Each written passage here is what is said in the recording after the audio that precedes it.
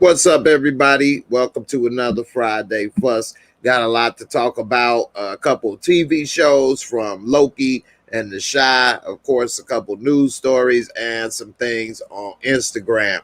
This Friday, I'm going to kick it off with a guest. I got my girl Nita here joining me. Hey, what's up, Nita? How you doing? Hey, I'm doing good. Hey, I'm glad to have you. Oh, okay. That's what's up. No problem. Anytime. How was your week so far? It was good, except for all the rain. Like, Okay. It was just too much rain here.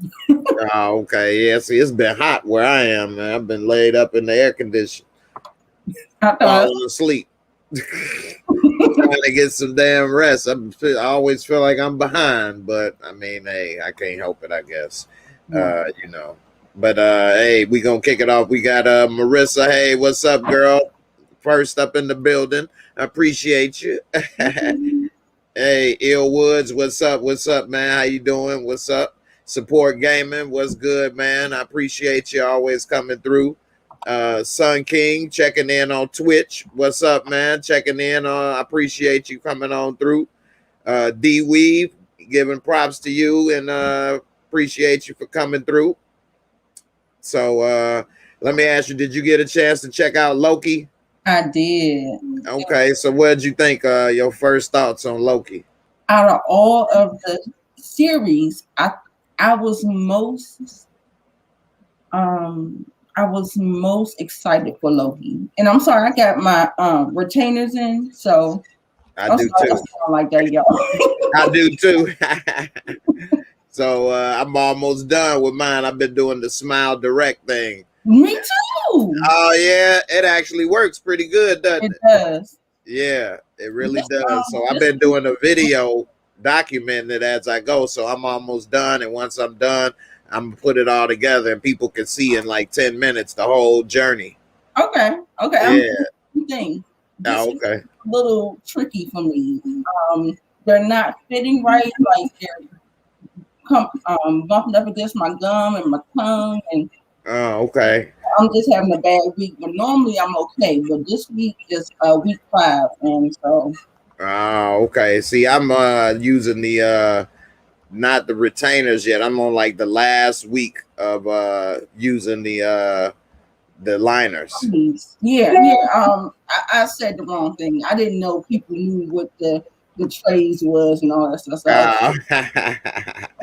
Yeah. So also you using the aligners, you in week 5. Okay. It looked like you already had a good smile though. Shoot, my damn teeth was starting to separate like an old married couple, like Emmett and Tiff. Right. They was breaking up. Yeah, that's why I did too. Yeah. I was seeing the gap. I was like, oh no, we're not doing that. I know, right? I'm like, oh my God, what? I had to wait till I'm like actually talking to people. Then my teeth is looking bad. I'm like, I can't do this. This is like, I'm just falling apart from head to toe. So it does work. I've actually talked like on my Wednesday shows with my members. I've already showed them like pictures and documents and stuff of not documents, but documented, you know, how it's been, the progress is going on. I don't really talk too much about it to everybody else because I'm just doing the video and then put it out. Right. But yeah, it really works. So I'm almost done. I'm in the last month. Okay. So, you know, I can start at my hey.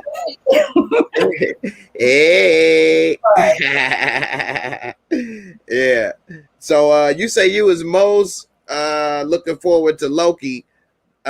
So were you let down? Were you happy? Did it live up to expectations?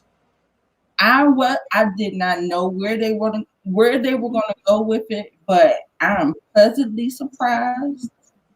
And like I said, I love Loki because he's like that. He's had a lot of character development, and he kind of turned into like an anti-hero for me. Mm-hmm. I really love that. You know, he's a flawed and complex character, and I just love to see it. Like, just like right. I love Killmonger, I don't have Larry thoughts. I don't think he's the right ruler, but I'm just saying I love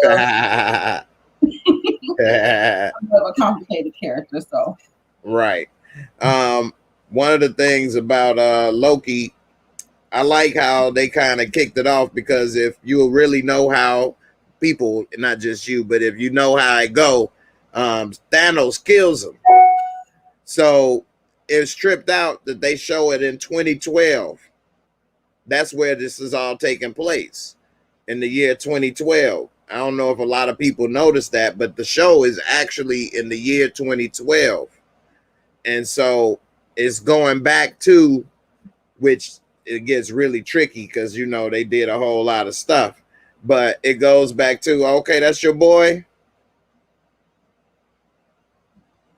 he's his father's outside to get him. So I was just Okay. All right, you're getting big. You got a big biggin right there. They grow up so fast, don't they? Yes. Man, my son look like a little old man now. He got a beard and everything. Oh wow. Yeah, I know. I'll be looking like, man, this dude is getting big and old. I mean, I'm getting old. Yeah. But door. Can you give me 1 second? Go ahead. Right back. Go ahead. Take your time. So for those who may have saw Loki, Mello, you said you never watched the Thor movie. Oh man, the Thor movies was dope. You missing out. All three of the Thor movies were pretty good, man. You might want to check it out if you like this type of movie. If you don't like the superhero Marvel MCU, Marvel Cinematic Universe, then I get it. But I'm with you, Sun King. This was one of the best episodes out of all the three shows that came out between Wanda, Captain America, and this. This was pretty interesting. It's got the timeline. It got the time authority and all of this stuff that I wasn't really familiar with. But like, I stopped reading the comics so long ago, and I never really had like years and years of comic reading. I probably read them from when I was maybe 10 years old to maybe 13, you know, maybe 9 to 13 or something like that. I know I didn't read that stuff in high school anyway. I never was familiar with this, but nevertheless, it looked pretty good and interesting. It showed that Loki wasn't taking them serious, the time authority or whatever. It starts off in 2012, and when he was being taken by the Avengers, and they was taking him downstairs. So it's interesting because you got to really follow the MCU, because if you do, then you'll remember it's got something to do with Ant-Man, but also it's got to do with Avengers Endgame. So when they had to go back in time and use the device that Ant-Man had created, basically, to go back in time to change things. Well, what had happened was, so if you all remember, they had tried to go back and get the Tesseract and all the Infinity Stones. And then it was a time period where it seemed everything was going well. They went downstairs in the elevator, but they didn't let the Hulk go down there with them. And so once they was coming down, remember the Hulk bashed open the door mad. He had to take the stairs. And when he did that, he knocked the Tesseract out of Tony Stark's hands. Loki picked it up, disappeared. But then we don't really see what happens with Loki then. They had to go back another time period in order to get it. Is that, if I remember correctly? I need to watch it again. So it's tripped out what had happened with that. So this kind of shows us that when Loki picked up that Tesseract, he ended up in the desert, the Gobi Desert. And then that's where the story pick up with the time authority. Nita, what you think about that? I thought that I saw how they changed it just a little bit to try to do some things with Loki where they kind of put him in the forefront and him waving that Hulk and all that stuff. I thought it was so cute, and I think it was the right scene to actually select to start the show off where, you know, where he actually kicked off the events of branching off into this separate timeline. So yeah. You know, that's something that they've been doing a lot in TV shows, is like showing this different perspective stuff. Right. You know, like even from Power to other stuff. And that is funny when you said he waved at the Hulk or whatever the case. He definitely was like, toodaloo. And, you know, it was interesting to see his perspective of those events that took place. Right. Now, he didn't realize who he was messing with, though. Now, what you think about them having mostly black women running shit in the Time Authority? You know I love that. I beat that. I'm like, damn, they got the sisters in control of the time. You know they gonna be watching you if you done been in a relationship with your girl. Hey, you better be on time. Hey, boy, you got off work at 8:30. Where you at? It's 8:45. It only take 10 minutes to get home. Where you stop? Who you messing with? That bitch. Right. That was dope, and I definitely give kudos for them casting a thicker black girl, not just always just the regular. Like, I love seeing that, and I was just like, oh my god, like first time ever. So yeah, I peeped that, and she didn't have the traditional hair; she had the little fro. Yeah, that's giving a different look. It's giving it to say, not only the slim, pretty girls with the long hair are worth being seen or can do something. Right. Yeah, and she was kicking some ass too. She was ready to go toe to toe with Loki in that show. Oh shit. Right. Louisiana boy say he felt sorry for Loki when he cried during the memory scene.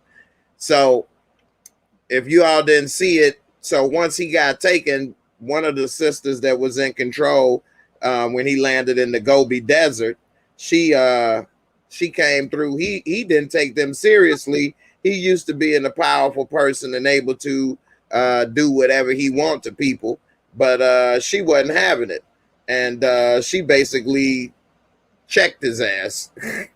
And so they went to the little Time Authority parallel universe, and it's interesting how they made it like if you all played the game Fallout, it's like in the 60s, but at the same time, modern time. Have you ever played the game Fallout? No, I haven't. But yeah, I understand the reference. How everything kind of like printing the paper off the thing. It wasn't like a scan thing. Everything was kind of like analog, but current. You know what I'm saying? Right. And it had that old 60s like cartoon when they was explaining what's going on, but it did look kind of like you say analog, but then it did look modern, just like the little old school machine he was using to show the memories. It looked old, but it was doing things that it doesn't exist. Like, it was modern at the same time. You know, it was kind of interesting. Yeah. Hey, Marissa, thanks, girl. I know I'm trying not to, you know, you ain't got up close enough to see him. That's all. This is a good camera. But I appreciate it. You never heard of Loki? Damn. Yeah, you got to check it out. He was Thor's brother. Oh, you got to start from the beginning, baby. Yeah, the MCU is probably the best thing damn near put together on TV, on movies in a way. They like connected, what, 20, 30 movies? Yeah, I think it's 24 now. Yeah, so that's like there's nothing that's ever been connected like this before in movie or TV history, to connect like 24 movies together. Right, and I'm so in awe of how they can bring things back from like this second and third movie and bring it current into the current timeline. Like that is just like amazing to me. Like every time I see something, I'm like, oh my god! They first talked about this in Thor: The Dark World, and that's one of the first 5 or 6 of them that came out. 24, and then we can still see the remnants of it, and they still connecting it. It is just so awesome. Right. I had to take them out because I couldn't talk like that. It was getting on my nerves. Yeah, definitely. Hey, it really is some excellent writing, though.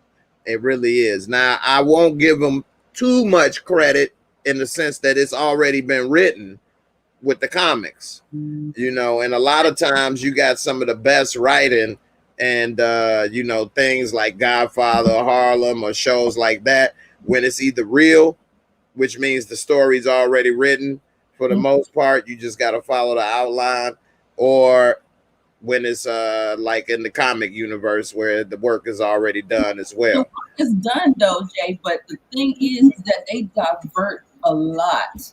Right. That's They true. They have the source material there, so creatively, I feel like they do a good job with trying to adapt it and keep people on your toes, and where you can't really like call it because they're trying to make it and craft it as their own. That's true. That's a good point. It's they do have the source material, but they do change it up and add and take away stuff. That way, if you have read it, you can't really predict how it's gonna go because they do change stuff up. Right. So that's true. And then when you make a movie or a TV show, it's some things that you can't, that's not in the comics, that they create and ad lib too. So I will give them that. So it is good. Just like, for example, Godfather, Harlem. They have to come up with a lot of those conversations and instances because they may know he did this or didn't do that, but at the same time, they don't know everything in order to make a show. Right. For an hour, 10 episodes. So I get it. But when you writing a show like The Chi and you coming up with it all from scratch, that is a little harder. I will give them that. So when they do kind of have problems, I'm not gonna say I'm easy on them, but I don't want to be too hard on them because they are like, working from scratch. In a way, you kind of can make it easier though, because you could just make up whatever you want. Right. But then it's kind of harder as well. So I don't know. So support, love all the Marvel movies. The Marvel movies and the MCU is really, really it's a really impressive how they have done this between the link the shows with the movies, as well as Luke Cage and the Punisher and Jessica Jones and all of this. Like, they really have done a great job overall. I have to give them that. Did you watch Luke Cage and Jessica Jones? Yes. Yeah. That was dope, huh? And Punisher? Yep. Yeah, that's good, man. Hey, a lot of ladies don't really watch these as much. But they're not like kid shows and stuff to me.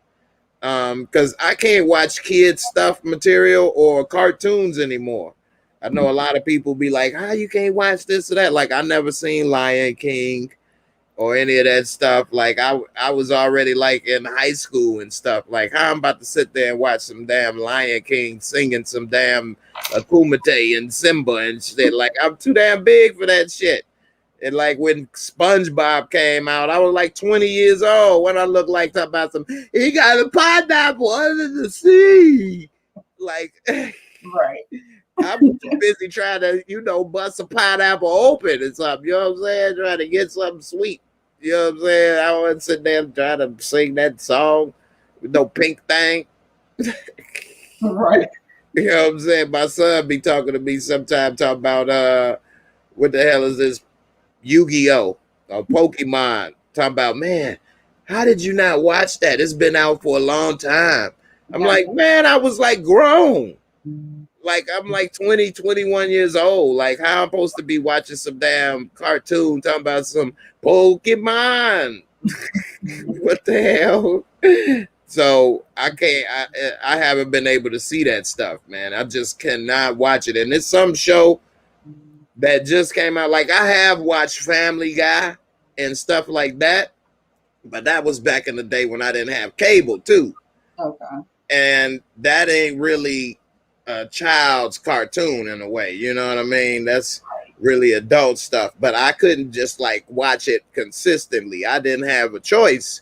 That's what made me start buying DVDs and building up my movie collection at the time. So, that was different. But not to hate, women, you all are better than me, most women that I know that had kids, because they could sit and watch that stuff with their kids. Hell no. I would put that shit on for my son and I would leave or I would fall asleep. My parents didn't sit and watch cartoons with me. Shit. I watched it. Yeah, I watched it. Man, my mama and daddy did not watch cartoons with me. When I watched cartoons, they would just be letting me do my own thing. And I let him do his own thing. But I got I couldn't watch that a couple times. He tried to get me to watch it. Man, I'd be asleep so fast. I couldn't watch that stuff, man. He'd be mad. Daddy, why you fall asleep? I'm like, man, Daddy tired. Shit. Yeah. I ain't watching that shit. I mean, I did that when he was young. When you really get them out your room and they just always wanted to be in your room. That's right. When it was time for him to do him and he can go in his room and all that stuff. Right. Now, support gaming, you got a point. The Boondocks is similar to like Family Guy and stuff. It wasn't for kids, but that was during the time when I used to work 12-hour days and I didn't have cable. So I didn't ever see the Boondocks. I've seen clips like Uncle Ruckus and this and that, but I never watched the Boondocks episodes because I didn't have cable during those days. And so I didn't have it. I used to work from 8 to 8, be at home at damn near like 8:45, you know, and I'd be asleep by 10.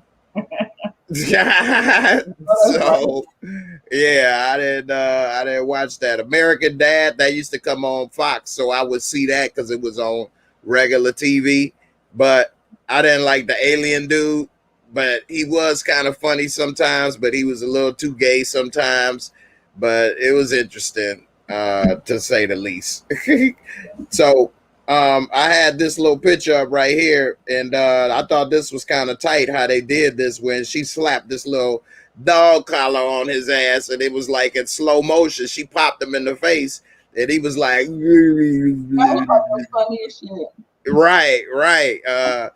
I like their technology, man. It's pretty cool. And so Loki, I think he started to realize, like, damn, I may have met my match right up in here for a second, although it didn't sink in yet. When do you think it sinked in for him that he was in deep trouble? I know when I think he started to sink in, and it was actually real funny to me. Well, you know what? When that actually happened, you know, he was actually getting ready to say his little speech that he always say on everybody, and I was just but I felt like they came so quick and just caught him off guard, and they was able to hit him with that. Like, I was like, oh man, they got one up on him. Like, you talk about when he tried to make his powers work. Oh no, that shit was funny as hell. He tried to make his powers work. That shit was not happening. He like, wait a minute. They up here like, what you doing? He was clenching his butt cheeks though. The butt cheeks was getting tight. Yeah. That's when he really knew that he was in trouble. Yeah, he knew he was in trouble then. I think you're right. He did know he was in trouble then. He couldn't even use his powers. But I think he knew he was really like, oh man, wait a minute. Shit done got real. When he got into that elevator, they took his clothes off and put that jumpsuit on. Right. And then when he went into that room and that other dude was in there and they was talking about a ticket. And dude was talking crazy to them like, man, I ain't got no damn ticket, this, that, and the other. He didn't want to take a ticket. And they zapped his ass. Right. Loki was like, oh, shit. Right. You ain't gonna mind. Right. That was funny. And it was crazy because they made him get the ticket. And like he was saying, like, I'm the only one here. And this dude was trying to talk crazy, and they like disintegrated him. Right. With one touch. I wonder where they go. Like, I feel like they established some things, but I felt like some things were in contradiction with what was going on. At one point, it feels like they are in control. And another point, they feel like they got major weaknesses. But you know what? I'm thinking it's because they are going, the TVA are the agents are actually going to another dimension. And so Right. they don't have the kind of protection that the TVA, wherever they are in this little pocket, they don't have the protection that they had. So when you saw how it happened, where the person in the cloak did that to them and set them up like that, I was like, oh, I thought they were smarter than that. I thought that, I thought it was, so I'm still eager to see all the rules and what's going on. Like they established, they told some things, but I feel like I'm still just waiting for more. So I'm just eating it all up. Dre Wright got a good point. I think he knew he was defeated when he saw, like, damn, they use infinity stones like nothing, like paperweights just thrown in a drawer. I think he knew right then, like, oh, that's what he was like, they are formidable. He knew, like, oh, snap. Like, the most powerful things that I knew of is nothing to them. Like, nothing. So, I'm in deep shit. I think it really started to, I think it finally sunk in completely then. Like, oh, wow, wait a minute. Hold up. How about Morbius talking about what did he say? He was like, he hunts the most dangerous ones, and he was like, oh, am I dangerous? He was like, oh no, you're a pussycat. I was right. And Loki got a big ego. He think he hard. He think he hard, and he talk about you the god of mischief or whatever. He like, I don't see too much mischief. You always messing up. You always getting caught. Yeah. So here you go. When he saw dude get zapped, he was like, ain't gonna buy ticket. Shit. Don't zap me. Hold up. That was funny. I like how they put a lot of humor mixed in with the MCU or whatever. And so I was surprised and happy to see my boy Owen Wilson in this. They made him look all old and sophisticated. Like, what you think about Owen Wilson character in this? I can't get past that man's nose. I know. What is going on? I know he probably did a video or he might have did an interview where he kind of explained it. I mean, it looks like it's physically broken. Oh, he's broken his nose multiple times in real life, playing hockey and different stuff. It's been talked about and documented.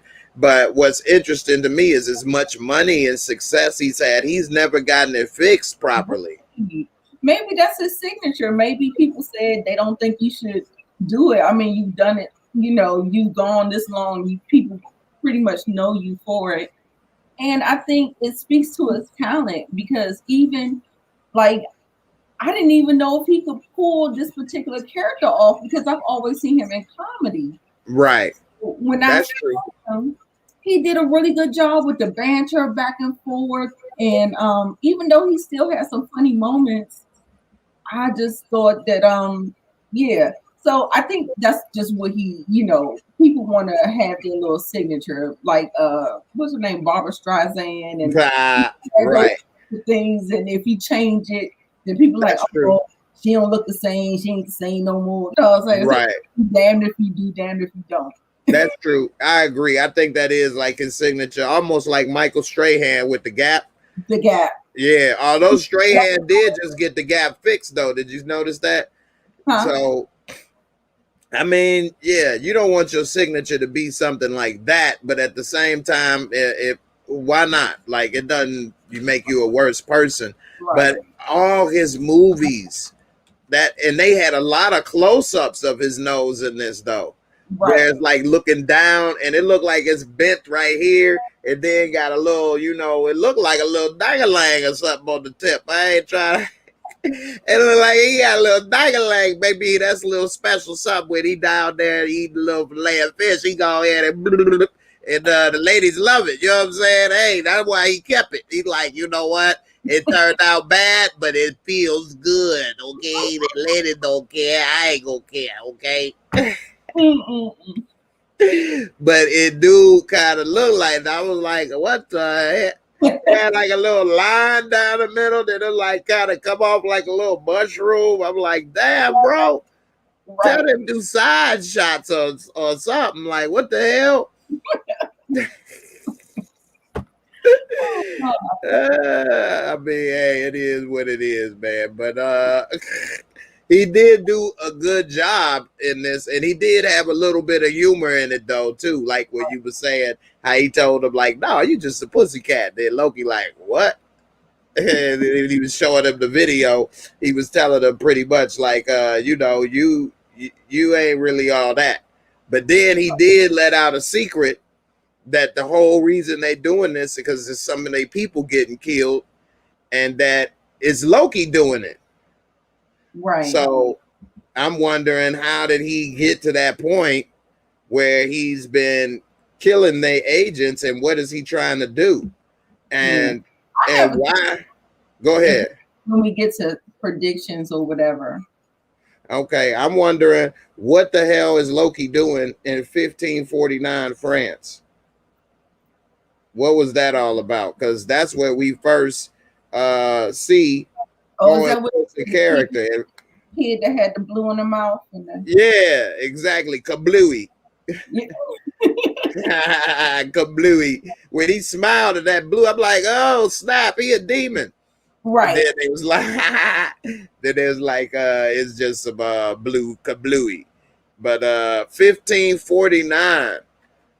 Like, what is Loki doing? Going 500-600 years in the past, right, traveling around and killing these people. It's very interesting. Yeah, Sally, I liked it a lot. I would give it at least about an 8 for this episode. Yeah, you know, actually, yeah, I could even see an 8.5, almost a 9, but definitely an 8. It was really good. It was interesting. I love how they tie in the old movies with the new show. Like, that's really dope. Right. Yeah. Now, this is 1549 in France. What it looks like to me, it looks like, do you know how many episodes this series is going to be? That's a good question. I think it's maybe 8, because that's what they've kind of done, but I'm going to look it up right now. Okay. I would hope it to be 10. It was only 6. Was it 8? Was that 8? Captain America was 6. Wanda was 8. 8. And so let's hope this, is a little better than what those was. Let's see. I think they're going to be exploring apocalyptic events, things that happen, like they did the DB DB Cooper. Right. I was about to talk about that. That was really cool and dope. As soon as I saw it and he said he had a bomb on the plane, I'm like, they got him as DB Cooper. And then they said it. I'm like, oh, snap. A lot of people may not know about DB Cooper, but that was pretty dope. Yeah, I think that's what they're going to be touching on, different events that could have created a different timeline or something like that. Some kind of thing that's doing that. Maybe he, that's not the only one that they did, him and Thor and them. Maybe done something else, him and Mischief and all that stuff. So. Yeah, because he hinted that was because he lost the bet to Thor. Right. They got it at 6 episodes. Damn. Wow. Goes so fast. 8 too. Mm-hmm. I hear episode 2 is like great. Everybody's been talking about episode 2. They can't wait for everybody to see episode 2. How did they see it? Everybody that got the people like Sharonda and Movie File, people who the critics that's on the press list, they get those the first 2 episodes first.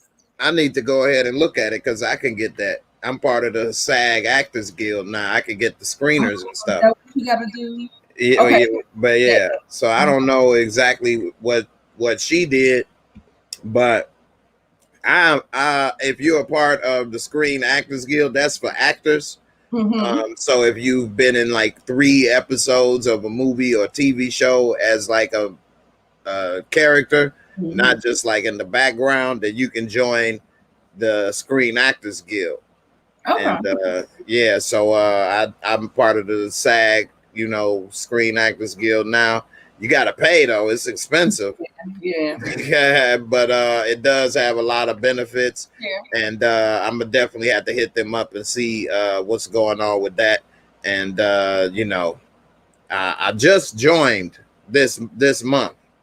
I just paid and everything this month, so I'm still kind of new to it all. So we'll see how it go. And they got a lot of other benefits, like I joined a credit union as well. Oh, cool. Yeah, so like it's only for SAG members and stuff, and so then that'll help with getting. I already had another credit union and bank and stuff, but you never can have enough credit. So getting into the African American Film Critics Association, so I'm trying to hit all of the qualifications so I can put in the application for that. Okay, I never heard of that before. I'm gonna have to look into that and see what that's about. But do you have to pay? To join? It's not much. It's probably not as much as SAG after. SAG is very expensive. It was like $3,100, almost $3,200. Yeah, that's a nice little chunk of change. Yes, it is. Yeah, so and you have to pay. That's just to join in. Then you have to pay I think maybe $500 a year to stay current. Yeah, I know. So I was like, man, I'm gonna have to really get some roles or something, you know what I mean? I had to keep on working to make this work because that was a lot of money. Right. But the projects that you were working on, I know that now that the pandemic is kind of getting leveled, are they working in post to try to get that stuff out? I think so. I think that on Power Force, I think they still filming or almost done. Okay. They may be at around episode 8 or 10 that they working on. Because I still see Joe Sikora, Tommy posting on Instagram talking about working still. Right. And when I started that, I'm gonna be in the very first episode. Okay. And that was in February. Okay. So they've been working a long time. Book 3 comes out in July. Are we gonna talk about that trailer, or did you want to go there? Oh yeah, we could definitely talk about that as well. I like it, and we could definitely talk about that, and we see how it go with that. I'm looking forward to it. Again, I think that's some, like I say, real life stuff because it looked like really 50 Cent story.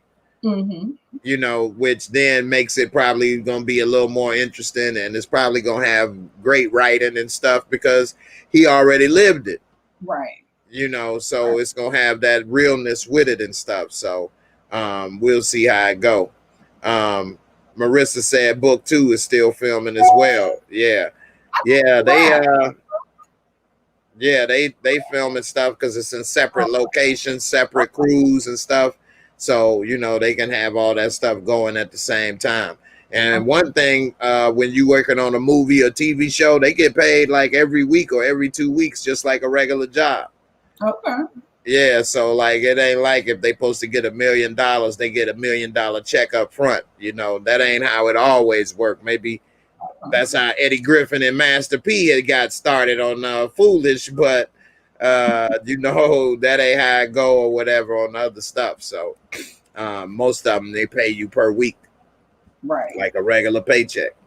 Yeah, Marissa, I do got some lines. And I got a main character. Well, I have a character that I'm going to be. But they don't have me coming back, at least not in this season. Who knows? Maybe next season they'll have my character back. Maria, she was in the first episode, and we ain't see her again the 4th, 5th season? Right. So I hope I don't have to wait that long. But I do hope that they remember my character and don't leave him where he is and come and bring me back and to do some stuff. It would be dope. So I would like it. So anyway, I think the other show that I was on will be out first though, because Power, they call it Force when you're working on it. So Force, not only are they still filming it, but then they're gonna probably put some space between when it comes out after, you know, Raising Kanan. So Raising Kanan don't come out till July. It's gonna be 10 episodes, which is basically almost 2.5, 3 months if they take a week off. Take a break, yeah. Yeah. So then that would put it, because it's starting the middle of July, like the 18th. So then that will put it in damn near September, October when it's done. So I think Force won't be out till maybe January or February, really. If we lucky, maybe December. Maybe December. And, yeah. And most projects that you see are damn near 6 months to a year they were created, you know, before it comes out. Right. Just like, did you see that little show that's really got a lot of subliminal messages on Netflix called Sweet Tooth? No, somebody told me to watch it. I'm going to watch it this weekend. Yeah, it's got a lot of occult symbolism. It's got the mutant boy with the horns. Like, I ain't about to get into all of that. We talk about it on another show. But yeah, they filmed that in 2019. And it's about a pandemic and a virus, and it changed people. And it was filmed in 2019 before the, you know, C19er hit. And so it's real strange how that was all like perfectly put out there and made right before it happened. And it's a lot of, it's really got a lot of interesting stuff in it. You said that's on Netflix? Yep. Called Sweet Tooth. Yeah. So I haven't seen it either, all of it. I just saw some of the first episode and I was thinking like, man, wait a minute, this is really strange. I want to watch some more of it, but I ain't really had a chance. It's got the black dude from Game of Thrones that tried to set up Daenerys, saying he was balling. Yeah, Sweet Tooth. There you go, right there. Yeah, there you go. He thought he was balling, tried to set her up to get some of that cuckoo, and she was like, "Oh hell no, you and your girl get up in that vault." So yeah, I like that. You know, he ain't too bad. So going back to Loki, what do you think Loki, when he was sitting in front of the judge? Well, I like they had was that what's her name, like Gugu Mbatha? I can't Mbatha Raw. I didn't recognize her. Okay.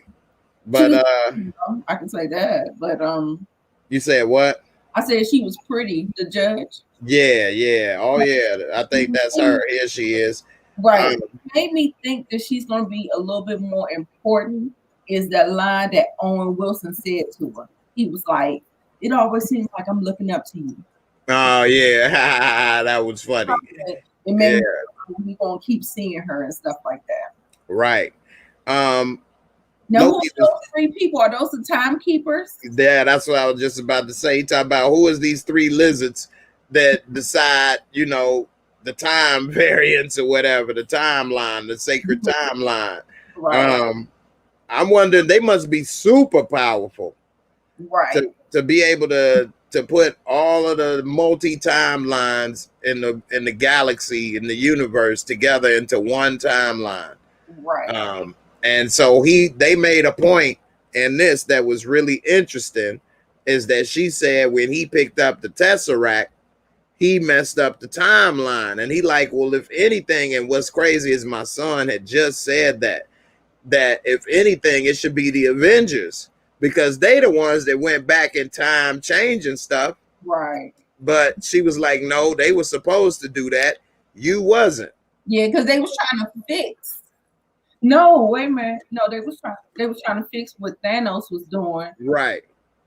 Oh yeah. So technically they was back in time, and then he caused like a double kind of like, just him doing something crazy during a time that they was just trying to fix something. I just think maybe that's what triggered it. Like, they were in. The judge was like, She is, boy. You should see her in this other movie that I saw her in. I'm trying to think of what the name of the movie is. I'm about to pull her up. Yeah, but she ain't no joke. But I like in the way how they had sisters like running stuff. Yeah, that was Gugu. She from Africa. Her name Gugu. She got yeah, she very pretty though. Let me pull it up. So I don't know if y'all can see this that clear, but she's right here, the third one. Gugu Bathara. That girl raw. No, I'm joking. But she was in Belle. I remember hearing this, but I never saw it. Let's see what else. I didn't watch. I haven't watched these things. I haven't seen any of these. I haven't seen Seco, The Girl Before Morning Show, Loki I'm watching, Summerland, Misbehavior, Come Away, Motherless Brooklyn, The Dark Crystal, Age of Resistance, Easy, Farming. It's a lot of content that gets created.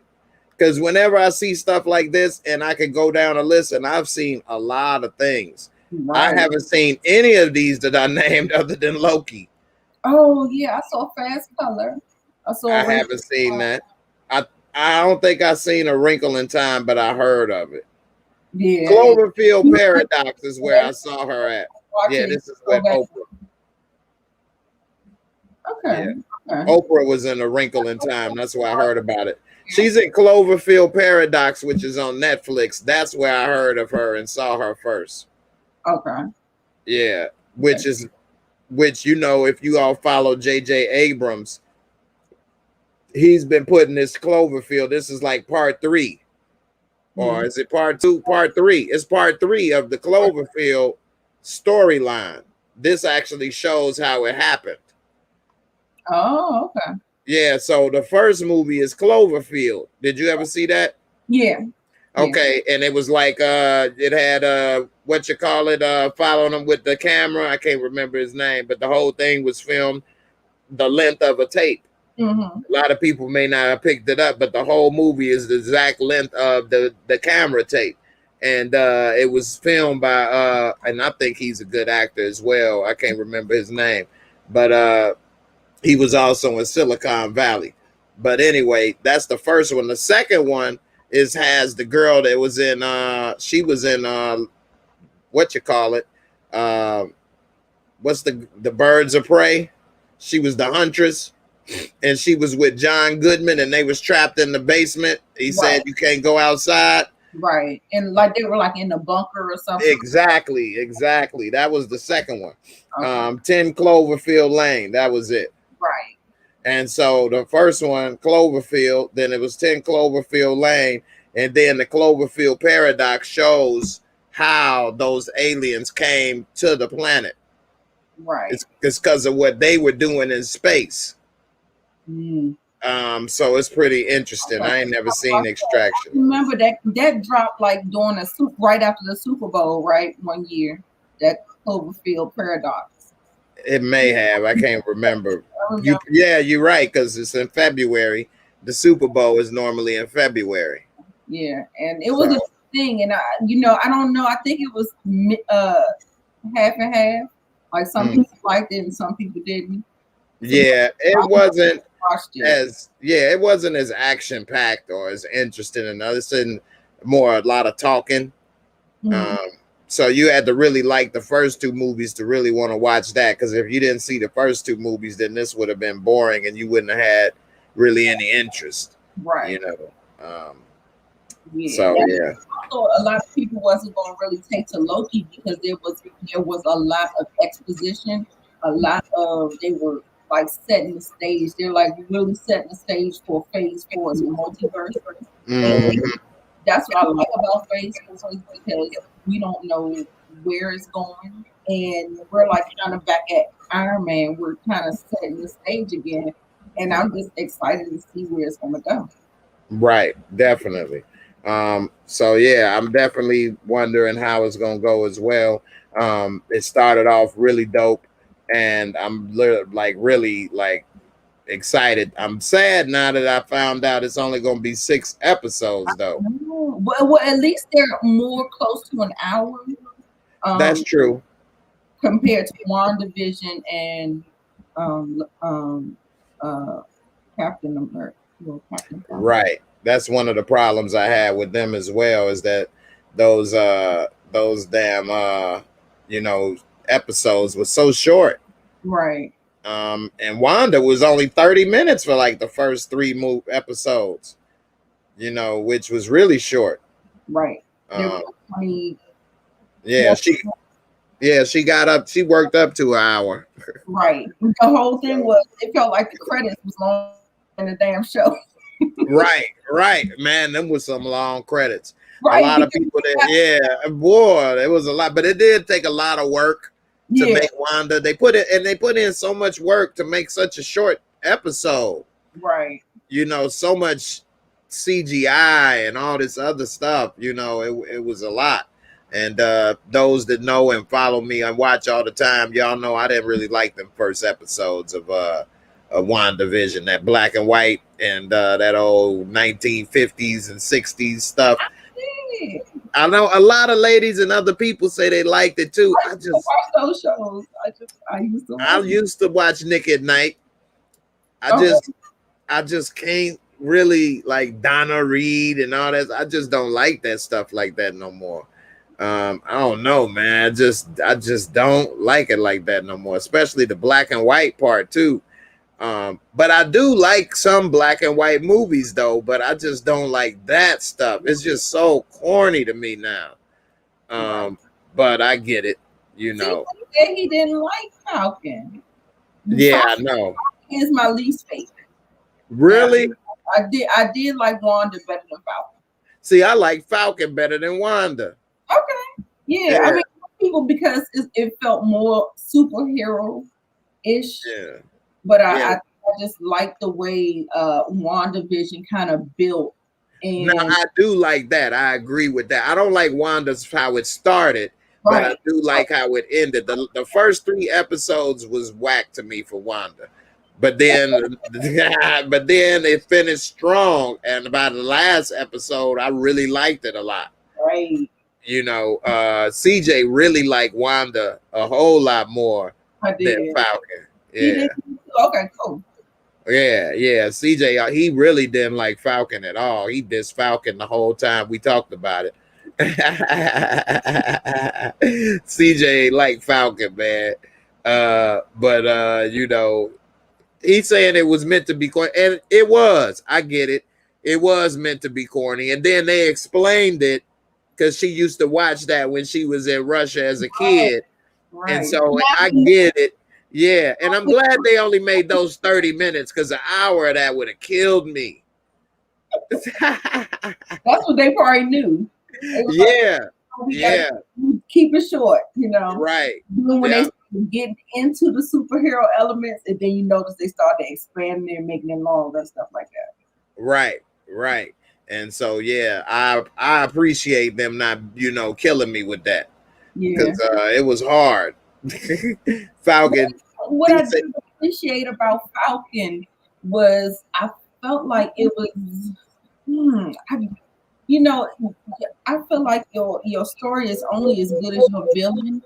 And I feel like the people that they kind of had as the antagonists and all of that, it just petered out. It just wasn't. I didn't like the last episode of Falcon. That was corny to me. Yeah. Yeah, the last episode. I didn't like how that played out, and I was just like, there was no intrigue to it. It was just basically just trying to tell a story, give some character development and stuff like that. But I feel like the stuff that they were trying to use as plot devices to keep the show going forward, it just wasn't good enough for me. Like, I don't know. I just didn't connect with it. Right. Yeah, I can see that. And I know another thing, CJ, he don't like Anthony Mackie. What you think of Anthony Mackie and his acting skills? I mean, I think he's okay. I think he's not awful. He's not like the dude off of Power Book Two Ghosts. What's his name? The basketball player. He not See, he. hey, He not good. that way I need to talk. Hey, I think I need to tell. I tell somebody. I think he's okay. He's okay. Yeah, I don't think he does a bad job. I think he does fine. right. I wonder what y'all gonna say about my little acting skills. And be like, damn, Jay, you suck. They paid you. No, in Power and Force, I barely had but like one or two lines, couple lines. So I had to look tough. That's the thing. So y'all that know me as being funny and stuff, and then I gotta be kind of mean and stuff, mean mug, and I'm like, Okay. I'm here for it. All right, Jesse.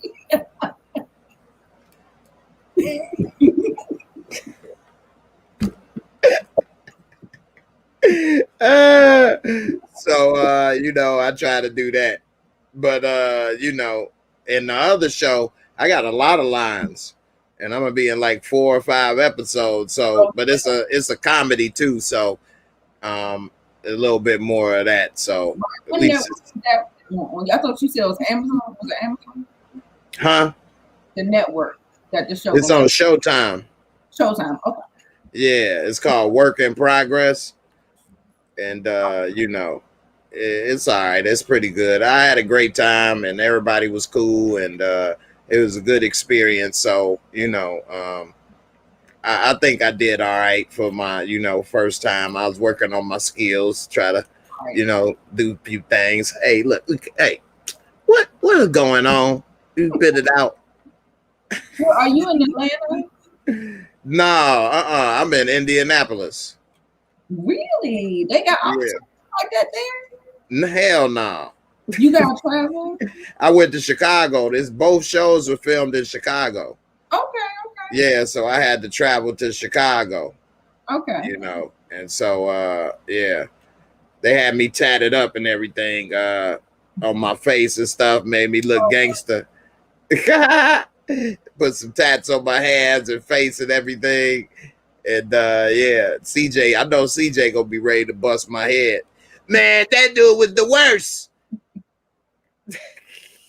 He looked like Professor X. No, you did a good job when you was just demonstrating what you was doing. I was like, oh, okay. I can see it. Marissa and CJ shut up. All right, so when we see let me hurry up and get up on this and finish up this Loki, then we can talk about you know, Power, Raising Kanan, and then a question about Loki. You remember I said I had a prediction? Go ahead. I feel like what they are going to do, because the way they let him see his life play out in the future, and basically they, to me, I felt like they were saying you ain't shit. Right. You were here to make other people better.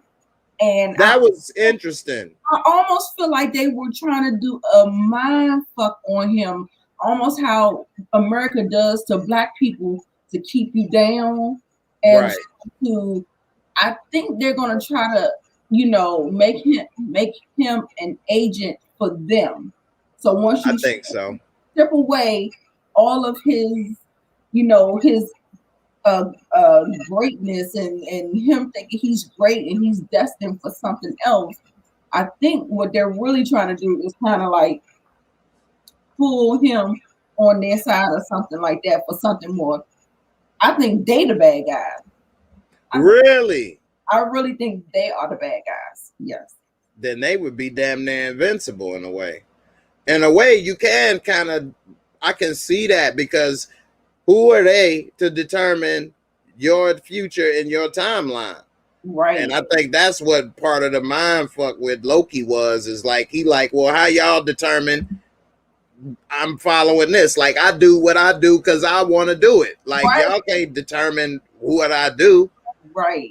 And I feel like it's getting real philosophical, and I know a lot of times, like, you could just think of them as the government, like the overseers that are kind of like trying to keep people in their place to control them and get what they want done. Right. That's what that's what they're doing. That's deep. And it's also interesting that I like, and I think this is real life in a way, and I apply this to my real life, is that one of the things that they told him is that, like, he's there to cause that mischief and pain, basically, and it helps people reach their best self. And I look at it as like when obstacles or people come and bring drama in your life, or, you know, hate on you or try to stop you or do this or that, that's your chance to overcome and be better and stronger. Right. You know what I mean? And so, yeah, during the moment, it's hurtful. We could be upset, you know, this, that, or the other, whether it's, you know, a relationship, somebody cheat on you, or, you know, a job and they hating on you, or family or this or that ain't supporting you. All that is opportunities for you to reach your true potential and be your best self. Right. And yeah, that's he kept trying to push back. It was like, who are you to tell me? I make my own. Like, I feel like, if you notice, these little these shows that's on Disney Plus, they get real philosophical. Like, they really deal, like, WandaVision, how her dealing with her grief and how it pushed her into a different type of thing. I think it's the same exact thing, but just different.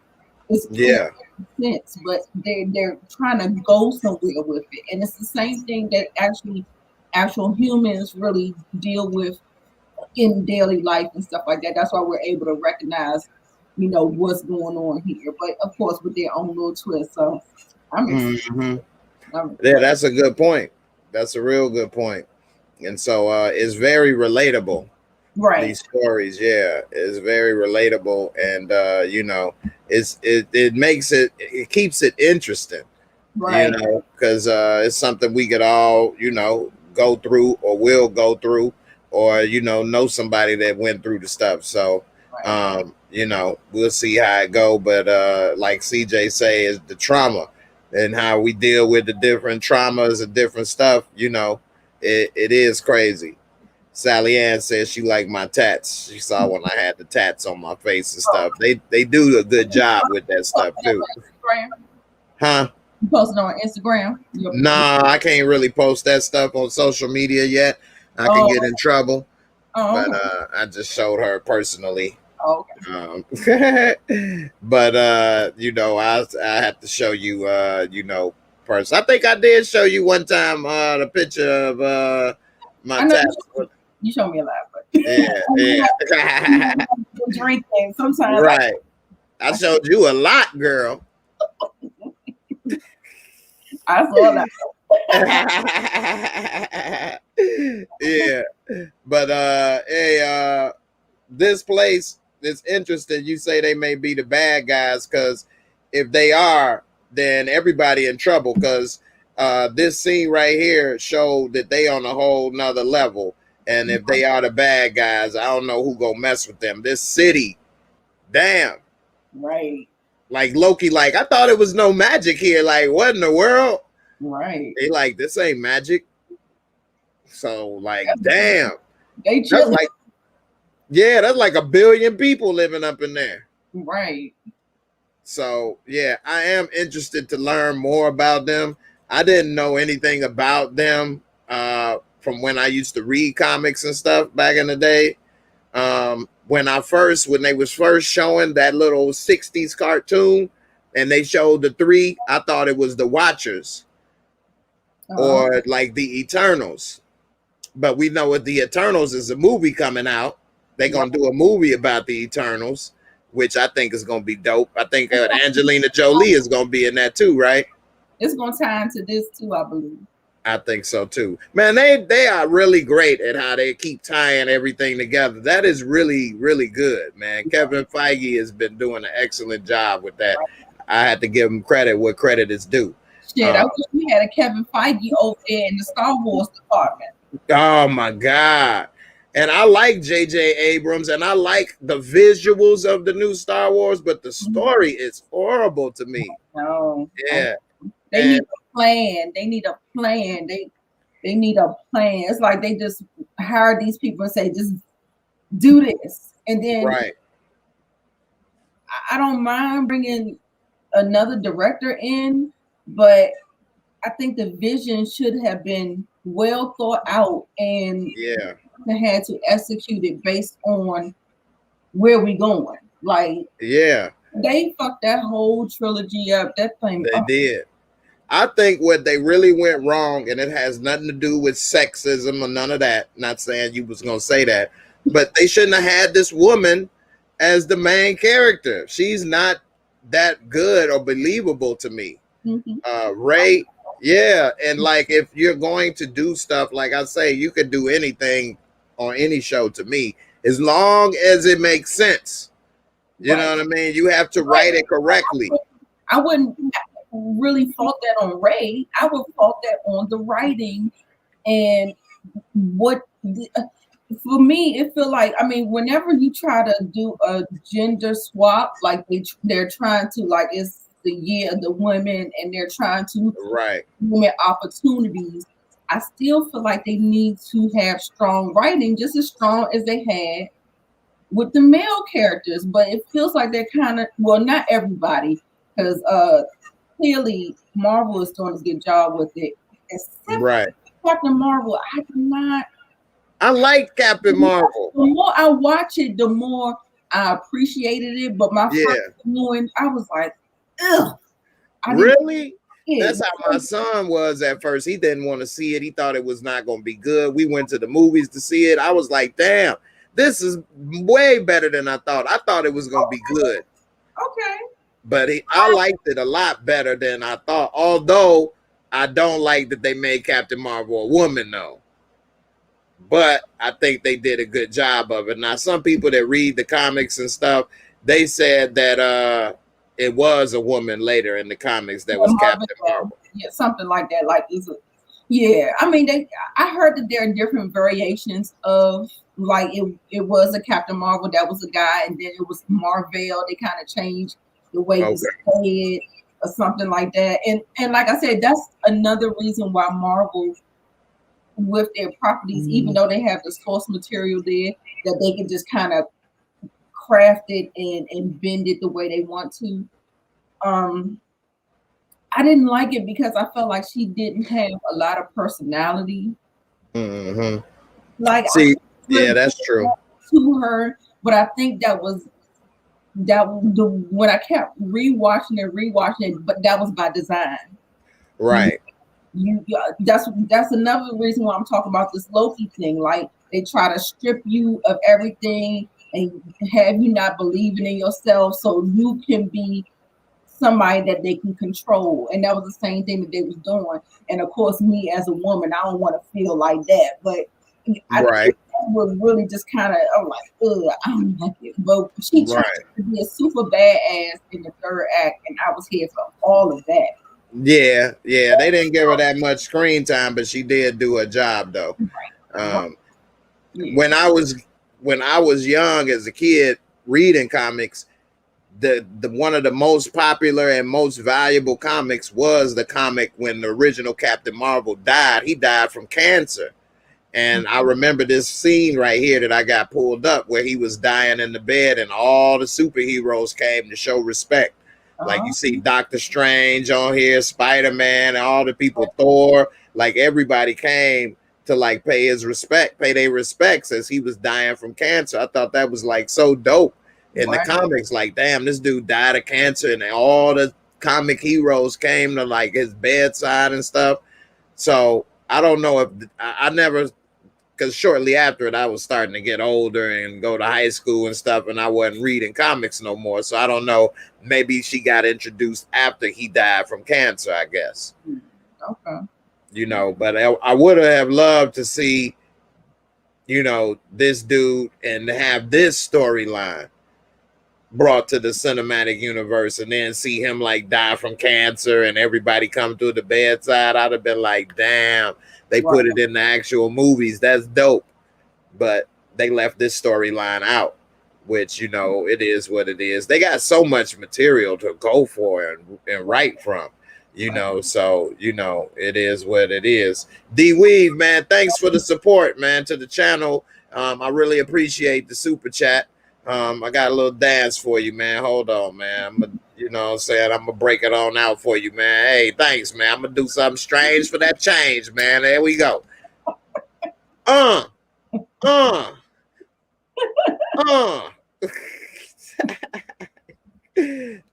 Thank you, my brother. Appreciate it. Right. So yeah, you know, so wrapping up with this Loki, I really am looking forward to seeing this next episode. You definitely got me about to go and try to get the little screeners or whatever, and see what happened, and see if I can start seeing some stuff a little early. But it is interesting that they got him as DB Cooper. Mm-hmm. And like you were saying, we gonna probably see him in different situations and different things. Right. So what do you think about how this ended? This Loki. What do you think? With him basically getting a little control back from the Time Authority. And already, you know, when he found out them Infinity Stones is just like nothing to do, kept in the drawer. And, you know, he realizing like, okay, maybe I need to chill and see what it is that's going on in this place. Right, right. I was okay with the ending. And like I said, it just kind of left me kind of confused because I was just like, but you know what? They did leave the clues. Like the man, he said he was gonna gut him like a fish. He was like, "What's a fish?" Right. It does seem like some of them have a naivete about them. Even when they were out there investigating, they was like, "Just kill him because I don't want to do the paperwork," and they didn't have no plan of action. It was just like they were making it up on the cuff. I was just like, thought they were so powerful, like there must be levels to it. So, right. That's true. I was just confused. I was just scratching my head. Right. Hey, I got my boy Chris P over here. He say, "What nights do you broadcast live on your channel?" Chris, me and Moochie, I stopped doing it on my own, and I gotta. Because it wasn't anybody there. So I'm trying to wait until I get a little bit more of a following in order to do my own live streams. But me and Moochie together, we alternate on Tuesday nights after we are on Lamont Tyson's channel. So we'll jump on, we'll always let you know on Lamont's chat that we're jumping on to do another show. And, you know, we'll do something like that. But that at the current moment, we go back and forth between her channel and my channel, and you know we talk about different shows, but the shows just went off, so I don't know what we want to do. So. Right, yeah, I get it. I didn't used to do live as often as I do now. When I first started, I used to do the Sunday show, but you know, I probably started that maybe after my first year, so I probably been doing that for like 3 years, but then I kind of stopped for a little, then I came back. But, you know, the best thing I can say is just be consistent. And people like to know a schedule. You know, like, all right, every Friday, Nita is here at this time, this and that. I'm going to check it out. Like people know every Friday I'll be here at 8 o'clock roughly. You know, I was a little late today. I was having some camera issues. But you know, people like to know, you know, what time, what date, and then they'll be ready. So you just stick to it and just stay consistent, at least with lives, you know, and do that. I know with uploads, I've been behind so much because I'm doing the lives and this and that and then other stuff, and I ain't been having enough time to do it, but I still will get some out. Yeah, that's why I cranked out a couple today. I still got a couple more that I didn't finish, and I even got a couple shoe reviews that I did as well that I need to finish and put out there, because I'm trying to do more product reviews and stuff and shoe reviews and things. So maybe Nike will start sending me some free shit. You know what I'm saying? Want to get me some free shit. But I do a wine review, so maybe they can start sending me some free shit. Hey, that's how Tasha K got started. I know that's right. Yeah, unwind with Tasha K. That's the wine spelled with the wine because she was getting that wine on. So, you know, a lot of people, a lot of brands like to work with people because they know they get in real, authentic, you know, reviews and feedback and stuff. Right. So, you know, I had one company send me some night lights and stuff. I mean, I did the review for it, but it ain't like, you know, I got little kids or whatever. But if you do, they are pretty cool. So I did a review for that. And so, you know, it's a start. We'll see how it go. And one of the things that I'm going to do is as I start getting more stuff, I'll just give it back away to my people, you know, as a raffle and stuff. So it's not like I'm going to keep everything that I get. I don't have no makeup on tonight, y'all, so please forgive me. I wasn't in the mood today. Girl, you know you don't need no makeup. Kind of upset me a little bit, and I just wasn't in the mood. So y'all gotta give me how I came today. Sorry about that. Nah, you know you all good.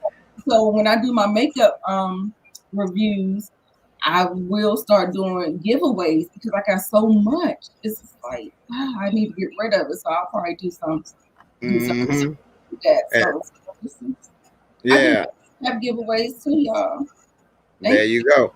Hey, she said you still beautiful. I didn't even notice you wasn't wearing makeup. I mean, you know, black women don't need makeup that much in the first place. If black don't crack, you looking good. You all good. Still got a beautiful smile with your cheeks and everything. And the teeth looking good, boy. The Smile Direct really worked. I know. I'm only on week 5. I think I got 12 weeks. Right. 12 weeks? 5 months. So what's that? 4, 8, 12, 16. That's 20 weeks. Do that many. See, your teeth wasn't as jacked as mine, I guess. My shit was, boy. They was fighting up in there, boy. It was getting some room. They was fighting for supremacy. Like the timeline. Right. Hey, we need one line. Not you got one going this way. This is the alternate timeline. This one going back in time. Most parts more painful, was it? Huh? It was a little bit more painful. Yeah. Beginning. It is painful. Yeah. Man. So talking about this for a second, and I also got the link for a free $100 if anybody looking to sign up. I'll put the link in there. Yeah, but so when you first put it on, it's like moving your teeth, you know, but it's doing it slowly. You feel your teeth kind of relaxing back into place. Yeah, it moves fast. Yes. So like if I leave it off for like a couple hours, when I put it back on, your teeth have already started shifting back into place that fast. Right. That fast. But that whole feeling used to just give me a headache and everything. So it was just best for me to just keep it on. Oh yeah. The thing is that this particular set, it's just like it's making, and I even try to trim them and do all that stuff, and it's still kind of making my inside of my cheeks swell up and my gums swell up, and because they're just rubbing wrong. So wow, yeah. See, mine is a perfect fit. I don't have any of that issue. Good. And you know how you wear them for 1 week or some you wear for 2 weeks. Right. So I'd switch mine every Friday whenever it was due. Like I put these in today. But now, since I'm almost done, these actually didn't have to move that much. So it didn't actually hurt, really. Yeah, it's a little wiggle room. I had to put it on, but it wasn't like a couple times I put it in. I was like, that is me this week. Yeah. So after like 2 days, So when I put it on Friday, by Monday normally it's nothing. Right, and place them joints snapping. Yeah, it's like not even. I forget that I even got them on.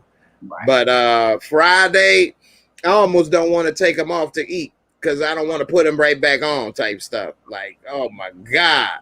But by Saturday, I'm feeling a little better. Sunday, I'm normally not even thinking about it. Damn sure by Monday, I'm not thinking about it.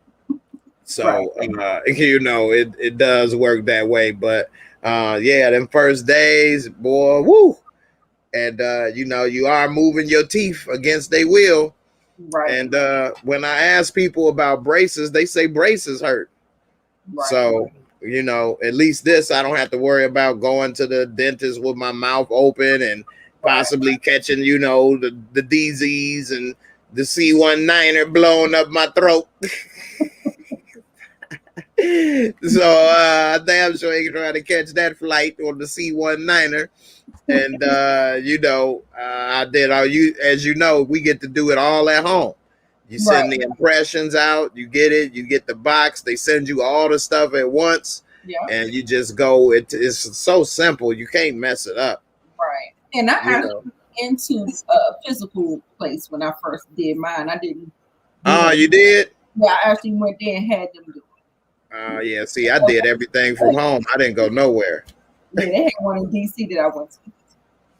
Okay. You just wanted to go and see and talk to some people. DMV, DC, Maryland, Virginia. Okay. Yeah, I'm just saying you wanted to go and see some people and talk to them or something. Right. Yeah. Right. If it wasn't for what's going on, I would have probably did that too. But I'm like, man, to hell with them. Yeah. And they do a checkup. People, but you know, they had all the stuff. Everybody had their mask on. Everything was cool. Everybody's out. I was like, okay. Yeah, and also when I went to the dentist before I had got this, I was asking him like, man, I was thinking about doing that. What do you think? He like, man, that's a ripoff, man. That stuff don't work. I'm like, he like, yeah, you need to get braces, whatever. And so he was telling me it's like $5,000 and this and that. And I'm thinking, damn, man, it seemed like that stuff works when they showing the pictures and stuff. Right. Then I had to think about it like, man, this dude on that bull, man, he just want $5,000 because this is his business too. Right.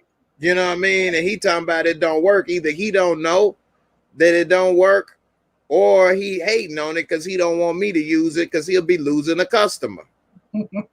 You know what I'm saying? For real. And I was like, you know what? I'm going to go ahead and do that. Okay. And sure enough, I did. And I'm glad I did because, shoot, it actually worked. And my teeth was, boy, it was embarrassing to me. I was talking like that. Hey, the way y'all think about Loki, man. Hey, hey, what y'all doing? Hey, man. Hey, look here, man. Hey, man. What you gonna talk about the shower? What? They tripping, man. Hey, what? What you talking about? Right. You can't smile. You can't laugh. I was like, man, this is horrible. And and luckily, not a lot of people noticed because, like I say, that's how I was talking. I wasn't talking that bad though, it's so obvious. But every time I look at the video, I'll be like, "Oh my God, this looks horrible." I know. When I went to go let my son out, I was like, "Oh my God, I gotta take him out." I was like, I don't even like the way I sound when I'm talking. Like usually I don't, you know, I'm not in here talking. So when I'm wearing them, it's not a big deal. But when I got on the thing, I was like, oh no, girl, you sound a mess. Right. Hey, so let's talk about the new Power trailer for Raising Kanan. Okay. What you think about the trailer so far? We see that it's him and his mama. You don't want to watch it for copyright because I haven't really. I've seen it, but I haven't seen it like in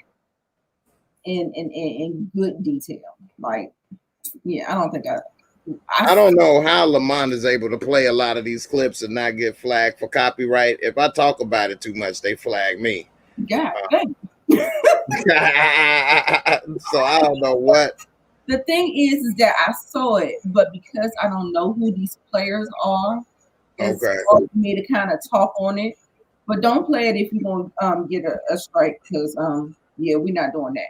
But I saw it was giving me juice vibes.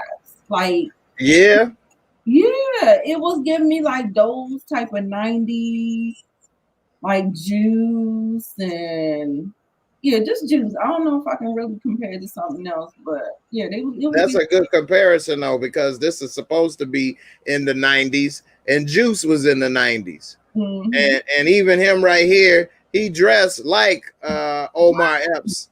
I don't think that's by accident. I'm sure they really set the tone of how it was there.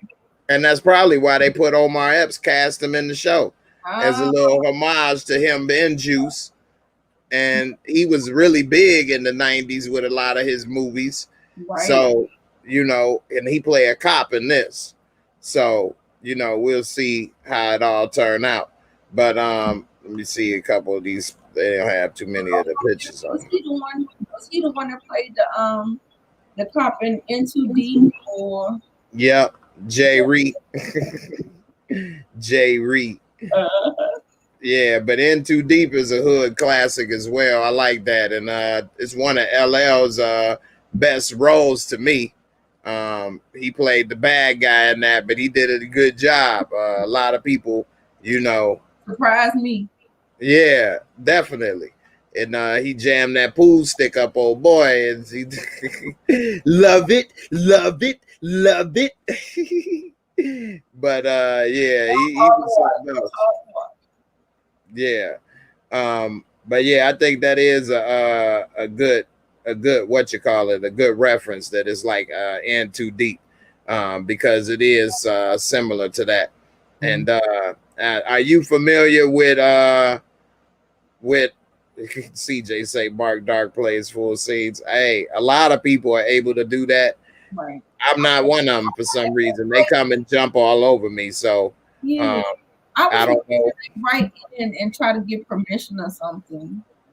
I don't know. You can get care packages from Power or the Shy or something. So maybe he's reached out to them to get some kind of permission, because he just like covers it like nonstop, continuously. Yeah. Courtney Kemp knows who he is, and yeah, they came and sent me some stuff too, so they know who I am. They just don't like me. But it's weird because they did give me a job on the show, right? But they didn't like me saying or making jokes or something. I don't know what the hell happened. Maybe they did. I don't know. I don't understand it. Right. You never know. It ain't no rhyme or reason. Right. So maybe they didn't even know they gave me the job. Right. And so now, like, I get copyright claims on all my stuff, but right now, because I'm so small, it doesn't really matter to me. Like, I'm just getting that many. That's it. And I don't mind. But once I get to a point where it will hurt me, then I guess I have to, fall back and use still images and not do videos. Right. Chris P, is not that he's a serious insider. At one point, I guess you don't know, I used to do the same amount of videos on Power and stuff. But I stopped because like I was just about to tell you, you want to own your catalog of work, because the more videos you do, it builds up as residual, and people still watch those videos, but I don't get any money from them. Right. So I'm not going to keep covering the show and doing stuff if I can't use the pictures, and they're going to take the revenue. Right. So that's why I don't do as many Power videos no more. It's not that he's an insider, this or that. I used to do a lot of videos, not hating on him. More power to you. Right. But, I'm not going to keep wasting my energy and time and effort and not be able to reap the rewards for it. Right. Because it's not easy. And no. It's a lot of work. And it's a job. Yeah. So who wants to be consistently making videos and doing this and all of that, and then already a rich company takes your revenue. Right. So I won't cover the show that way. Right. And so in a way, they kind of made him, you know, the number one authority on the show because they eliminated the competition. You know, not that we was competing, but they made it so that they picked who can do it, because they almost made me quit doing this, period. Because they took almost 100 of my videos down. So like I was like, man, forget this. You know, so it almost made me not want to do it anymore at all, period.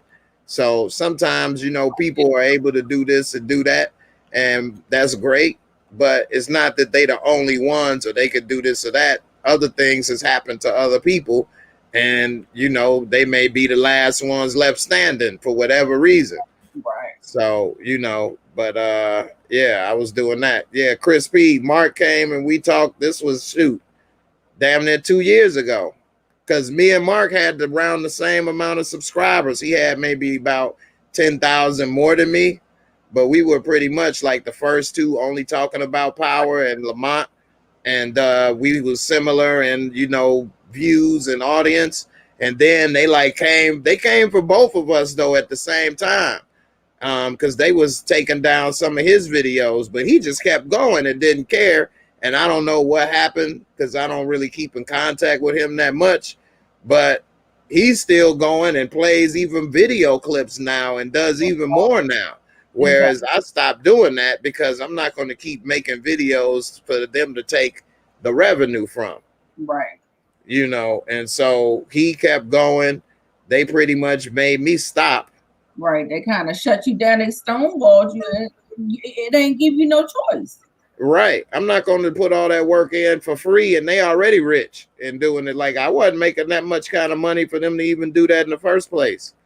And I did have a chance, or I did think about taking those videos down, you know, and then they won't get no revenue either then. But then who does that hurt? That hurts people that's watching for the first time that may want to watch that video. Now it's not on the internet no more. Right. You know, and so I'll just leave it up there still so that other people can watch it and enjoy it. But it's really no benefit to me.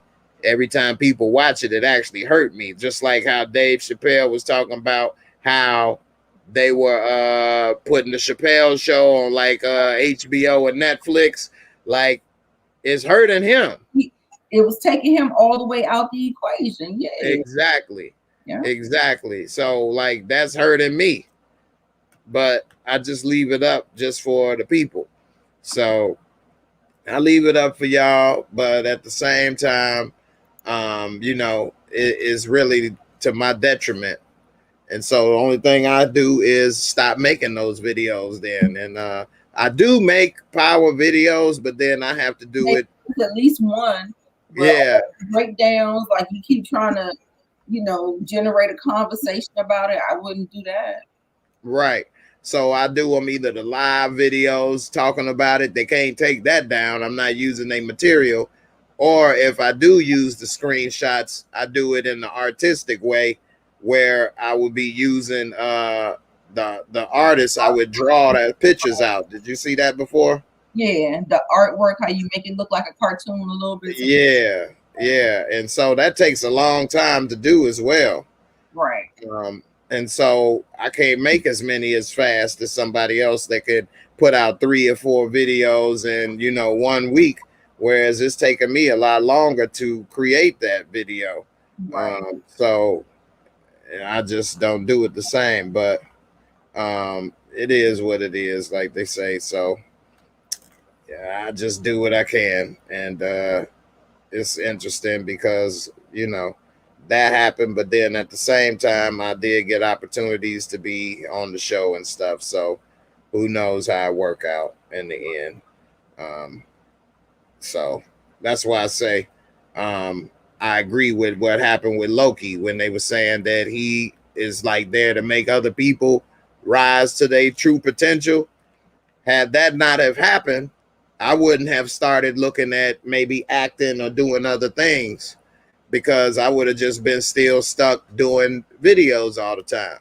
But since that happened, I said, well, I'm not going to do that anymore. What can I do differently? I thought about making them at this artist rendition this way. And then that, which then actually is more interesting and make the videos look a little better than just regular screenshots, even though it takes longer and most people don't appreciate the amount of effort I put into it. But then also I decided, let me go into acting and doing other things. And so once I did that, you know, that's what's up. It made me doing better things, you know.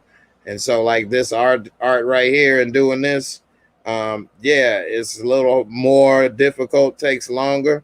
Hell yeah. And then yeah, people don't watch it. Only 400 people watched it, and it took me, you know, like 8 hours to make this. Right. So, you know, that's like me getting $1 for 8 hours of work. Yeah.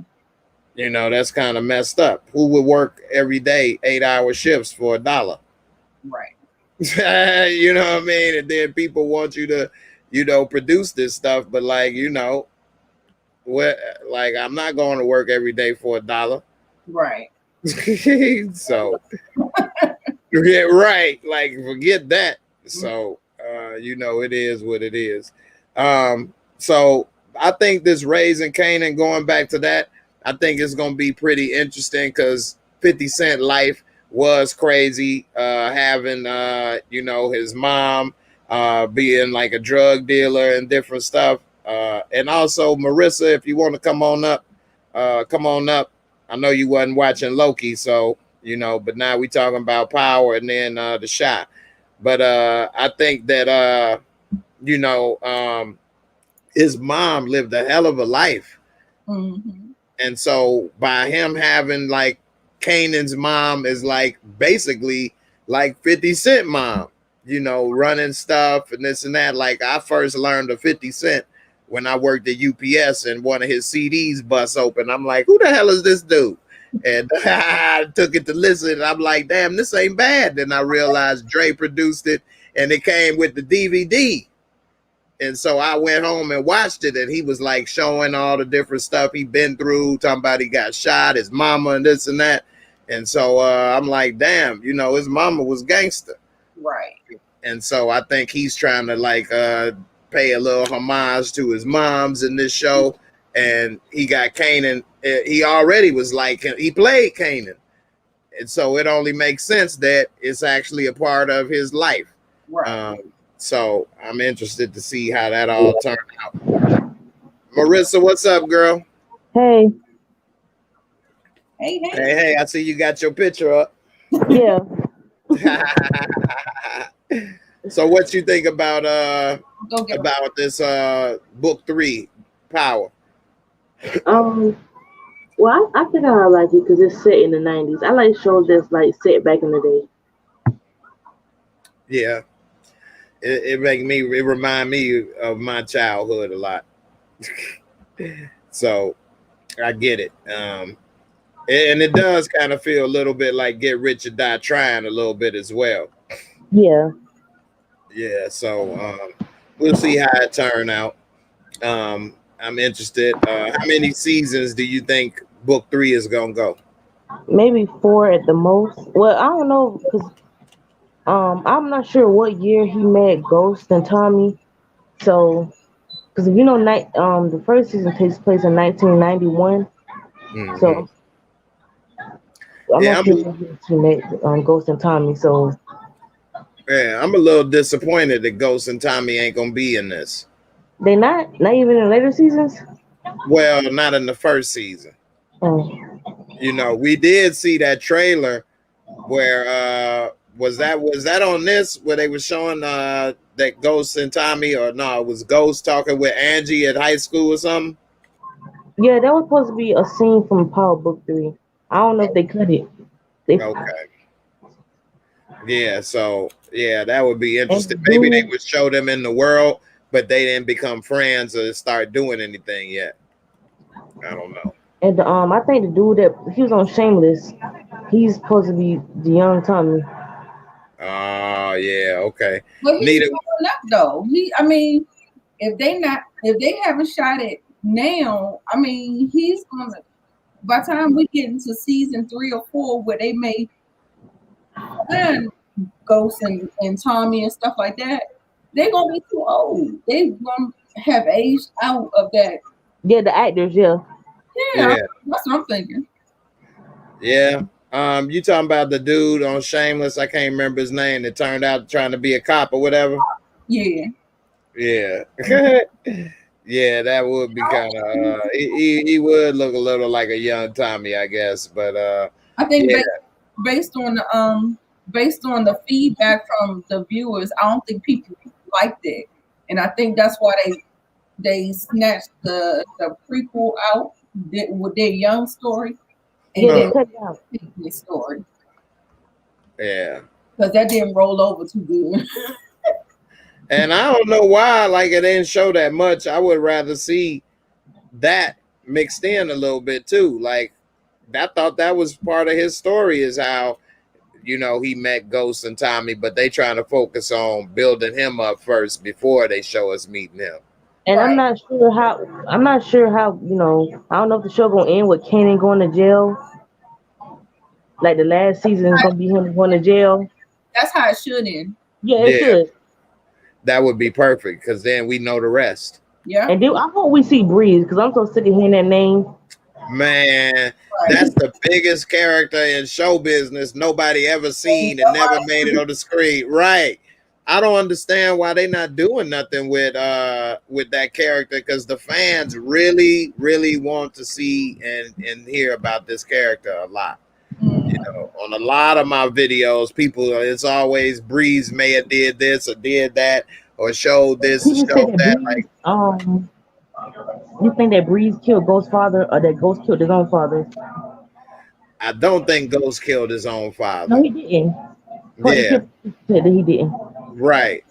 And I did a video about this before. I can't remember what the name of it was, but I don't think he killed his own father. I don't think Breeze did it either. But he knows who did it. He knows the dudes that did it. So, but I don't know if he may have killed them or not. But I think he does know who did it. I just don't think it was them. Nita, what you think on that? As far as them, I think it was somebody Kanan knows.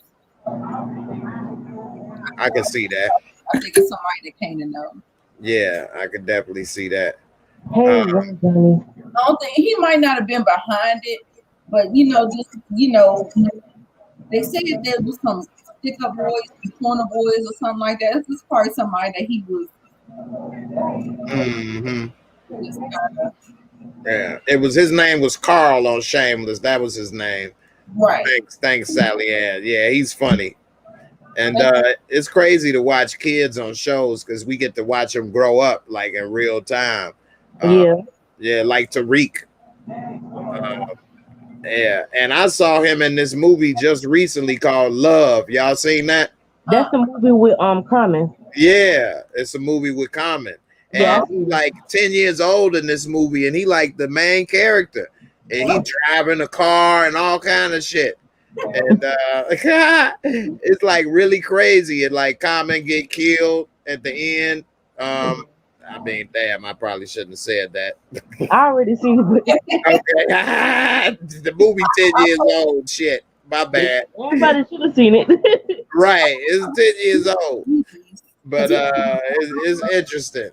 He still look like a little boy. I need him to kind of turn the corner and start looking like a grown man. Like, he don't got no mustache, no beard, no nothing. He still got a little baby face. He does. And he's like Jamaican or something. Yeah, like he got a lot of he talk with a little accent. Like I've seen him talk with an accent. Like he can switch it up. But he's Jamaican. And because he was almost he was on Instagram with the cops or something. Yeah, I remember that video. Yeah, and he was with a Jamaican person or whatever. So you talk about Babyface. Look at him right here with Common in this. Why do Common look like Omari Hardrick? I No He head, do a little bit right here with the suit on and stuff. bald headed. Yeah. Yeah, I'm that's the so real proud of though. Common though, man. I've been listening to Common before his first album, and then Take It Easy and all of that drop. And I used to be talking about how he one of the best rappers, but a lot of people didn't even know who he was till like his third or fourth album. Once he started dating Erica Badu, people started hearing about him more and this and that. And then he got it back with Kanye, and that kind of like blew his career up again. I remember he was beefing with Ice Cube. I think. Huh? I mean, I supposedly he had a beef with Ice Cube. Yeah, I remember when that happened. And that was Ice Cube was dumb for that.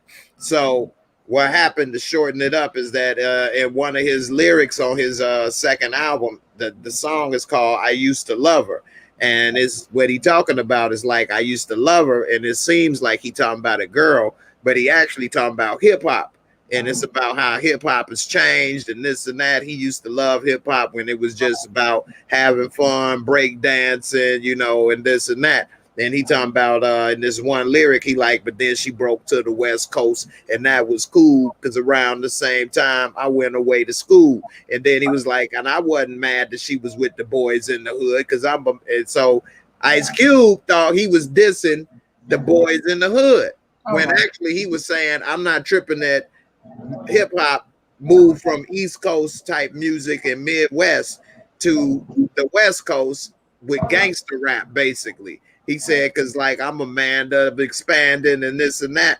And so he said, he was good. He just telling the story of basically rap music and how it's grown and changed. And so Ice Cube came at him talking about, what's up with the boys in the hood, this, that, and the other, whatever, tried to come at him. And Common is just too dope on the mic and lyrics. Like Ice Cube at the time was the #1 rapper, basically. I also love his message. Like the type of stuff that he rapped about is really what I was, definitely. He was always a positive rapper. He was never talking about shooting up people or, beating this up or whatever. He always had some real, stuff to talk about. Yeah. And then coming from Chicago, I loved it. Reminds me of that movie Brown Sugar. Yeah. Remember, that was the theme of the movie about loving hip hop and right. Yeah, and the movie with Sonales and Tay Diggs. That's Brown Sugar. Yeah, and about how hip hop, like she was talking about when Slick Rick and them was rapping when she was a kid, and how they had a love for the music, and then how things changed, and he was kind of doing it more for the money now instead of for the love. That movie, was he an EP or was he a producer or something, or did they just pretty much steal that from his song? I don't think he was in that movie though. Huh?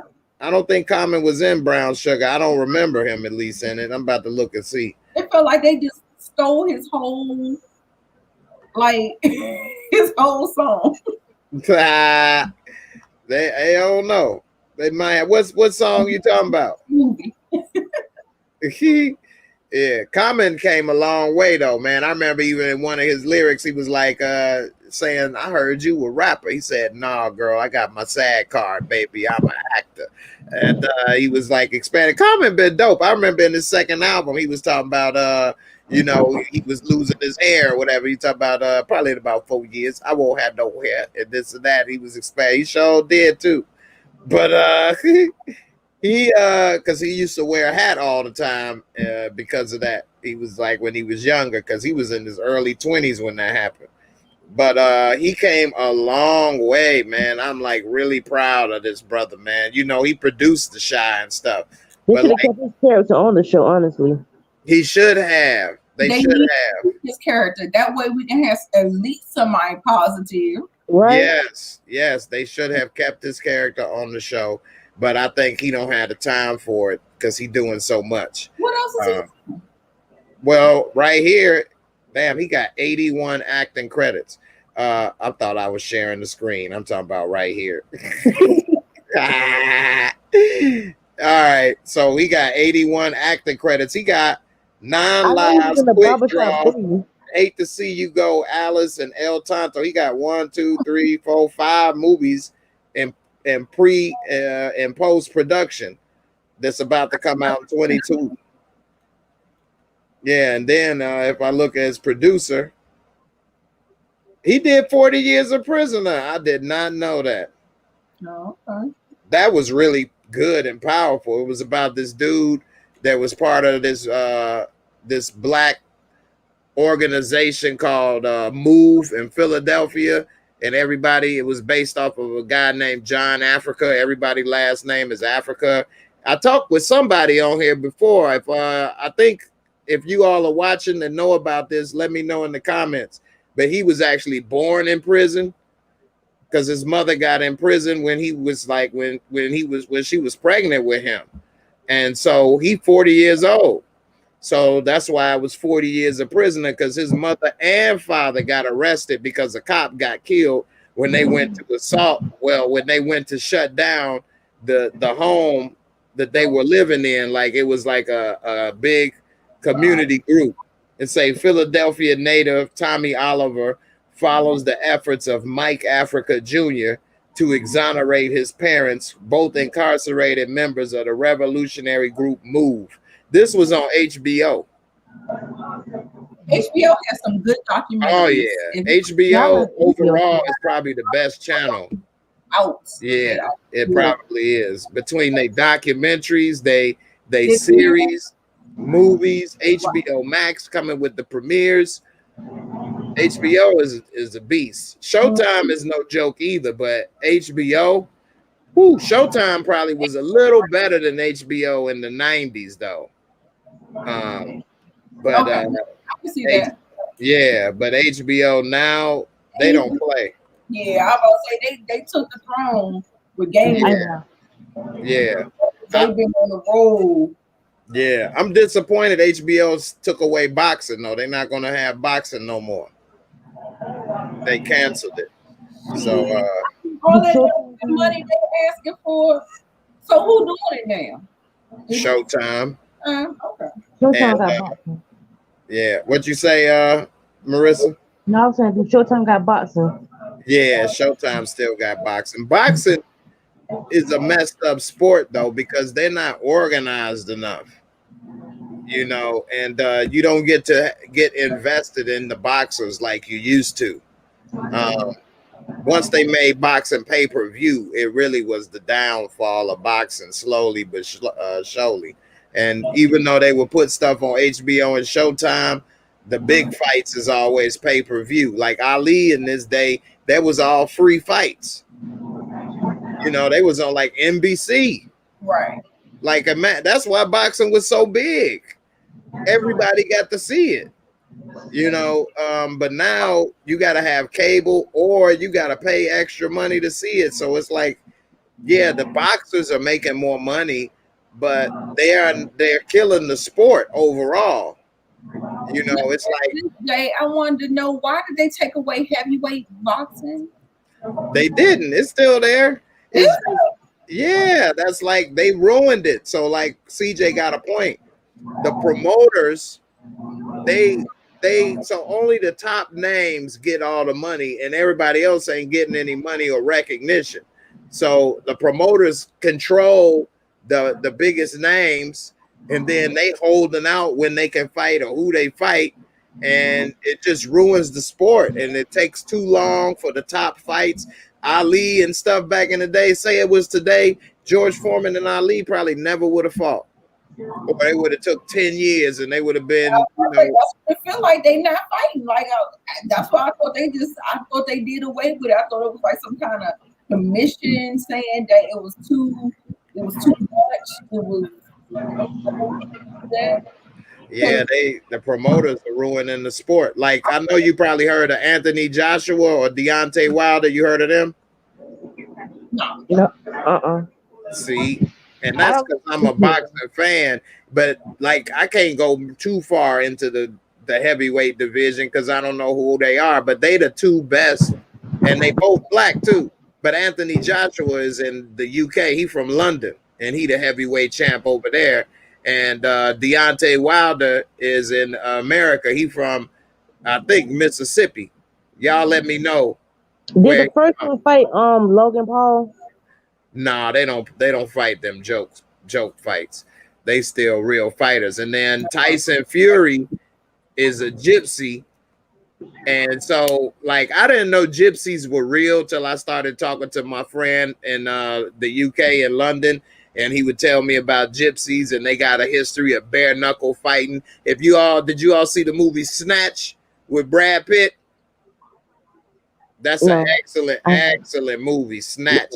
And Brad Pitt was like, he knocked dude out with the one punch, and he was drunk, and they was in the caravan. But they gonna bring it in the caravan. So he was playing the gypsy, like they all living, like they call it caravans, we would call it trailers or mobile homes, and they'll just go park on your land and live there, and if you like try to trip or something, they can just leave and nobody know where they live. It ain't like they got jobs or social security numbers, all that stuff, but they love bare knuckle fights. And so Tyson Fury come from that tradition. He like 6'7", and he like a bare knuckle champion. His father like bare knuckle fighter. He named him Tyson because Mike Tyson was the heavyweight champ at the time, and they looked up to him as like the baddest man in the world. Tyson Fury white, and he like 6'7", and so Anthony Joshua has only been fighting for maybe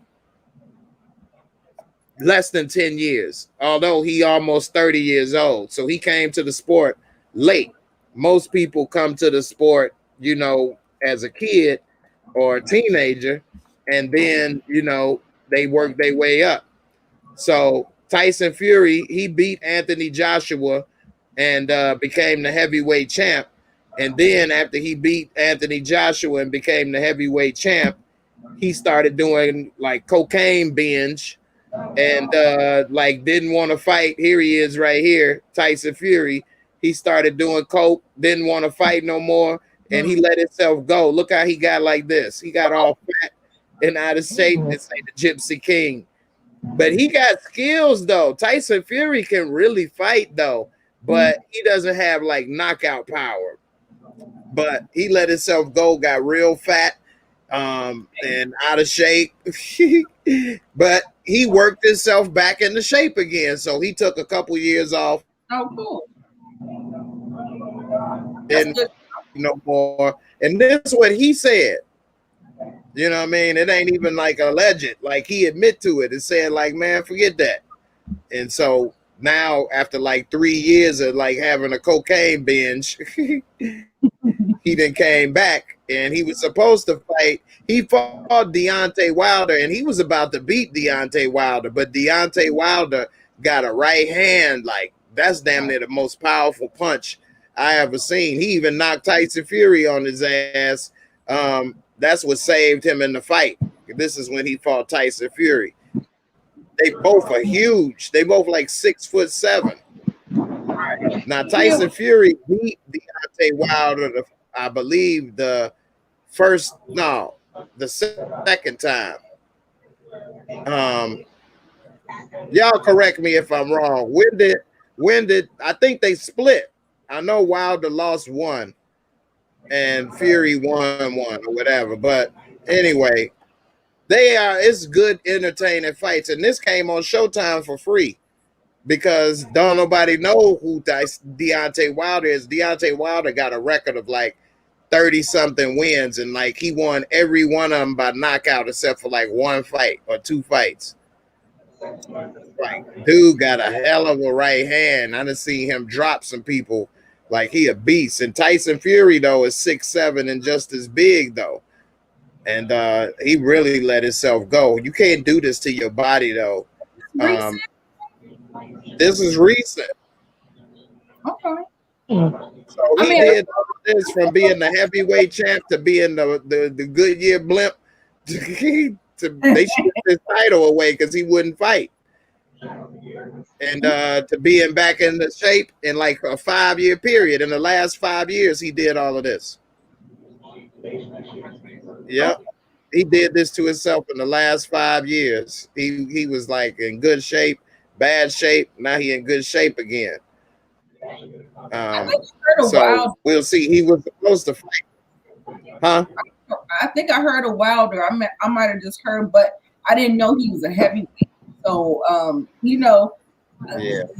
my boxing used to be my favorite sport up underneath football, and it had just got so convoluted and messy, and it felt like they weren't really doing real fights. Like it felt like it was it was giving wrestling vibes after. I don't know. It kind of lost this little that thing fake for cheesiness. Yeah, I didn't even understand. Like I was like, on all that holding. I was like, I stopped because I used to love boxing, and I think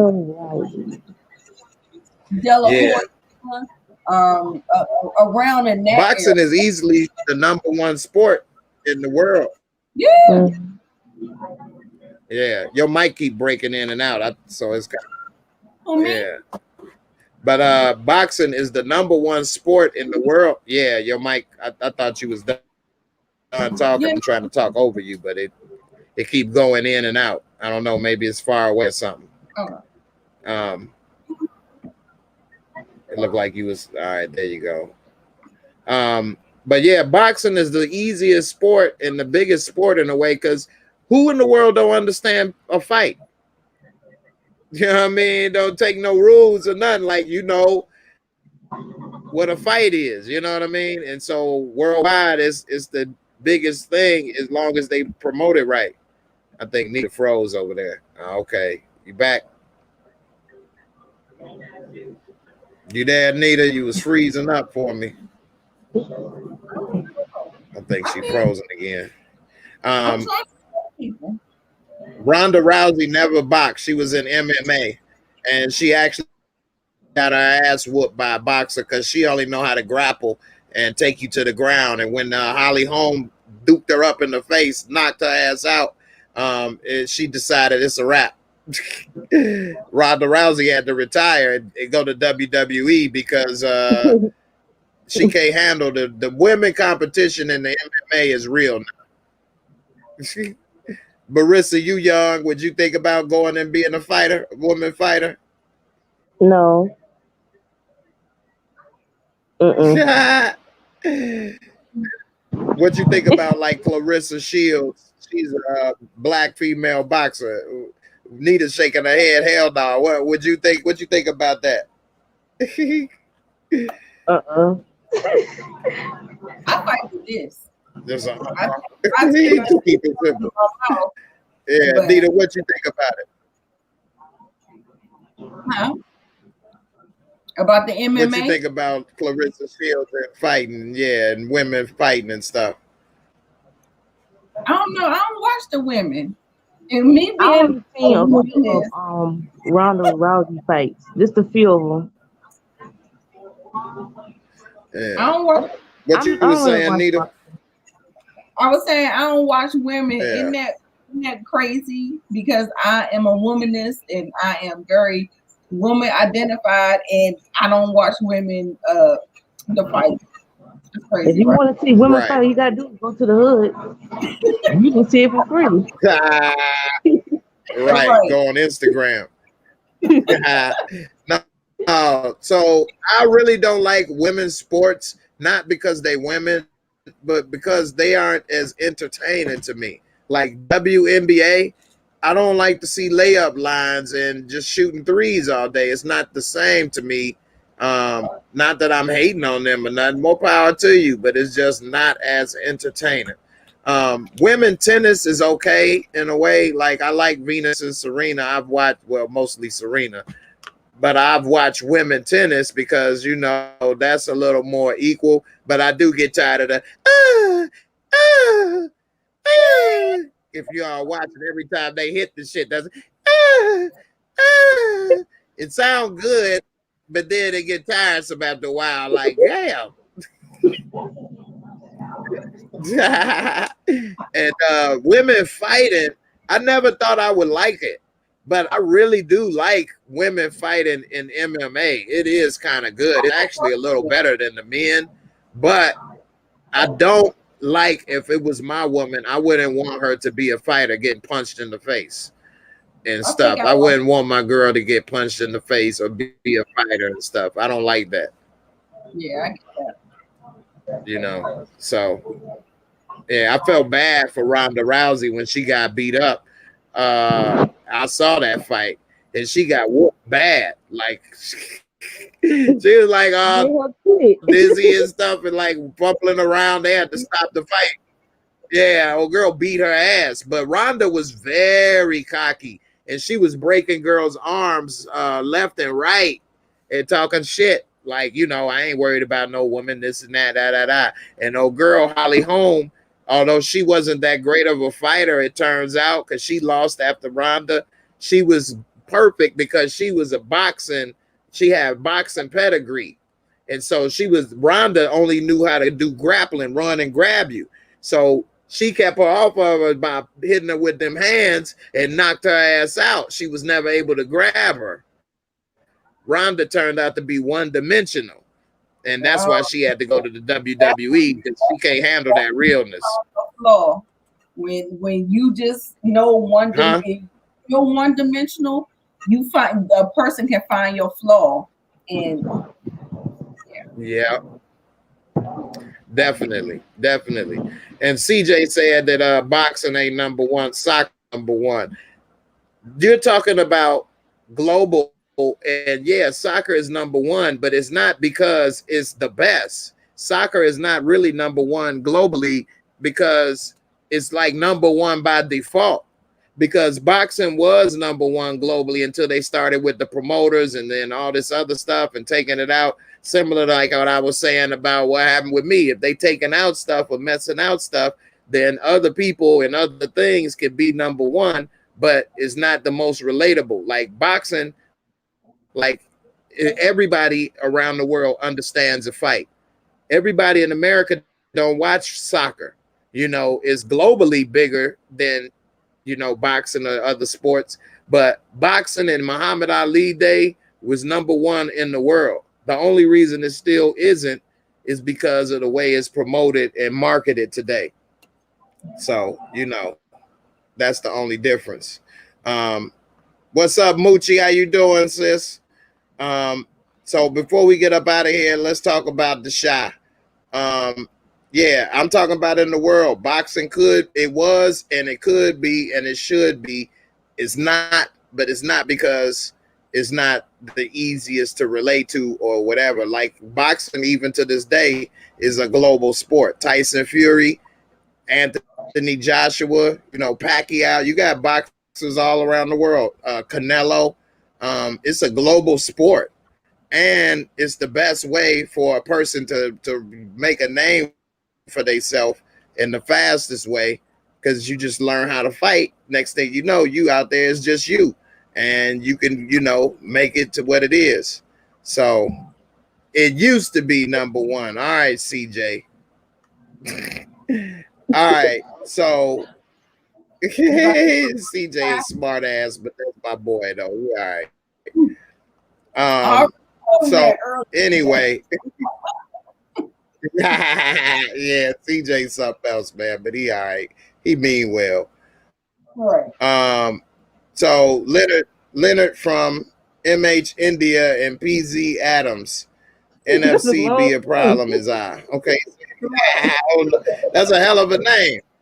Right. How do ethics theories smear things? What does that mean?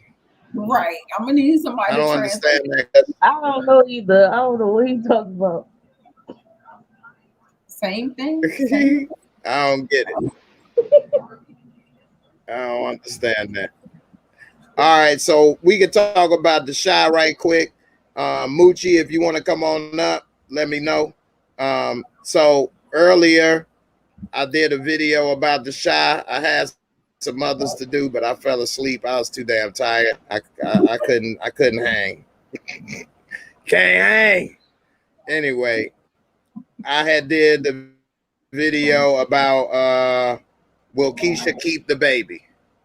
And I put the link in the description box if y'all missed it, so y'all can check it out. It looks like but anyway, no, this ain't the damn video. it looked like that's actually an old video. My bad. Should not. Right, definitely. I think they got her geared to keep the baby, but I misspoke. I'm still a little, I don't know, I guess half sleep. So I did the video about, did she teach women a lesson? Can I That's start the thing. Can I start it off and tell you? Yeah, go ahead. So let me just say this thing, and I'm gonna let you go. Okay.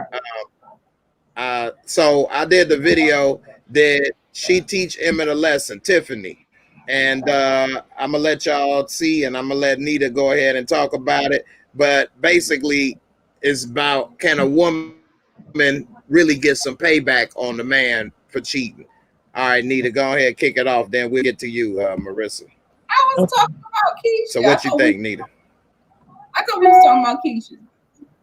Okay, go ahead and say what you was gonna say about Keisha. My bad. Your mic is going in and out. I didn't hear that part. I'm so sorry. I thought we were doing good. I don't know, but I don't know why I started doing that. I wanted to apologize and make sure. I felt like maybe there was a miscommunication when we was on the other panel, and when I saw your comment on the video, I think that there was a miscommunication, and I think now that you elaborated in your words, I understood what you were saying. And like I said, I agree with you. I agree with you to a certain extent. But the thing is that I don't know. It's something about once a woman feels like, sometimes I cannot. It's always some. It's not ever all. So when y'all hear me talk, and I'm talking as a woman or I'm talking as a man, it's always some, not all. But at the same time, what I want to say is that some women feel a connection to a life born in them. And for some reason, she felt like she couldn't kill that baby. She felt like she at least had to let it be born. And then once that's why I say it's so many levels to this. So I agree. You're frozen. Okay. I'm frozen. You froze for a second. It just came out as reborn. No, I'm saying there's so many different levels to pregnancy and conceiving and how you conceive. And if she was smart, she would have aborted the baby. That would have just killed all of that, all of the nonsense, all of the stuff that she's thinking about. But when you kill a child, that is another trauma on top of the trauma that she's already had.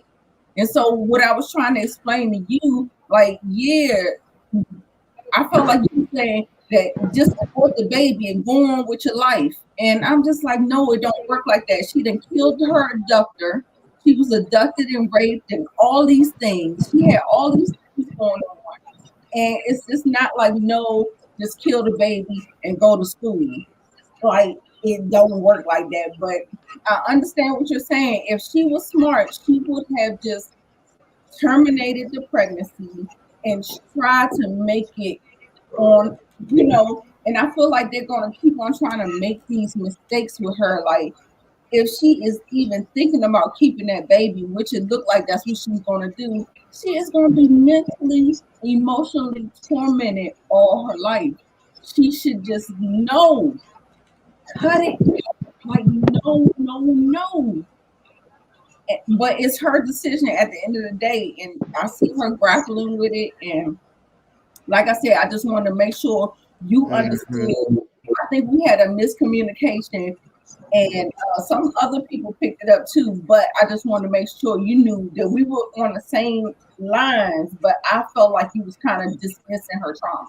And so I just wanted to make sure you know that there were levels to all of the traumas that she had. Like, she had real trauma. She didn't have like Right. a woman holding a gun in her face, or Right.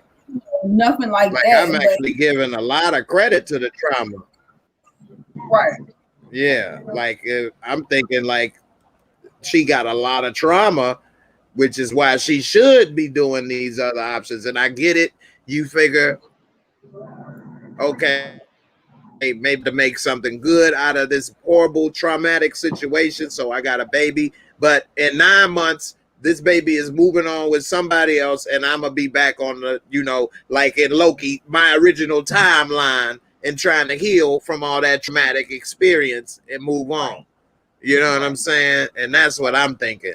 Right. And so she's still like torn, and a lot of people was saying comments like, well, yeah, you attached and this and that, but you can't be attached to being tied up to a pole and somebody having their way with you. You never wanted to be with that person. You never liked that person. It was like somebody stole your body from you.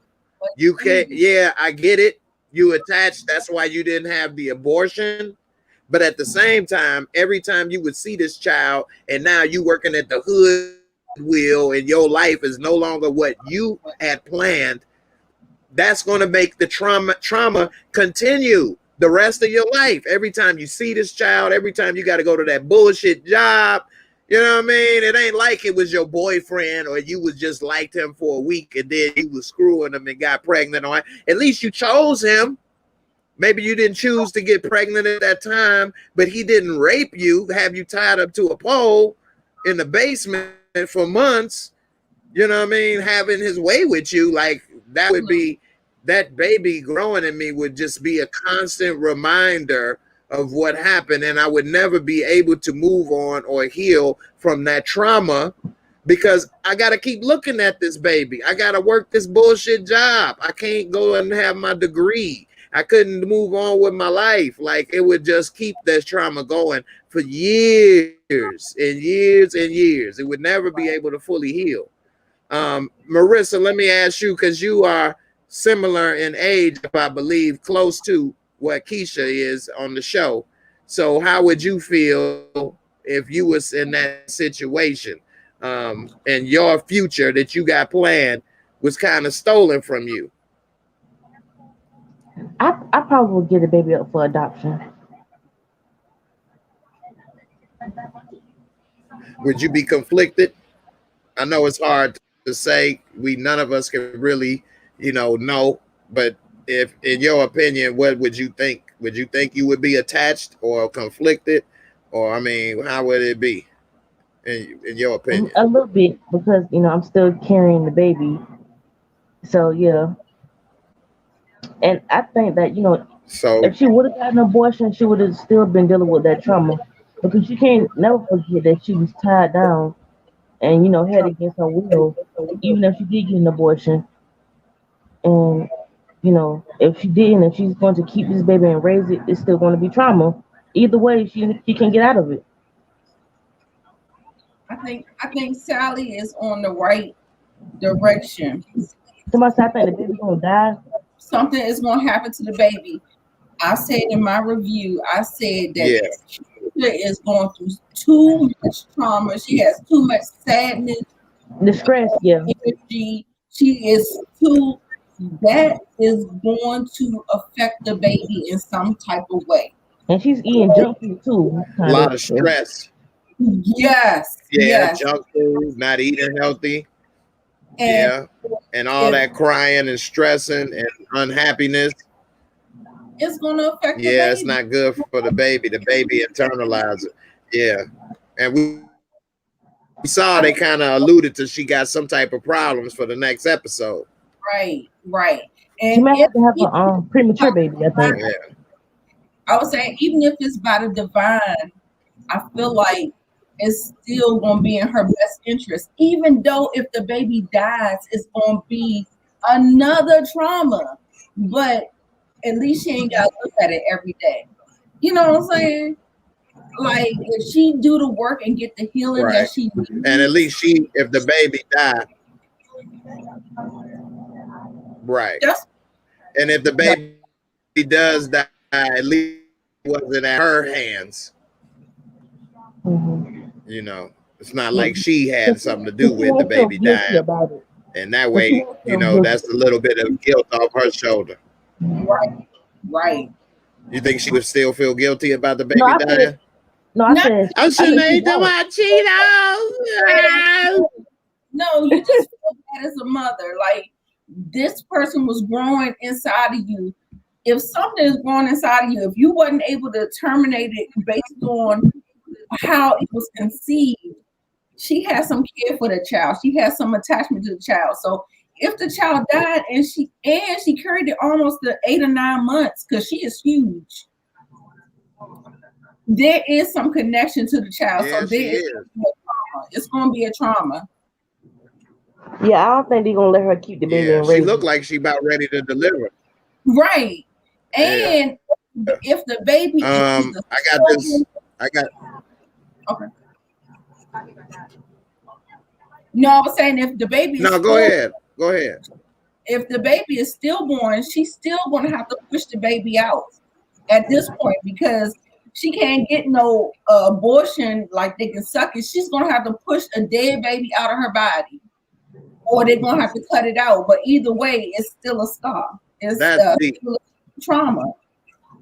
Yeah, because in the flash forward with Yeah, that's deep. Jada and her That's mama hard, and I'm sure. Jada, and they looking like they have just like kind of sad look on their face in the flash forward a month later when she's giving birth. Yeah, I'm gonna get to this question, and I got my girl Moochie about to come on here. It says one journey said, when did black people start saying kill the baby? I don't know about that, but I do know that majority of Planned Parenthoods are in black neighborhoods or close to black neighborhoods or Hispanic neighborhoods, and that Margaret Sanger, the creator of all this stuff, if you look into her past, then you're gonna see that this ain't by accident, and she had some plans and stuff that's really, really kind of messed up. So yeah, look into Margaret Sanger and stuff like that. Let me bring Moochie in. What's up, girl? How you doing? Hey, Mood. Hey, I see you looking good. Got a new hairdo. Thank you. So, hey, no problem. What do you think about that comment about black people basically with the abortion as an option? Because one journey, she's a little older generation. I guess that wasn't something that was even an option in her day. So, what do you think about that for people, black people, and people of color? About black. Say it again. Now, what was the question? What was the question again? Look like Yeah, they did put the abortion clinics in the black community for the minorities. That was because they didn't want us to procreate. Yeah, she said, when did black people? That was part of the agenda. Exactly. When they took the man out of the home. Yeah, you gotta go there. Yeah. One journey. Look up Margaret Sanger, and what she thought about eugenics and stuff. Yeah, she's the one that helped start Planned Parenthood and things. So, Nita, what you think about they having all this abortion clinics and stuff near black neighborhoods or whatever? I think it's by design. Is by design. They have always been trying to terminate us, extinct us. You know what I'm saying? That's why I go into the rich white neighborhoods. Mm-hmm. I don't see no liquor stores. Right. And I gotta drive miles and miles and miles and miles and miles to find a liquor store. But what do you have in the black community? You have liquor stores everywhere. They drop the drugs in the black community. Same thing about the abortion clinic. They got the police in there, the race soldiers in there to terminate us at any cost and call it resistance. I mean, it is. Yeah. Like they know what they do. Yeah. And that's what I'm saying. The same thing about Loki. Yeah, that's messed up. On the same page. Yeah. And also, even if you go to the liquor stores in those communities, they don't sell malt liquor and other things, cheap stuff that basically is rock gut liquor that destroy your mind. They don't sell single blunts, you know what I mean, packs of swishes and stuff like that, and all kind of stuff. So it is crazy. And One Journey said there ain't no check cash in places either. Yeah, they got bank accounts. Mm-hmm. They had a bank. They have most people of color. I've talked to so many people that say, I don't trust no bank. They charge too many fees. Yeah, because you spend the money you ain't got. Shit, stop overdrawing your account. But that's because we as a community are not taught about credit and wealth properly. Because if you don't have none, then most of us, our parents and stuff, don't teach us about it because they didn't have it either. And then, of course, the schools don't teach it. So, it just become a downward cycle. And it just gets real sad in that, situation. Anyway, what I was saying at first, and I'll let you chime in on this, Moochie. You tell me what you think. I did this video today about Tiffany and how she wanted to teach Emmett a lesson by, cheating on him with Dante, as we know.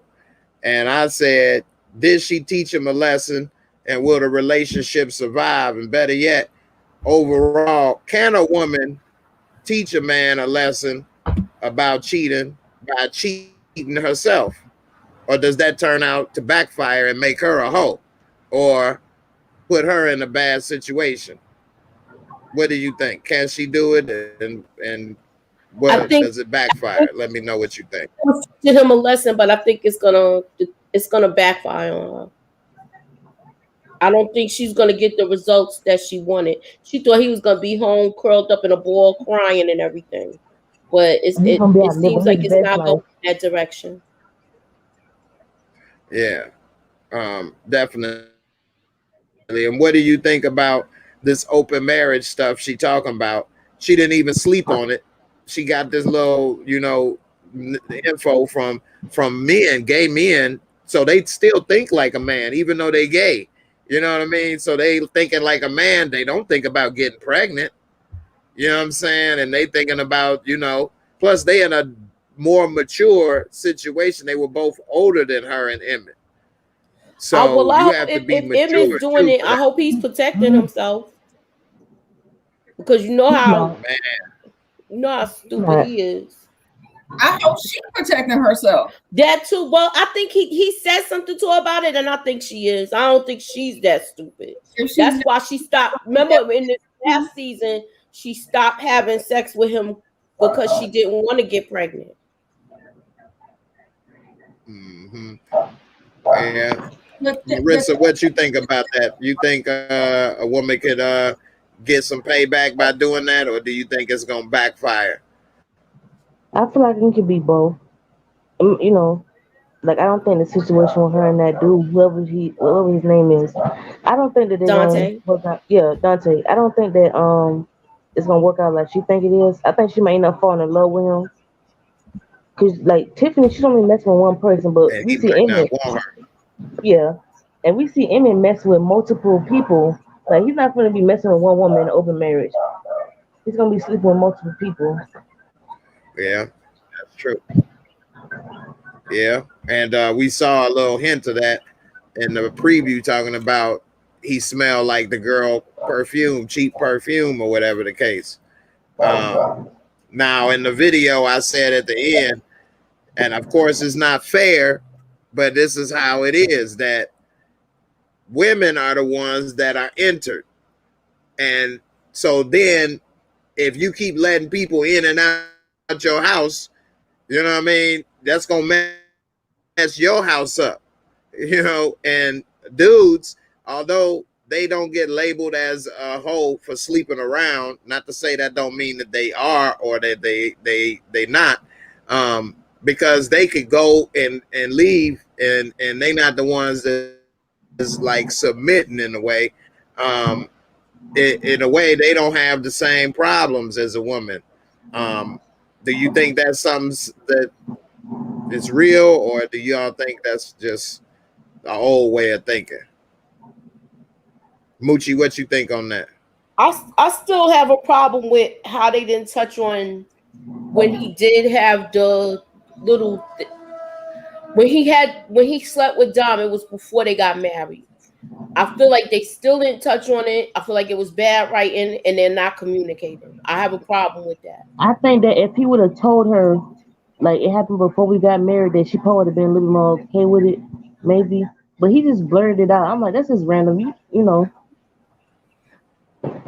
Yeah, and especially at the time. For Dom, for her to have the confrontation with Dom and they talked, how come she didn't say this was before y'all got married? She didn't even say that. That's bad writing. Right. So it's just like they had that conversation. You know what I'm saying? Right. My thing is that she knew that she knew. And so what I'm saying, he was trying to do right. I don't know what made him other than that Darnell being trying to tell her what was going on. I still feel like he should have did it before they got married, so she could say, "Well, I really wanted to marry you or not marry you. Don't tell me afterwards. You hold that to your grave." But the thing is that too many people knew, and I felt like if he thought that it was going to get blurted out by somebody else, or she going to hear it in passing, that wasn't going to be the best thing either, because then she was going to feel real stupid. Right. So it was bad all fronts. But what she initially did is that a man wanted to change for you, Tiff, and then he tells you something, you have revenge sex and intentionally hurt him. So now you've put him in a position where he don't trust women at all, and he gonna be like dogging you, dogging all women, and like fuck y'all. And I'm just he was already doing that. I know, but he gonna go back to doing it. You know, yeah, and he was trying to stop though, Marissa. Huh? Yeah. No, I was just saying, Marissa, that he was trying to stop and do the right thing. Yeah. And then she done turned him back into what his father part is. Yeah, she broke his heart now. Yeah. I like how you say Murray. You're trying to marry him. Yeah, I think Emmett didn't want to open into conclusions. He did, because she pissed off. No, he didn't. Yeah, she pissed off. She trying to continue to feel good with Dante, but she don't want to have that guilt maybe of like she cheating. So like she told them, pigeon pants, it felt a little too good. So she want to keep that feeling. She liking him. And as we all know, the best part damn near of most relationships is in the beginning. Everybody's still and And he might be worse than Emmett. You never know. He could be worse than Emmett. He could have a disease and she don't know it. It might backfire pretty bad. Right. What you think, Moochie, on that? You think she jumping to conclusions because it's still in the beginning and everything's still going good? You muted. You still muted. I want to see what kind of feedback it's going to be when they have. I want to hear a conversation they have, because basically all we seen them have is sex. We didn't see her and Dante have a conversation. So that's what I'm waiting on next to see where this really is going to go, because it looked like she was going there to spend the weekend with him. That's what it looked like when they showed the I guess like the previews for next week for this coming Sunday. Right. So if that's the case, she taking it way too far. She taking it way too far. If we having an open marriage, you ain't about to be spending the weekend over no dude house. What the hell? Look, yeah, that's Emmett gonna be thinking about all the tail he gonna be getting while she going. You cannot be immature. Right. But where is the baby at doing all this? Why his parents are? Well, we know Jada don't got the baby. Right. Nita, what was you saying? Then I'm gonna get to you, Marissa. Yeah, I was just saying you cannot be immature entering into an open marriage or a polyamorous type of situation. First of all, yeah, we started out committed, and then you try to change it up in the middle of a crisis. Yeah, no. This is a recipe for disaster, and I just say cut it off, annul it, good night, co-parent, and be about your business. Right. Yeah, and also to chime in on what you're saying, like it was a show on, I think, Showtime called Polyamory or something like that, talking about that stuff. Everybody was older than them. Like you're usually, and not to say it would go right or perfectly if you're older, but you're in a more mature place in life. You know, you've already been through this type of ups and downs and stuff, and now you probably have learned from those mistakes a little bit and are trying to do things based off of that experience. And I think they are barely, like, we don't know how old they are, but he's probably around 20, 21, 22. Like, how old is Emmett? Like, he was supposed to be getting ready to graduate high school in the beginning. She said 20. What you think, Moochie? How old is him? If Keisha's 18, he gotta be 19 or 20. And he's 20. I'm sorry? He's 20. Yes. Okay, I was close. Marissa said 20. Nita, what was you saying? I'm just saying that she said we've been together since high school and we are bored with each other. So we're not too far from high school because EJ looked like he's about 4. How old does EJ look? About 4? Right. Yeah. He looked about 4. Yeah. No. And he had 3 babies outside of her. No, she's the last baby mama. No, she was the first baby mama. I think he got 1 or 2 babies. When he was talking to the other baby mamas, she was like, because all his children are 6 months apart. That's what he said in season 2 when he had to talk with all his baby mamas. But you know, the script changes every season. It don't matter. Right. There's no continuity. Right. Right. We got it's hard. And plus, we don't even see or hear nothing about his other kids no more, so we don't know what happened. They keep saying he got 3 kids, but they don't make no effort to show it. No other baby mama drama, nothing. I know. See, they was showing that at first, and that would be good writing to throw all that in to show all that stuff, but we don't hear nothing about that. It's like they don't care about whatever's going on no more. So I don't know, but definitely they are very young, 20 years old, talking about you married in an open marriage with all these kids, trying to have a business, sleeping around. You're doing too much at the young age. Like, I know in the Chi we grow up fast and do a lot, but damn, you do it a lot real fast, you know. Slow your roll there, boy. So I don't know. Sally Ann, she say she ain't gonna take no side. That's her opinion. The writers done gone wild on the Chi. Hey, I agree with you, Sally. It has taken a big turn. Big time. It's too many plot holes and obvious plot holes too. Yeah. And they abandoned certain storylines too. Yeah. That it seemed pushed that don't go with it. I'm gonna ask these next ones before we go, because I'm gonna do probably another 20 minutes and then we can wrap this up, because I know people sometimes attention span gets tested. And I ain't been splitting the videos up lately because I've been having so much other stuff to do. I need to split them up. But anyway, so Imani's storyline. Imani, I think, is gonna get Trig in trouble trying to get him to be the protector of these girls and confront what's his name? Nook, whatever his name is. Look, yeah. Nook, yeah. And so we saw that in the preview for the next episode that he got a gun at Nook and talking about he ain't afraid to die. So now you talking about possibly dying for these girls, and Imani making you sleep on the couch because you ain't gonna be the defender of these girls or whatever. Like, what do you all think? Let's kick it off with Moochie first. Do you think Imani about to get him in basically a fight for his life that was really unnecessary?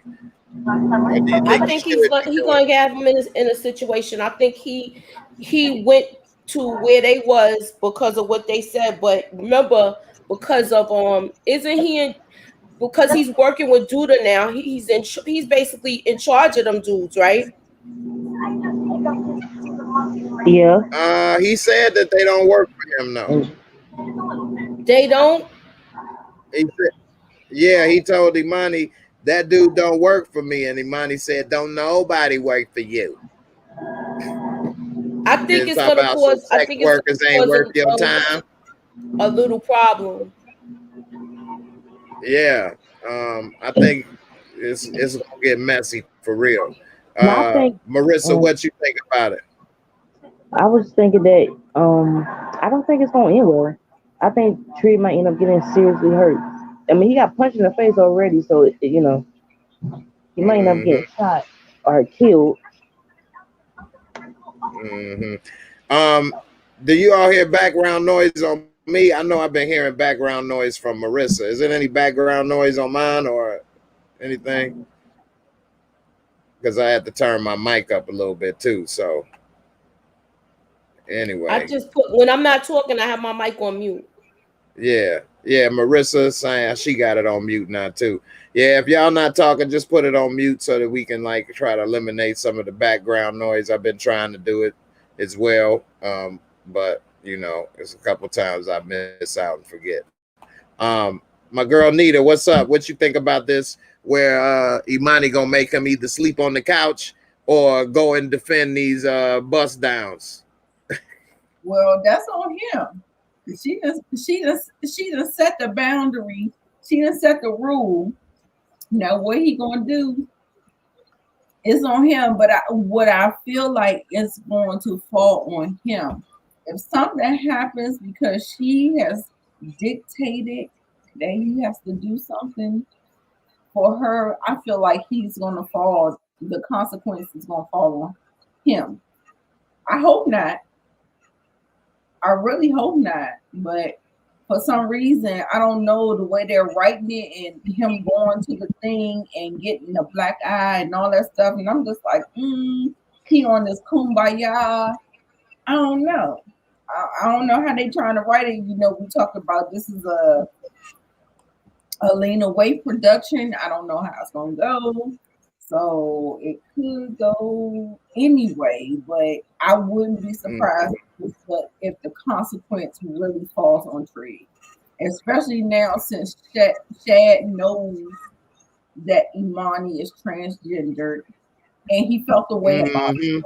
We don't know how he felt, but we know that he felt the way. I couldn't gauge what he was saying. Like it was so many emotions in his face that he was conveying, like disgust and shock, and it was so much. But I didn't know how, so it could play out in many different ways. I really don't know how it's going to go. So yeah, I don't know. That's where I am. And it's funny you bring that up because I was about to ask you that next. Do you think he felt like, I think like, okay, somebody said in one of the comments, because I said he felt betrayed, and somebody said, well, he not sleeping with him. I mean, with Imani. So it's none of his business. He shouldn't feel betrayed. Do you think that's right? I think, okay, yeah, you may not need to be telling, like if I was with my girl and my boy came over, I wouldn't be telling them what we do in the bedroom, this, that, and the other. That's none of his business. Ain't But right. But at the same time, if I was with a transgender or you knew me as one way and now I'm gay or I'm dating a transgender, like you're still thinking of me one way as you remember. Well, why? Like, because people, like they say, come out the closet or you live your truth. Like, live your truth. Why is it a problem? But listen, who I sleep with at the end of the day does not dictate who I am and whether or not I can catch a body, whether or not I can do whatever I can do. So it does not matter. If she presents as a girl and she not trying to deceive you and she not trying to sleep with you, that doesn't matter. Don't. But you got him hugging up on her and trying to holler lightweight. Why is he trying to holler at his boy's girl? That's true. That's true. He attacked him when he was trying to holler at her. Let's just keep that out there. When he told her like that's not for you, he already checked him with that. I think he's gonna try her because I think he's curious. I think he's intrigued. I think he's gonna try Monty, and it's gonna go left because that girl. She just because she carries herself as a female, she more gangster than them dudes.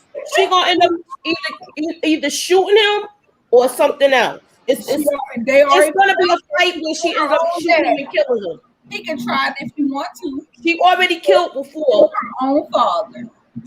But at the end of the day, is what I'm trying to say to you. I feel like heterosexual men try to make other people who have different choices less than them, and that's not the case because Trig can do it with everybody else. Like he has proven that he's just as gangster, but he don't do the shit that nothing do. He don't do that shit. But if whatever he gotta do, he do it. So I don't feel like his respect should be lowered anymore because he has a woman that's transgender. And the dude, Chad, didn't even know he was transgender. I guess Nuck must have known because he knew her past or he knew she was already in sex work. I don't know how Nuck knew that. Maybe he caught her because she does have these jawbones and all of these things, and he might have known who she was. I think he caught her. Men gotta stop doing it to other men because that's just not right. What'd you say, Marissa? I was saying I think that he clocked her, like he just know that she's trans. Because I mean, she's clockable. I'm not saying she's unattractive, but you can tell. You said clockable? Yeah, like he could clearly tell that she's a man. Okay. They are a man because they got manly features sometimes. If you start early, you can get hormone shots to make your face look a little bit more chubbier but for men, sometimes men got more stronger jawlines and their body is more muscular. Well, it's not like she don't got no Adam's apple. She don't. Maybe she started hormones late, like you said. I haven't looked at the apple. See how far it's falling from the tree. But one thing is interesting that you just said, Nita, is about if they start at a young age with hormones. Did you see on HBO the show called Transhood? Not yet. Okay, it's about trans people, and they're all like childhood. They had like a 4-year-old talking about I'm boy girl. They had like young teenagers and stuff, and it's really deep. And it shows like that early. Just because you were a certain way, you may feel in your heart that that's what you. Yeah, but also like in this documentary, the one that was saying I'm a boy girl changed his mind and said no, and like chose to not do that stuff no more as well. And the parents were so supportive of the boy girl thing, but then as it changed, like the mom like flipped and was like, I don't know what I was thinking. I'm so glad that ain't the case. It was embarrassing. But the dad was the one that was hurt and wanted the child to be, you know, boy girl or whatever, trans and stuff. It was deep. And like this is a trans person that was starting to try to be a model and tall, slender with long hair, but tried to do like swimsuit modeling and, you know, had a little bulge, but they wanted to get it. She had to be honest about being transgender because it got picked for the role. And then once it was told that was transgender, they cut her. Like she got fired and was trying to be like a little upset, but then started trying to diss them, talking about, well, they ain't got this, they ain't this, they ain't that. But at first was very like supportive and happy, but then tried to act like they ain't nothing once they got cut. But you can't have a swimsuit sales for women with transgender people. It's kind of misleading in a way. Especially because some dudes can't tell, you know, the ones that, you know, some that do look like real women, and they find that the men, and you know, they've been I guess you could say fondling over it, you know. Yeah. The thing Yeah, this is a 5 years, 4 kids. So they studied 4 kids in this documentary for 5 years.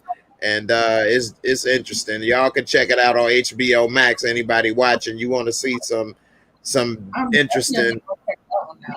I haven't even heard about it. The first person that actually, and like I said, I watch a lot of HBO documentaries, and I have not seen it. Like you, I'm an HBO. I love me some HBO. Yeah, people recommend, and I watch. I'm not really a documentary type person, and but when I watch them, it's so good. Like, yeah. So let me ask you this, Moochie. Do you think Shad had a right to know that Imani was trans, or it's none of his damn business? Shut up and go to the store. To me, that's none of his business. Now, if he happened to ask him, and then that's a different story. What about when he got out of prison talking about, I heard you got a bad bitch, man. I heard she fine. I don't think that was any of his business what he do when the lights is out. It's not like he gonna be like doing it in front of them so he could see what's going on. Like, okay. I don't know. I just feel like everybody wants to be in other people's bedrooms. Like, why? That's true. It doesn't have anything to do with your masculinity. You know, and it's not like they being that's true. It's not like they being real flamboyant. She's not a flamboyant transgender. She's quiet, low key, and she's minding her business. Yeah, as far as like with her life, I'm not talking about with the whole situation with the sex trafficking, because even her own friends is telling her, look, I don't think that you know, you should get involved with this. Right. Yeah, they did tell her that, saying you better ask your boo or something because you're going to end up missing trying to play that role, trying to be the Dark Knight over here. But at the same time, I think maybe she kind of think like, you know, maybe we could do more than we really can, not realizing as a woman, trans woman or whatever, you in a vulnerable state. You can't go up there telling this man what to do and what not to do. He been and hurt you. But I feel like nothing's going to Trig influence Shad to confront her, and it's going to go left. He's going to orchestrate all of that. I think. Because he can't stand her. I think. It's going to be exactly. He seems like he's disgusted by her. He can't stand her or whatever. It's going to be bad. Right, being so bossy and kind of rude to him, that's gonna be one of the things, because people, when they always trying to say something or snap, they try to say something to hurt you. Yeah. And I think that's gonna be some ammo. And I agree with both of you all. It's not his business really, and there's nothing. his business what they do in the bedroom, but at the same time, Trig has a problem with living his truth. I think, like, if you gay, then you gay, man. Then live your life being a gay gangster or whatever.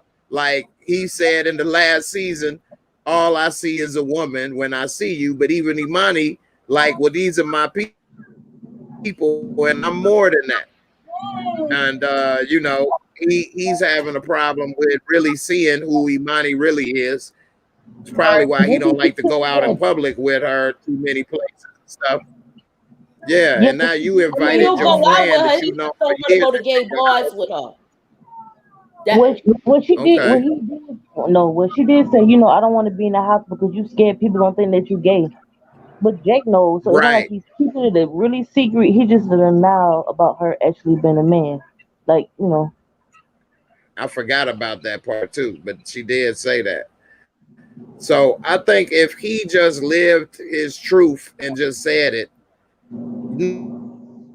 no, it's not his business, but you should know who your friends are too. But you should know how your friend may react or not react when he eventually find out. Somebody said in here, he gonna find out eventually. I think that was my girl Nikki that said that.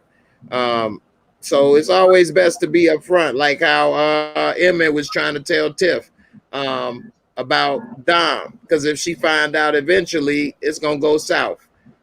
He told her the wrong way at the wrong time, but it's always best to say it. Hey, you are on a whole different collision course. Okay. I don't owe him nothing. You owe the person that you're married to or you're in a committed relationship something. Why do you feel like you owe this man something? I'm trying to figure out. That's weird. All right, I'll say this one thing. I think he may feel he does owe him because he went to jail for him. Why does he owe him about telling him about his sex life? Only reason he owed for that is because you invited him into your house to stay. Look, that's like if I let you come stay at my house, don't I owe you to let you know I sell dope on the side? Or what I need to say, it ain't none of your business how I make my money. You are here and you are possibly different because he's on probation and all of that. So they're not gonna have all of that stuff in the house because of Jake anyway. Right. Well, let's take that out of the equation. I'm just saying an example in general. To Jay's point. Right. Okay. So say you come to stay at my house. Do I need to let you know that I be having bust downs in and out? Need to stay at my house. You may not want to be around that.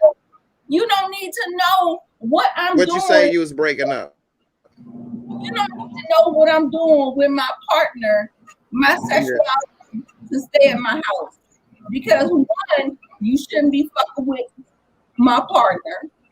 Two, there should be some level of respect. Like, what are you talking about? Like, I mean, I'm not trying to be disrespectful. I'm saying, like, no, he does not owe him. No, you cool. It ain't real. It ain't like I'm not Trig. Shit, they disrespecting me. Nothing. You not fucking her, him, whatever. She is a her to me. But I'm just saying to y'all think it's him. It doesn't even matter. You not fucking him and you not fucking her. So what the fuck is the problem? That's what I keep trying to figure out. I feel like y'all keep doing this to try to keep men who do that at a disadvantage. You keep trying to push them down and say they are less of a man, and that is not the case. What does CJ32 mean with this comment? I'm not getting what he's saying. Which one? The one you got posted up. This whole being woke, Jay, keeping them honest.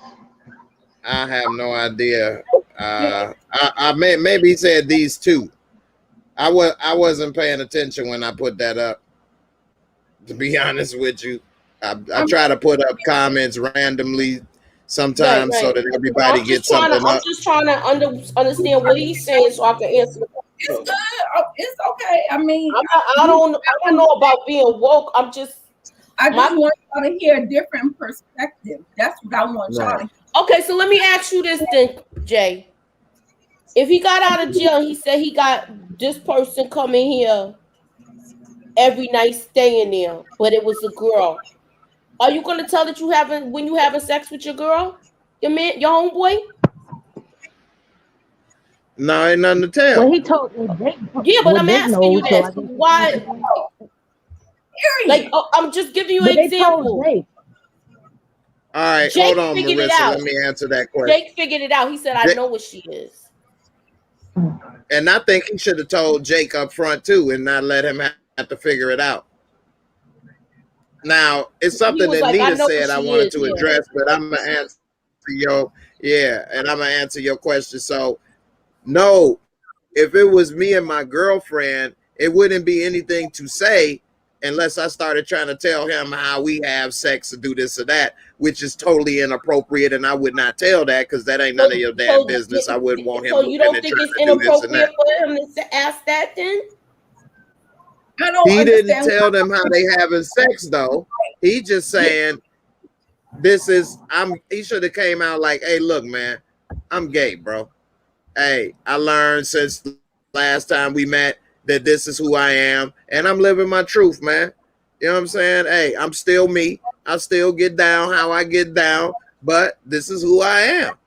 Imani transgender. I love the hell out of her, and you know, let's keep it moving. You need a ride, nigga, or what? You gonna take the bus? What? You need a place to stay? Otherwise, shut up and let's keep it moving. Maybe he should have did that, and then he would have been rid of the problem.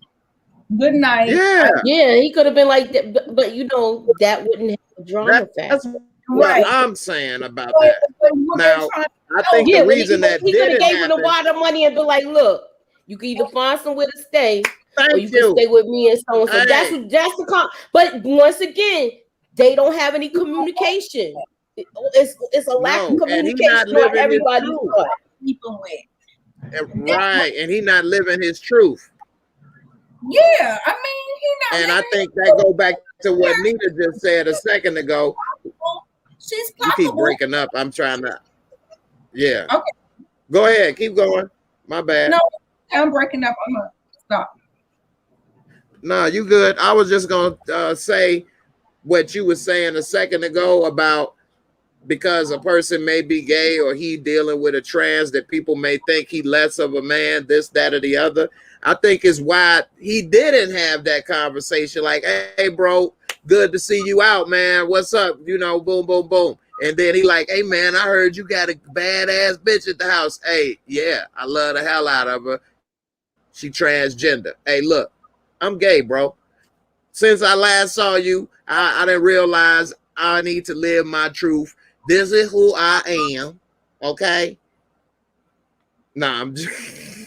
But he should have threw him the water money. Hey, look, you more than welcome to come through the crib. I'm still the same dude, but this is who I love. This is who I am. If you don't want to, respect that, fine. You ain't got to stay here. We can part as friends. You want to come through? You need a place to stay? You my boy. I got your back. You know how I get down. I just, do other things differently and live my truth. I think Rashad would have still came over there. Either way. I think so too. And I think he would have respected him more. And at least he would have known where he is and who he is. And it wouldn't have been no damn secret. And he wouldn't have been walking around trying to hug and do this and that, feeling deceived and looking stupid. He may have gave a hug like, oh, nice to meet you. You got a sister? With my girl, no way. Oh, brother. That's true. That's true. I would have had a problem with that anyway, whether I was gay, straight, or whatever. They with me. What the hell are you on? Like, no. Yeah, no. Right.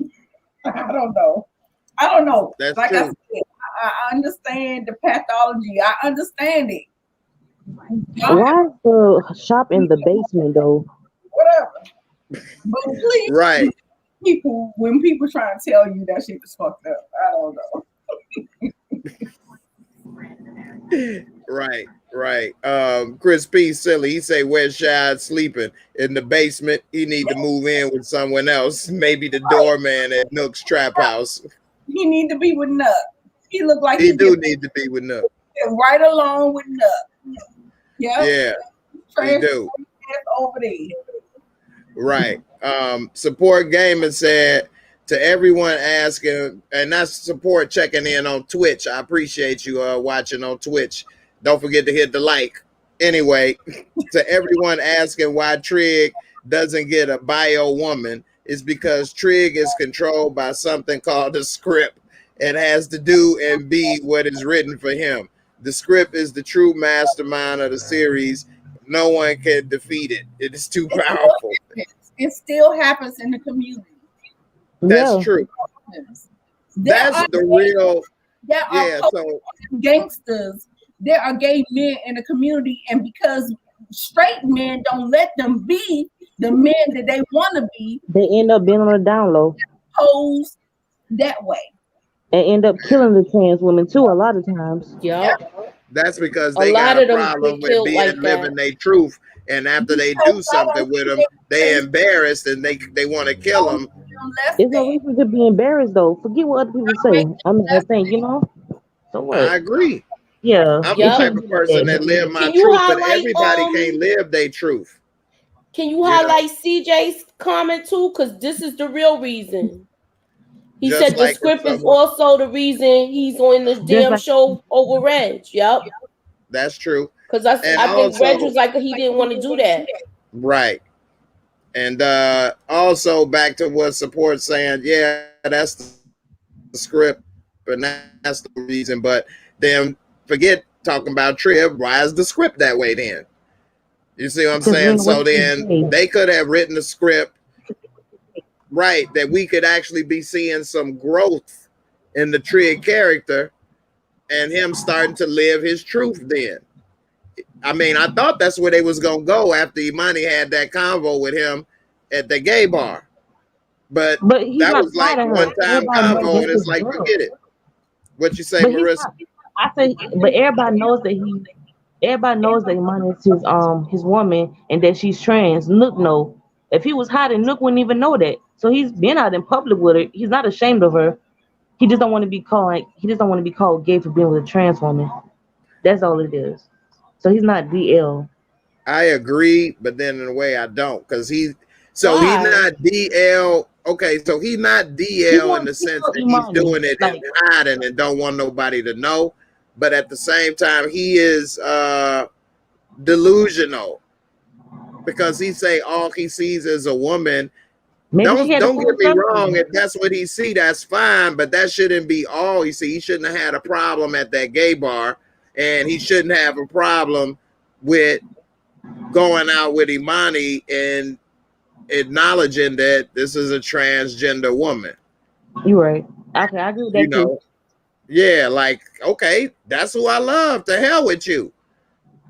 He like men that dressing like women, basically. He don't like Well, they would call that, I think, a cross-dresser. It's a lot of stuff. I don't know all the terms and stuff, so I don't want to start saying this and that, and then everybody say, you said this, Jay, you were wrong. But let me get to Nita. But before I do, Nita, I want to say, you were saying that straight men don't let them do this or that. I don't think it's that straight men don't let them. It's that straight men will criticize or say stuff, and maybe people are afraid of criticism or can't handle it, so they choose to like with down low or not say this or that, whereas they should be like, as a grown person, to hell with what you got to say. You don't pay my bills. You ain't in love with me in the bedroom or whatever. So to hell with your jokes or your looks and what you got to say. This is who I am. This is who I like. I like to put lotion all over my body. You know what I mean? I like to put lotion all over your body. That was a bad joke. Anyway. You over there, Ash. But a lot of those men that might have problems, they could be DL themselves. Because I mean, I feel like no straight man should be that concerned. They should not. They not though. But like, they are. I have never been. So when I was younger in high school, I may have been making jokes and some saying stuff more. But I was a kid in high school, and it was a different time too. It wasn't no gay people running around in high school like that. So it would have really been different to stand out. Yeah, but as a grown man, I really ain't gave a damn about what another person do. I may say, "Damn, they on this or that." That's crazy. But then I'm gonna keep it moving. Like at the end of the day, I don't give a damn, and you ain't screwing me.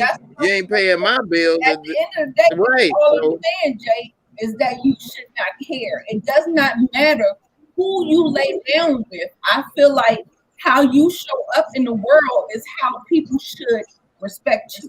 If you show up as a woman and you were born a man, like can somebody mute them?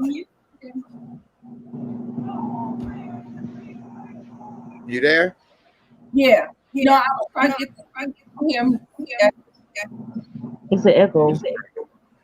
Yeah, Moochie, you there? I'm on mute.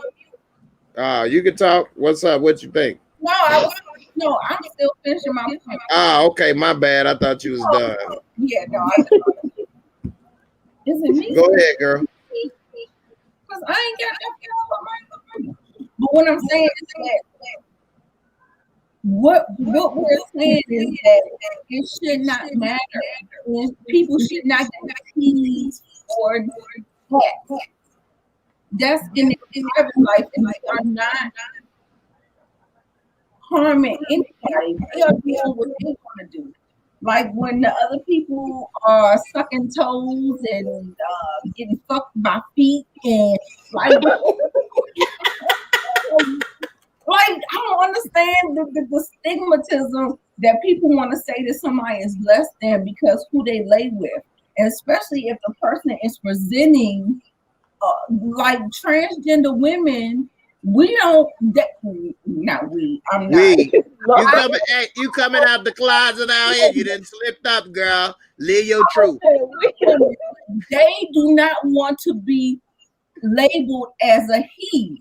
They are going by a she. So her partner saying that she's a he is going against her very being. You know what I'm saying? So out of respect for her, it's kind of complicated, but it's not. If people stop going by these social constructs, this is a social construct. This is the people, the government, like the TVA and Loki, they saying this is how it's supposed to be, and people saying no. I agree, except for the social part. It is social, but it is physical. Like it's a male penis and a female vagina. Like that's how we born. Now I know people are saying and getting into all this other stuff. Chris P made a good comment about the transgender thing. He said like most transgender women are not getting bottom surgery because the men don't want them no more. Let me see. And that's true. Yeah, I saw he said something about some buyer's remorse too. Yeah, I saw that. Chris P crazy. A lot of them kill themselves. A lot of them commit suicide too. Moochie, they regret having surgeries. I see a video like that. A lot of transgenders regret it. Right. It happened in Poland. A transgender person was murdered and dumped in the front of my condominium complex a couple years ago. And what was happening was that they were meeting men and having sex and oral sex with men in the car. And a man found out that it was a transgender person instead of a regular woman and killed them. And because of the way my condominiums is set up, they were able to drop their body off in the front of our condo and leave. And that was an unsolved murder too, from what I know about to this day. So it's always best to be up front. That person used to, and I've seen that person before, because they would walk around the neighborhood and like flag and wave at dudes driving. Like I was driving one time and they waved at me and I was like, what the hell? But I kept it moving. But I didn't know that they were meeting people and having sex and doing something strange for some change. And you know, you playing a dirty game. But Now, that ain't the case with Shad and Imani, but I just think that it's just, I like to be honest and upfront. I'm an upfront person. Some people love me for it, some people hate me for it, but I'm not the type of person that, you know, is not upfront. And I know it's not easy for everybody. I get it. But I think, like I say, if he'd have had that conversation with him in the beginning, yeah, it may not be as much drama because it is a drama show, like CJ said earlier. But I think it's not giving people a good learning lesson in the show either. Is Trig supposed to tell everybody that he meet, if you bring your man out, that this is my girlfriend if he's transgender? I mean, you don't have to keep saying it to everybody. That's true. But that's supposed to be his boy. So, like, no, but you don't need I'm to say it still trying to understand why he has to tell him. He gave him what he owed him. I don't feel like you don't owe nothing else. I feel like he gave him a water money. He picked your ass up. He gave you a place to stay. Nick, I don't owe you that motherfucker. Okay, so we get that Rashad did time for Trig, but Trig paid him back. It's not like he just threw him to the dust or whatever. He paid him back, so they're even. Well, let me answer Moochie and then I'm gonna get to Nita. So you said why he need to tell him. I agree. He does not need to tell him if he kept it moving. But since he living in the house, like, you should know a little bit more than the average bear. You know what I'm saying? Like, he's living there. He's working for them now. You know what I mean? Like, and then we supposed to be boys. Then you should at least tell me something. Then have me walking around looking goofy. And as far as Nita, what you said, what did you just say? Damn, I forgot. What did you say? I owe him that. I don't owe you who I'm sleeping with. I don't care if I'm sleeping with a fucking dog or a turtle. I don't owe you that. Right. I remember what you said that I was gonna comment on. You said got nothing to do with you. You're right, and I agree. Only thing I say is because they boys and he living in his house is the only difference. Okay. What I was gonna say to what you said is you said you sleeping with it. That's it. Okay. You don't have nothing to do with me. I wouldn't get all into the details, but I would have told him, "Hey, I'm gay, man. This is that, whatever." Take it or leave it. He don't consider himself gay because he's with a trans woman. If he was with a regular film boy, he would say, okay. Let me ask you this then: if he says what she is, but I don't see her as that. I see her. I see her as a woman. So you're saying it would be okay if he said that? Yeah, but you need to say I'm gay or hey, I'm with a transgender. Okay, well, I'm with a transgender, Imani transgender, but I only see her as a woman. But what about either you gonna come stay here or get the hell out of my face? No, what about gay? What are you what are you trying to label him as? What does that label make him? Because it's so important for you to say he's just gay. It does not matter. If he presents himself in the world as what he is, why does men trying to say that somebody is gay? Because you are trying to make them less than. Okay, I didn't say so. That's what you're saying. But that don't mean because I said you gay that you less than. That's an assumption that because I say that means that he less than. I just said, hey, look, man, this is who I am. Take it or leave it. I didn't say he need to say it in the sense that now I'm less than this or that. Like I would say that he gay because everybody else that would see that it would think that he was gay. Every other guy in the hood would say he was gay. But he don't think you don't have to care. But I'm just saying, own your truth. But it does not make any sense unless you're trying to make him. That's like me saying. I'm not disabled, I'm just challenged. Fuck it, I'm disabled. Because that's what the fuck it is. That don't mean I'm less than. That don't mean I can't do shit. That is what it is. I'm gonna keep it moving. Do I give a damn what everybody say? I found with challenge. I said I found with challenge because there are different levels to different things. Like, I try not to judge. Like, let's not judge people on. But that ain't a judgment. It is what it is. Like, I'm not gonna sit here and try to beat around the bush or say, don't call me this or don't call me that. Like, at the end of the day, you can say whatever you want. I know who I am. I'm gonna keep doing me, and I'm not gonna sit here and be ashamed to say this or say that or act as this or that. Do I sit here and try to wear it on my sleeve or tell everybody this or that? No, because it ain't that important. But I don't sit here and hide or try to act as if I am something that I'm not. It is what it is. But and I move forward as a better person because I'm not sitting here always worried about this, that, what you gonna call me? Am I this? I'm not that, this and that. Hey man, fuck it. That's what it is. Whatever. I'm moving on. It don't mean that I'm less than or this or that. It is what it is. Everybody knows. It's not a big secret.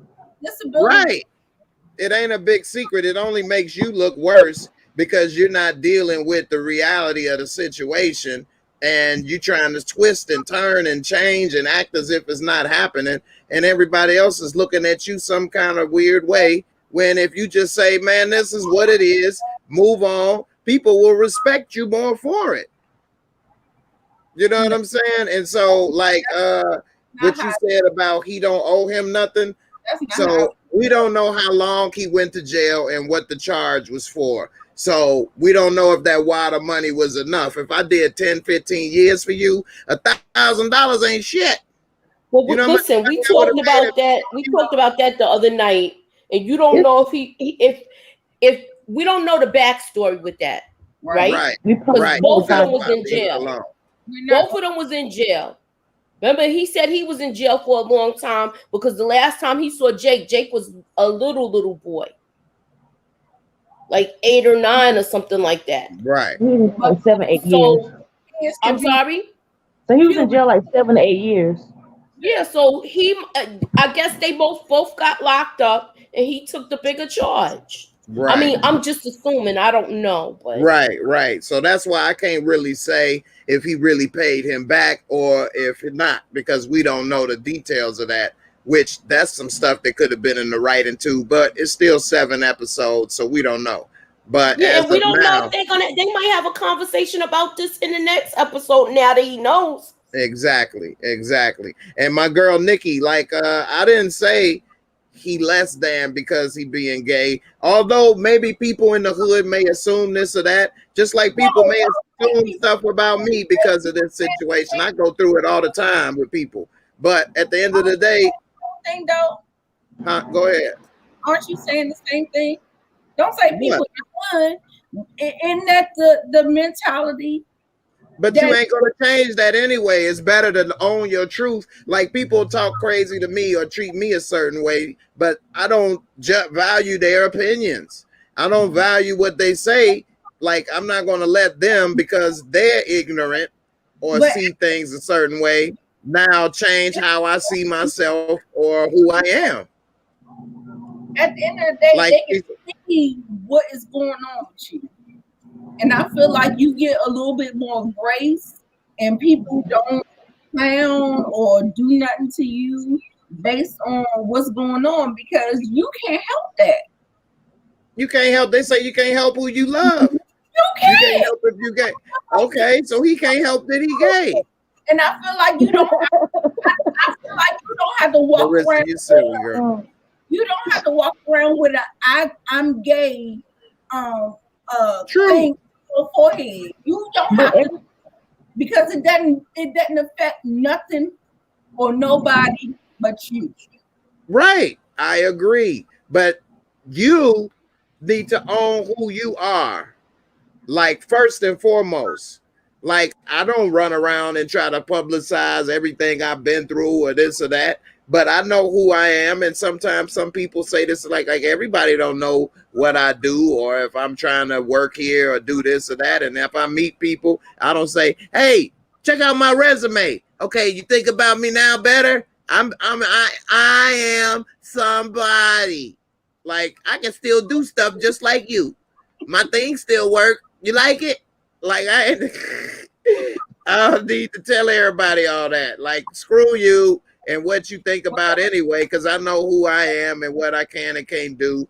And it is what it is. Like, own your truth. I'm a person that believe in owning your truth. It's going to go left because of the way society thinks, period. And I'm just going to leave it there, and I'm not going to try to whatever. What's the next topic? What else we talking about? This probably be about it. Let y'all got something else to talk about. I already went 20 minutes over because we was going good. CJ said he could say, I guess you consider me gay or whatever you think. She is a woman to me. And that's what I said. And she my lady, and nobody disrespecting her in front of me. For real though. And that's what I said. If he tells her, but we don't know if it might work out when he says something to her, since he knows, because I think they might have a confrontation about it. He could have, but he don't have to. Right. Does not have to. At the end of the day, he does not have to. He does not owe it to nobody, and you don't have to say it. Right.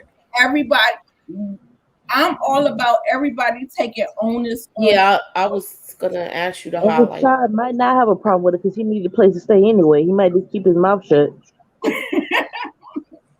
For drama, right. You know he's gonna say something. Right. Go ahead and read this comment. So what do you mean about who you would call a friend? Right. It's not about him being gay. I mean, if that's his friend, that's his friend. That's why I don't understand why is it a big issue? He looked out for him as soon as he got out, gave him a place to stay. So I don't understand why his sexual preference is coming into play if he's being there for him. Because she said, man, that's a subliminal of E-money. Yeah, I know. Right. That's crazy though, huh? I think that is weird how they chose that name for that character, and man, that would be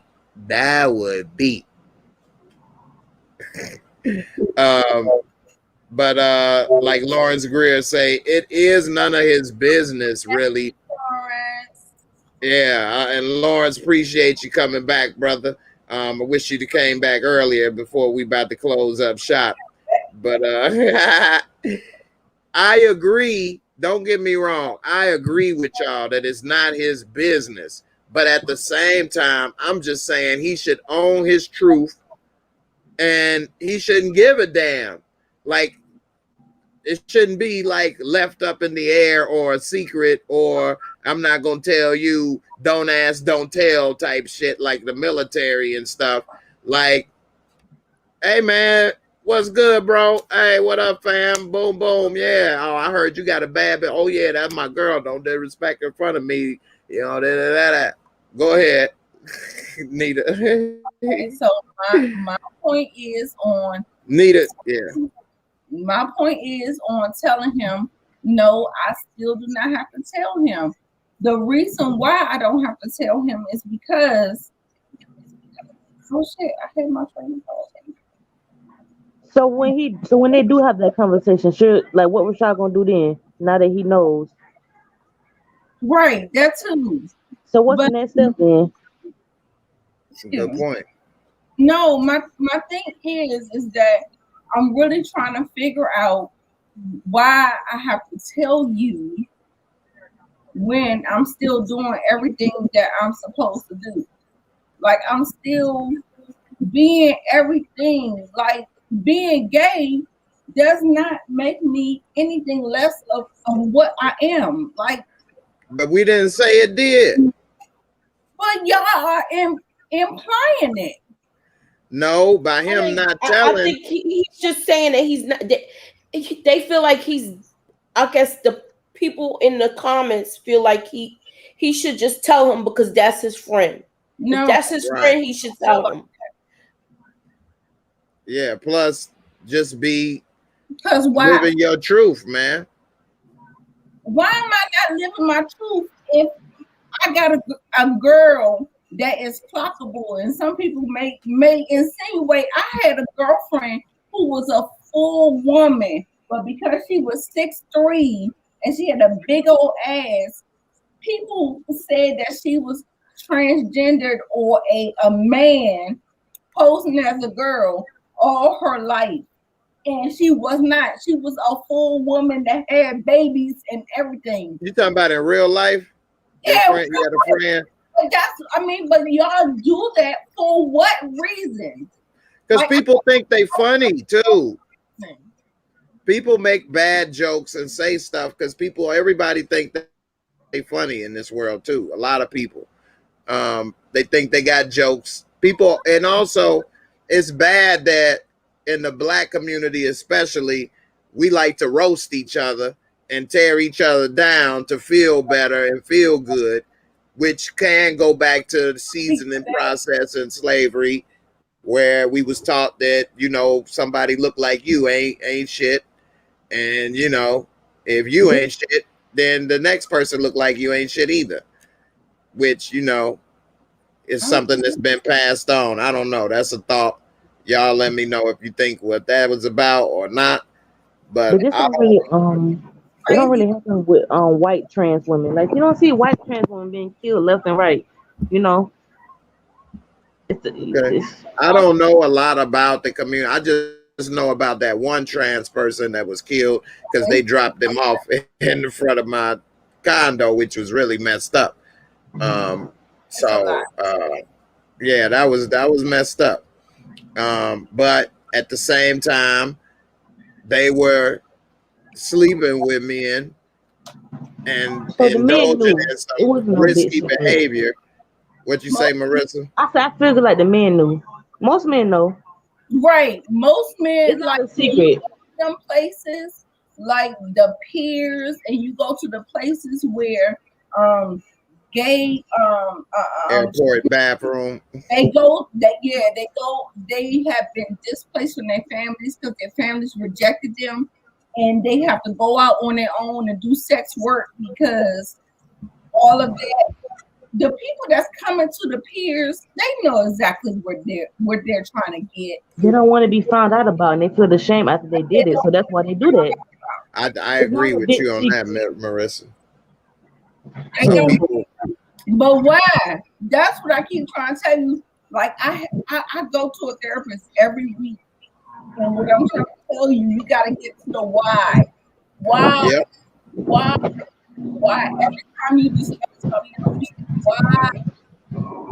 I've never been to a therapist, but I used to study that. I wanted to be a psychiatrist at one time. Why? So I've always been intrigued on why people do and think the way they do.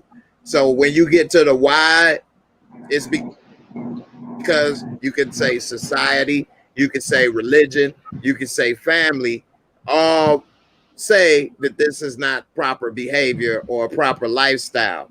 And so although a person may be feeling inside that that's who they are or that's what they want to do, they will be conflicted in the mind of saying, I'm doing this bad behavior, I shouldn't be doing this. And then they take it out on the person that they were doing whatever it is they were doing with. And I'm not saying this is right. This is totally messed up line of thought.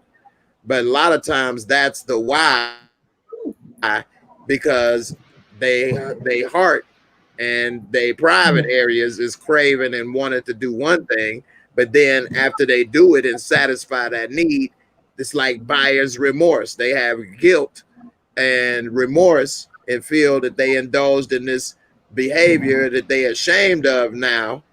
And so then they take it out on that person and they feel maybe in some sick kind of way, if I take that person out, my secret to stay safe. Which of course all of that is wrong.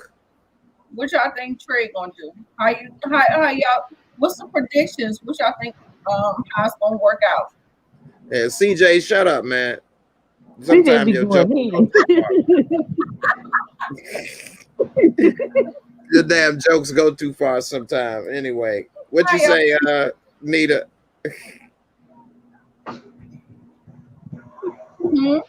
Say what you said again. I'm sorry. I was saying how y'all think it's gonna go. How you think Lena Waithe, or she's not writing none of the episodes. She is the creator. Right. He's not writing the episodes. How you think it's gonna go? What's the prediction? Based on he might try to come on to Imani. I'm gonna let I'll go last. Marissa, what you think? I think he might try to come on to Imani still. I don't, you know. I said that already. What? Both of y'all said that. What you say about that? I think I already feel like Shad is gonna try to come on to Imani. He was already when they showed the little montage, it looked like somebody was trying to handle her, and it was like they were. I don't know if they were tussling, but if you go back and watch that, you can see that something is happening to her. Yeah, somebody was in a white suit or something like that.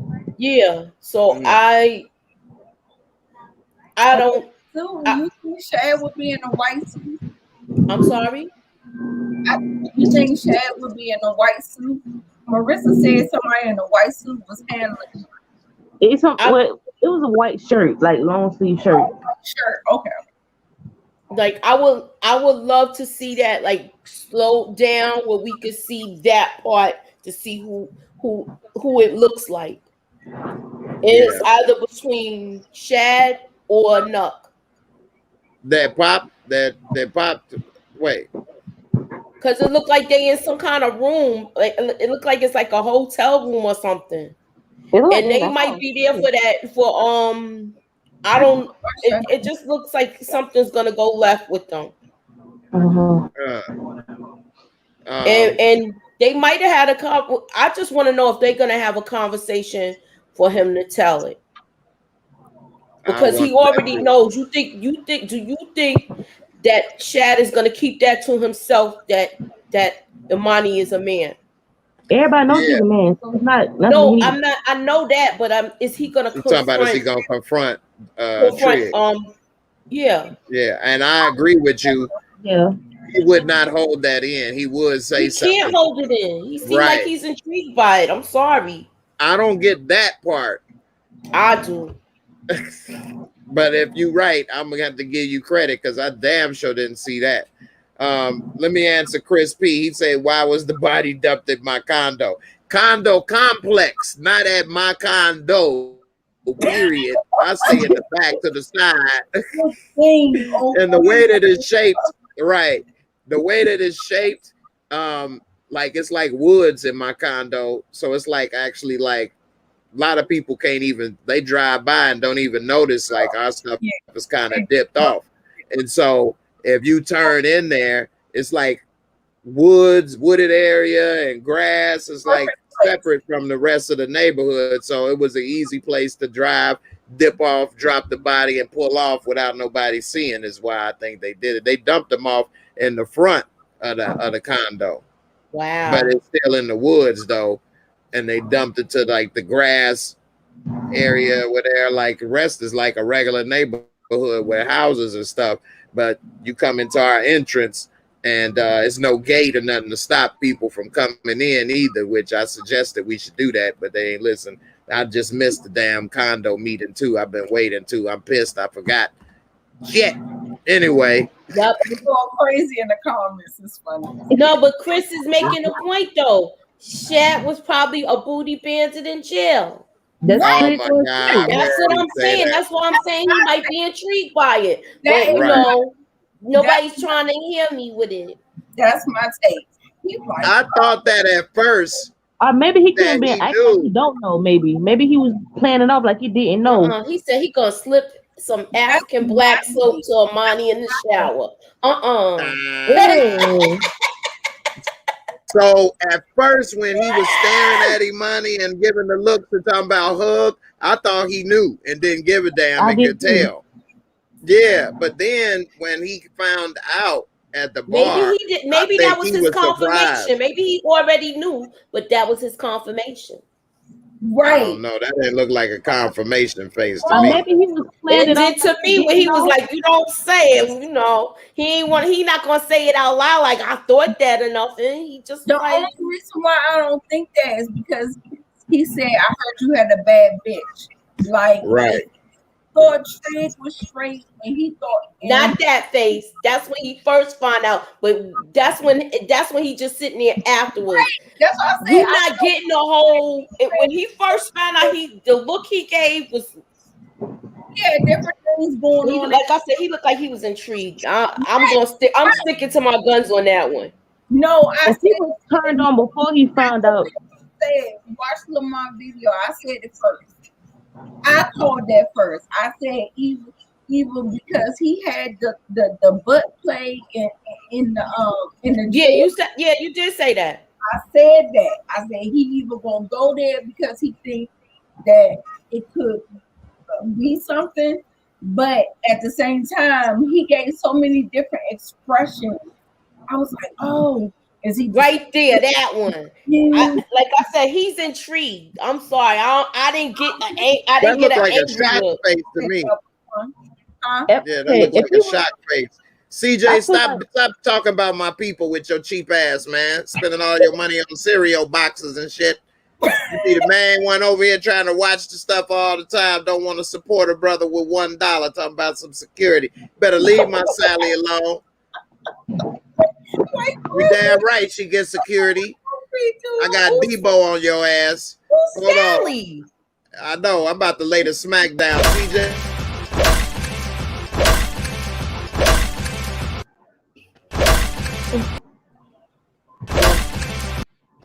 Stop it. All right, go ahead. CJ ass boy. 6 gun Sally gonna pop your ass, do a drive-by. Oh Lord. Yes.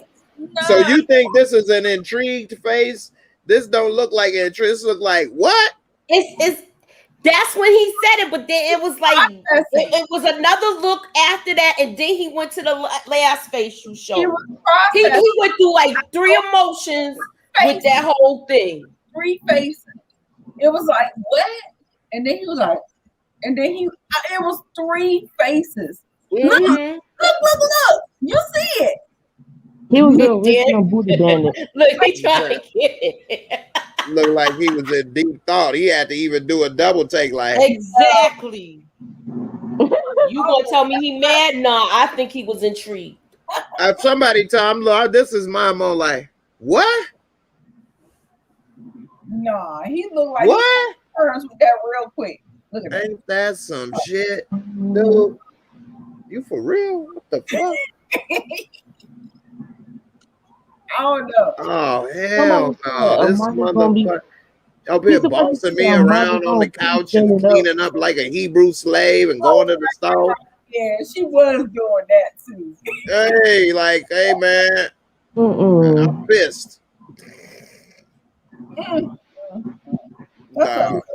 Now I'm not saying he justified, but I can understand he feeling a little deceived. Plus, you thought you knew this dude. Any violence against he can't even tell you he evolved. Exactly. So don't nobody, whoever's watching this, even try to say anybody was hating or being violent or disrespectful, because that ain't the case. We talking about a TV show. Like I say, all I said is always live your truth, whatever it may be. Shit, you gay, you gay. You like a transgender, you like a transgender. You like women, you like women. You like big butts and you can't not lie, then don't lie. Shit. You don't have to lie, but you don't have to say it either. It's not allowed not to say it either.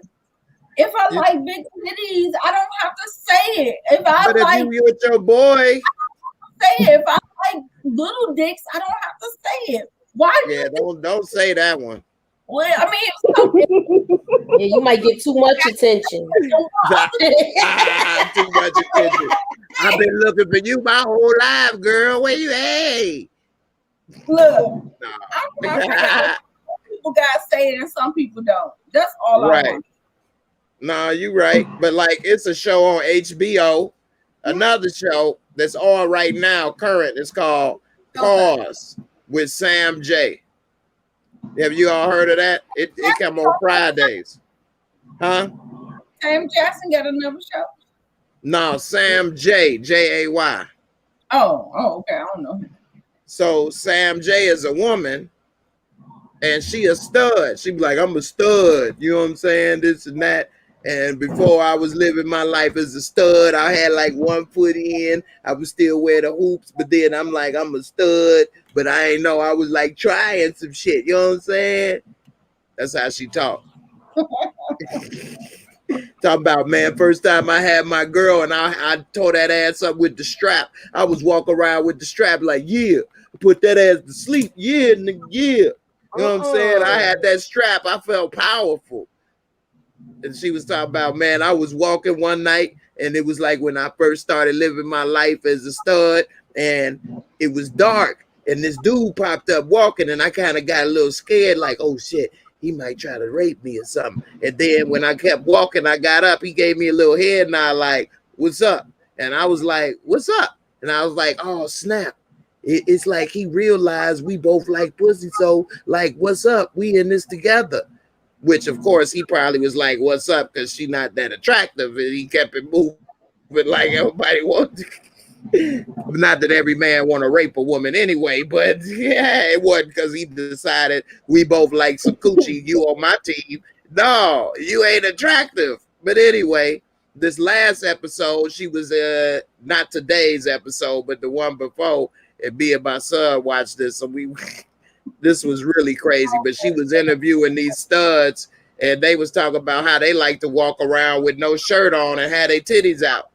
And they like, man, shit, I don't care. Like, you know what I'm saying? I be free. And, you know, it is what it is. I be playing basketball with my boys. They be like, go ahead. I'm like,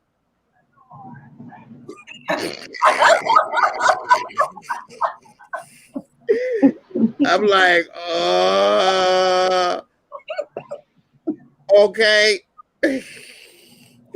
And so at the very end, she was talking about, man, my titties so big though. Like I would like to walk around with my titties out, like, man, what? You know what I'm saying? But I don't know, you know what I'm saying? So at the end, she riding the drop top, chilling with her homie with her big ass titties out, like, what?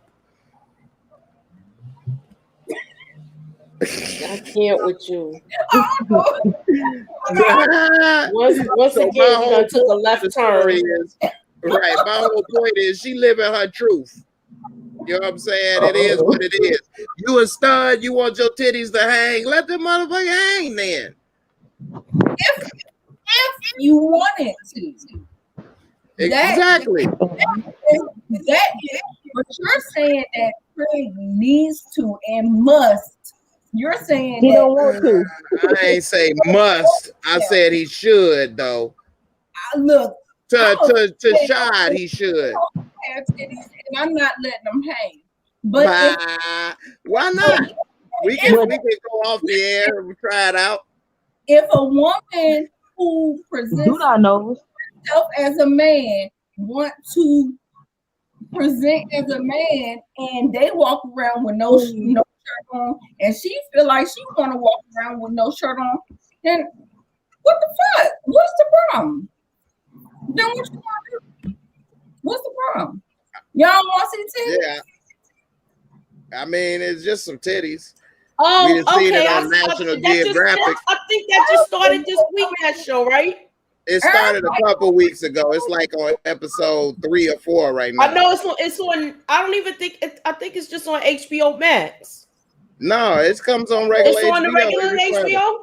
Okay. Yeah, it's on HBO Max though, but it comes on a new episode every Friday. It's 30 minutes.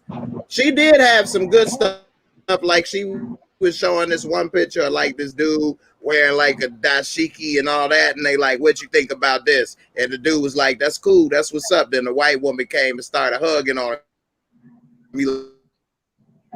Did so it's Softened it up. No.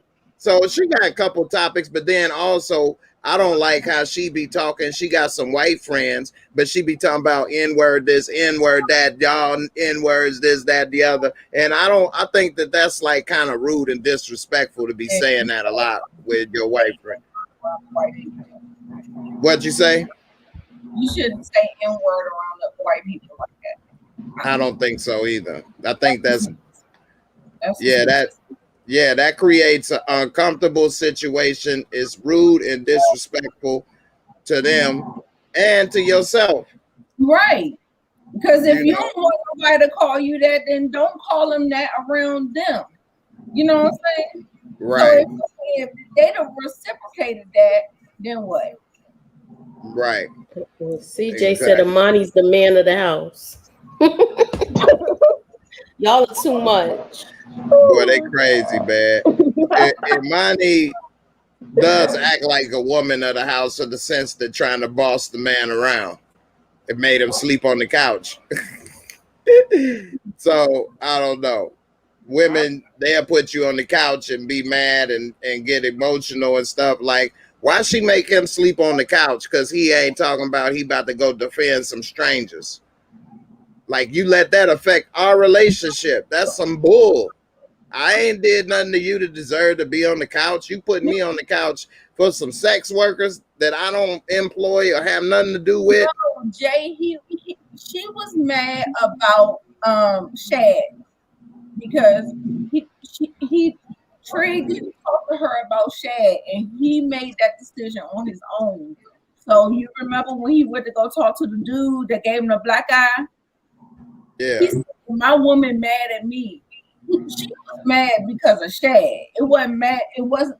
We didn't even get that. Was already after he was going towards the couch, talking about need to find another place. Hurry up. Because she said he's ungrateful. Yeah. Mm-hmm. Which, you know, is interesting. Oh, this was funny. So on the last episode, I think episode 3, Sam J interviewed Ricky Williams. Do y'all know who Ricky Williams is? Ricky Williams played in the NFL.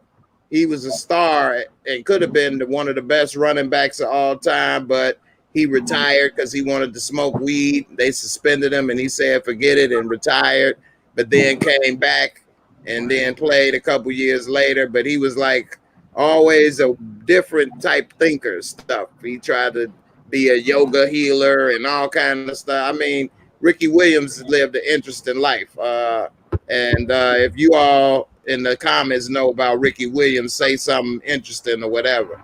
But anyway, Sam J was talking to him, and he was talking about a gay experience he had where he met a dude.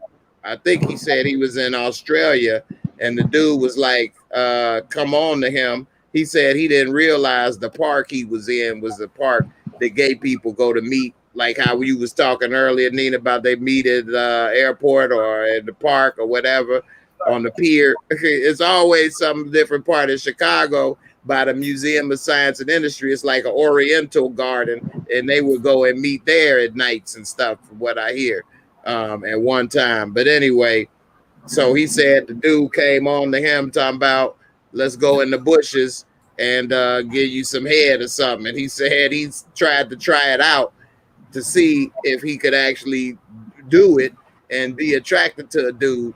And he said dude was like trying to rush him or whatever and trying to get him off, but he said he couldn't get hard or whatever. And he said he started to have a better understanding for women and how a man come on to a woman and just like try to go ahead and rush and get in the pants without like trying to wine and dine you or treat you like, you know, a person, and just treating you like a piece of meat.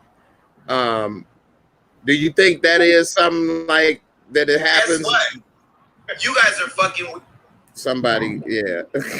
Guess what?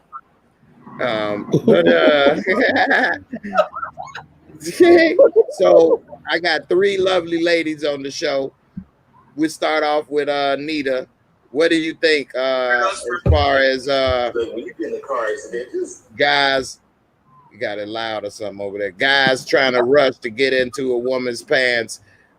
Like, is that something that guys have? I mean, of course, it's a problem, but like, what is with guys doing that? Like, is it best to like try to treat a woman like a person, like a guy? Like one lady was telling me, a guy said, "Let me pump your gas or fix your car," but his whole point was just trying to get some draws. Like, he even told her, "Well, really, I don't want to fix your car. I was just trying to holler." What? Hey, like what? What I'm saying, at the end of the day, it's always some, not all. It's always some, not all. You cannot make excuses. Like, listen to me. I will not make excuses for women, even though I'm a womanist and I, identify as a woman. I will not make excuses for women to act in a way that is not serving them. But they've been told by society and by their parents and by everything that's in this world to do what serves the man. They want to protect the man. Oh, the man, oh, he's so down. It's so soft.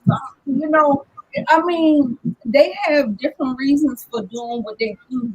Either it was taught to them, it was trained to them, it was programmed by them. It's the same thing about everything, like white supremacy. Anybody who's trying to keep people oppressed or whatever, it just is what it is. So I'm not going to say nothing against it because that is just what it is. It's just a fact of life. And either you fall on one side or you fall on the other side. Just like with white supremacy, either you pro-black or you white supremacy. You are agent of one or the other. It just is what it is. And like I said, I'm not going to make no excuses for nobody because there are flaws across the board. You know what I'm saying?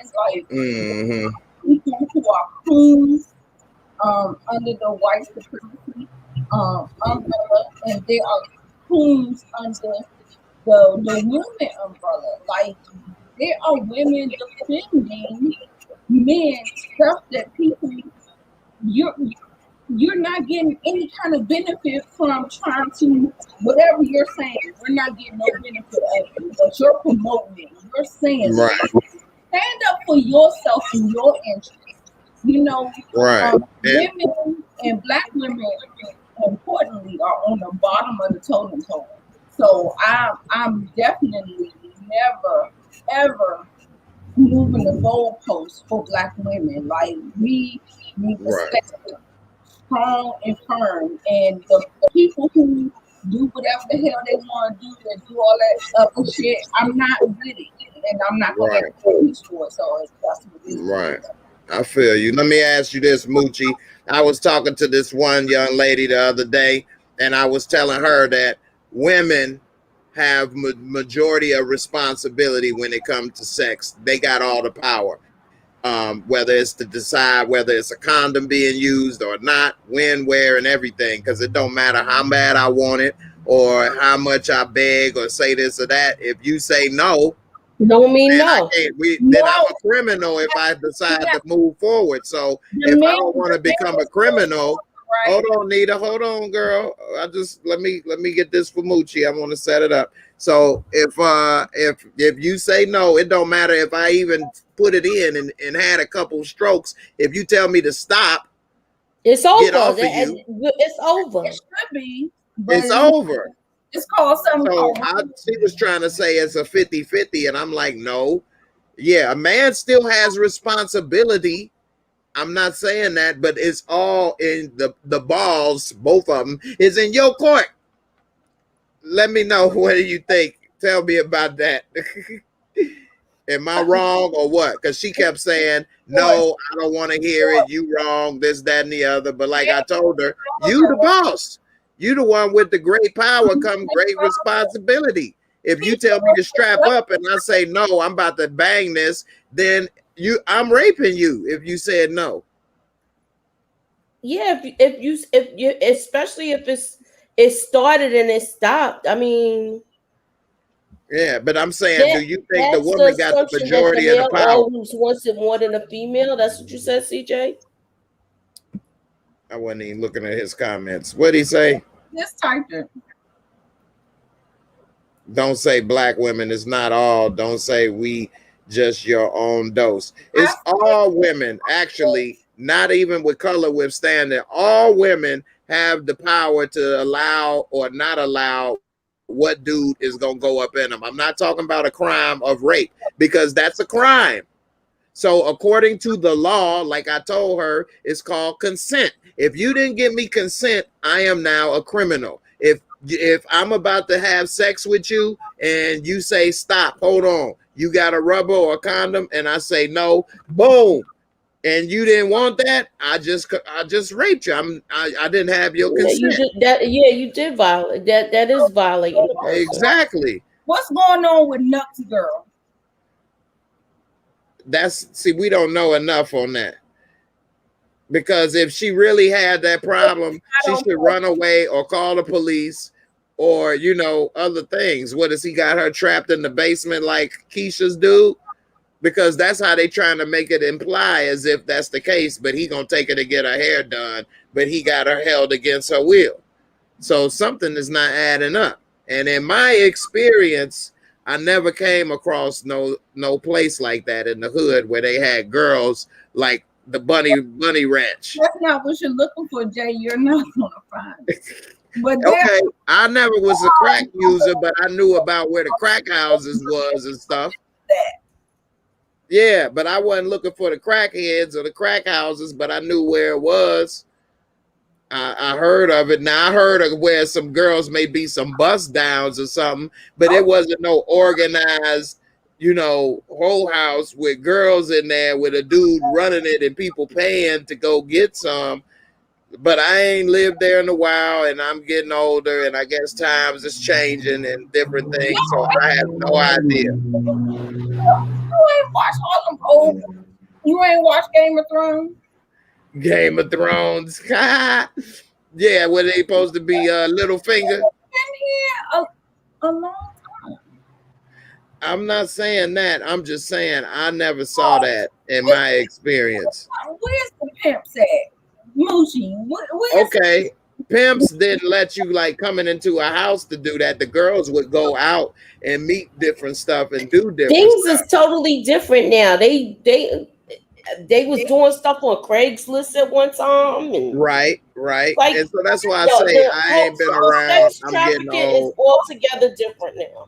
Okay, and so that's why I say in my experience I didn't see that, but I do say I'm getting old. Plus, I ain't lived there in a while, so it may be the case.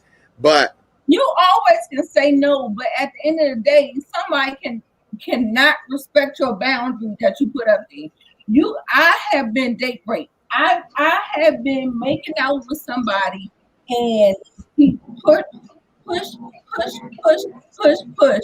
and then next thing you know, we have sex. I was raped. That's what that's a crime, though, is what I'm saying. So no, I mean, he raped you, so that's the thing, though. Like, that's wrong. So I'm saying that's a crime. It ended up as a crime. So right. The terms can change. As a woman, you don't get to say no at a point. If a man want to say yes, then that's what it is. Well, you do get to say no. It's just a bad time to say it because a man may not listen and now violate you. But that don't mean you didn't have the right or the option to say no. You did. He was wrong. He committed a crime against you. And actually, according to the law and statistics, majority of rape happens from somebody, you know, date rape or whatever the case. But you did have that right to say no. You may have picked the wrong time because it was a time where you was already compromised and harder to defend against it. But that don't mean you still didn't have the option. Just like if you was walking around in the thong and you had them tickle bitties hanging. That don't mean he got the right to just violate you. Exactly. That's all I'm trying to say. Is that I agree. What I'm trying to say is that we have two participants. But you ain't participating if you got raped. Do you think Go ahead, Marissa. Do you think that Keisha knew that Nuck was doing this in the trap house, or do you think that she just didn't care? I think she kind of didn't know, and that he probably was Yeah, gonna pimp her out when she got there. But right, she got taken already. I right, think he was tricking girls and making it seem like he wanted to be in a relationship with them. And when he got there, and when they right. get there, he'll pass them around to his homeboys or whatever and keep them there. Exactly. I remember at that age that I was just like, you get to a point where you're open and you're like going around and you like feeling the circumstances and what's going on, and you get caught up in some shit and you don't got no say in it. Like you out there. I agree. I say that I know I raised a child. And when she turned 18, she felt like I couldn't tell her shit. And she could have been that girl that I was trying to protect her from. And she went out there thinking that, oh, yeah,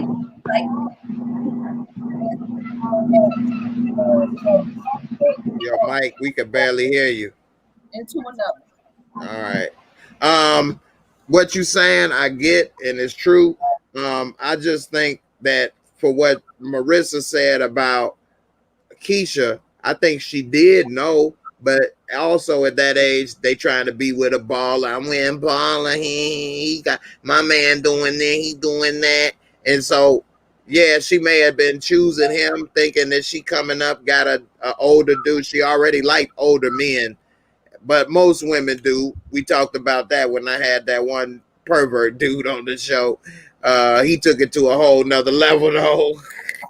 But women are naturally attracted to older men when they're younger because men are not mature at that age, and women want a car or be with this or have a man that can do something for them because that's natural. A woman looks for a man like that because a man should be a provider and doing stuff like that, and a woman want to be supportive or whatever. But anyway, I think Keisha did know because her friend knew about Nuck. So she had to know. Now, I don't know if he would have kidnapped her or forced her to stay.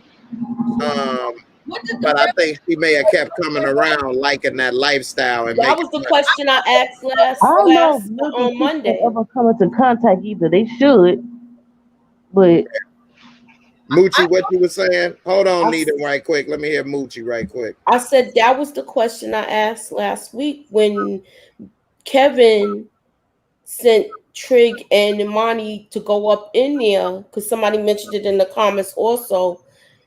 And he said, we're not here for all of that. So was he gonna try to groom Keisha to be a prostitute? I think that could be possibly he might have tried to groom her. I don't think he would have had been able to kidnap her, and the police was still in the picture back then. So I think the mama and other people would have called the police or this, that, and the other, and they would have shut him down. He would have got shut down already, probably anyway. Getting a reputation and having that girl, like the girl getting her hair done, we don't know enough about it. But like, did her family report her missing? Does she live there? Like, what the hell is going on with this? Like, we don't know what really is going on with this whole situation. Do they live there? What is happening? Missing, stolen?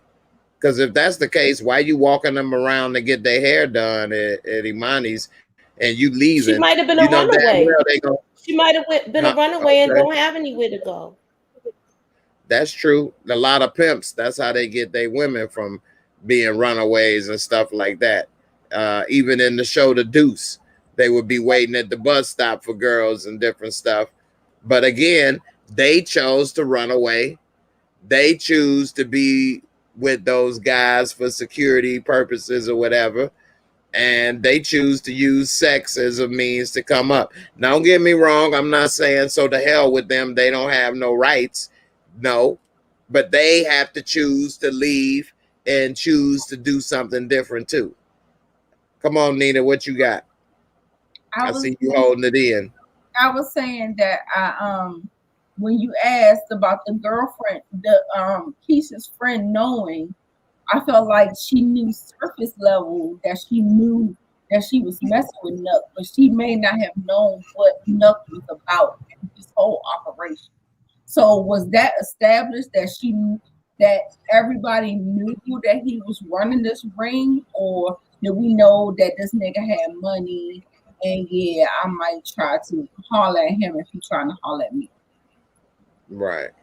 That's true. They don't explain a lot. And Chris P got a good point. They never explain how Keisha was kidnapped from that bus stop. I mean, Well, she's the runner. her. Remember, her phone broke, so he had to grab her. We have to assume that. Did he pull a gun out?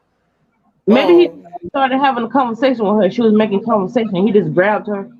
Or maybe he came behind her or something. Yeah, he probably grabbed her from behind or something. Because remember, I think was the glass broke to the Yeah. I know the phone was there and it was something else. I can't quite remember it all. It was some clothes. Her phone was cracked. And her phone was cracked and it was a sweater. Yeah, so I wish they would have did a flashback so we could see or something. I thought they were going to do that. I did too, but they didn't, and so we don't know what the hell happened. And they leave a lot to assumption. The trap house thing would have made more sense though, since she was going there instead of some random dude. Definitely. Well, hey, I love talking with y'all. We've been on here for 4 hours. I know I talk a lot, and we had a great conversation, and I enjoyed talking with you, Nita, for the first half of the show, and Moochie and Marissa the second half. Definitely had a great time. I feel like, you know, I want to be a player up in here with three lovely ladies up here, you know. But I say want to be because I ain't one. But anyway, don't want to be any either. But Moochie ain't laugh at that. She like, I'm laughing.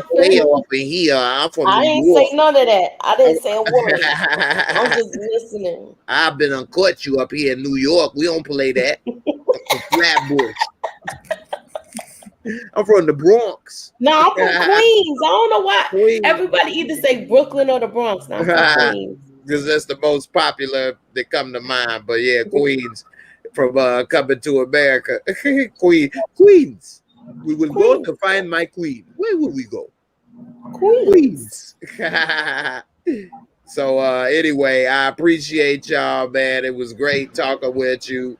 Everybody in the comments, even CJ, I appreciate y'all. His funny comments. Him and Chris P. Definitely. Hey, y'all check out Nita and Moochie YouTube channel. I'm gonna put it in the description box so y'all can be able to find it. And you know, they do live streams and talk about a bunch of other shows and stuff. So, you know, go ahead and support them, check it out. We talked about a lot of different stuff. It was great. I'm gonna see if I can hopefully split this video up. I've sometimes had a problem with the time and trying to do it. So, hey, you know, I'm gonna see what I can do. Maybe I can split it in half at least. But anyway, I appreciate y'all. Sheena, my girl, appreciate you. Sally Ann, love you for coming through as always, as well as Support Gaming and CJ and Chris P with your crazy comments. You had some good ones though. And CJ, right. And also my girl Wit, I guess she went to sleep with Wit. No more. I'm sorry. It seems like too much. I'm gonna take it down. Girl, you fine. Don't listen to him. Don't pay him no damn attention. CJ think he funny. And so you know, everybody came through one journey. And Sally and everybody gonna be watching on the replay. Appreciate you. Y'all got a lot of content. I know some of y'all love the long videos. Some of y'all, you know, got attention span of a goldfish. So this may seem like a lot of work. I'm gonna start watching those MCU movies. I don't know which one to start from, though. You haven't been watching them? Yeah, No, I you didn't sleep, girl. Got a lot to catch up on, You girl. yeah. Which movie do I Now start from? some of Though? them a lot of them are beginning to get intertwined with each other. Right. They on phase 4 now, which means they done made like 3 movies, a trilogy of damn near everything, and now they on like the next, level of shit. But if you want to start, you need to start at phase 1. You want to watch the first Iron Man, first Captain America, the first Thor. Yeah, you got to go all the way back to 2011 and watch those. They all on Disney. You got Disney Plus? Yeah. Oh yeah, so you can catch them all then. Yeah. They are really good though. Incredible Hulk is the very first one. Man, I'm salty they didn't And keep that's making coming the next, trilogy of that. She-Hulk. Right. Yeah. They should have, but see, they done made 2 Incredible Hulk movies, and they switched the Hulk both times. And then they forget it. Let's just use They Mark made 3. Ruffalo It for was the 3 trilogy. different Hulks. That's why I don't understand why they making such a big deal out of Black Panther. Some kind Right. First it was Chris Banner, that the Hulk movie in 2003. That was a boring Eric movie. Banner, yep. That was a horrible one. It was, and the Hulk looked so horrible with the cartoonish. He looked so lime green and purple ass pants, and they had the damn poodles attacking them. The other one was with Ed Norton.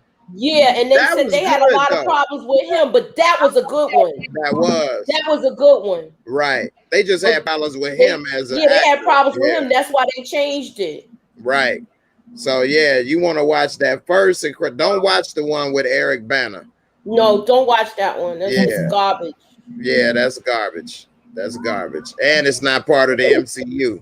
But I thought that there was a studio issue that was going on with Hulk, similar to what's going on with Spider-Man, with Fox and all of that, and it might have been.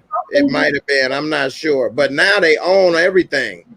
Right. So is the one with Ed Norton on the Disney Plus? I'm not sure. I don't think so. I'll tell you in a minute. Yeah, I'm not sure. I'm gonna go to my app now and see if it's there. It was a studio thing, but girl, Marissa, please, it's not for nothing. I'm telling you, the Marvel movies are. Yeah, they good. You watch, yeah. Or you get to see how they come closer. Finding everything, and everything makes sense. Only thing they have is the cartoons with the Hulk. Yeah, and the Avengers stuff. Yeah. But I got a lot of movies to watch. I was looking up the Avengers Endgame. It's like 3 hours. The last time that's a good ass movie though.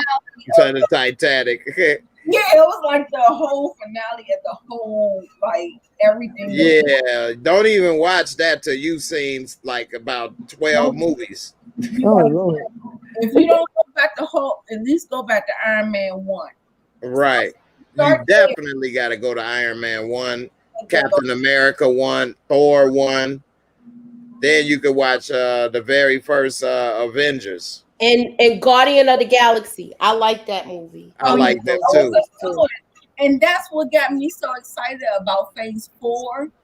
Yeah. They are going to keep on going on that trajectory with the galaxy and being bigger and more what they did, and they gave us a taste with Guardians of the Galaxy.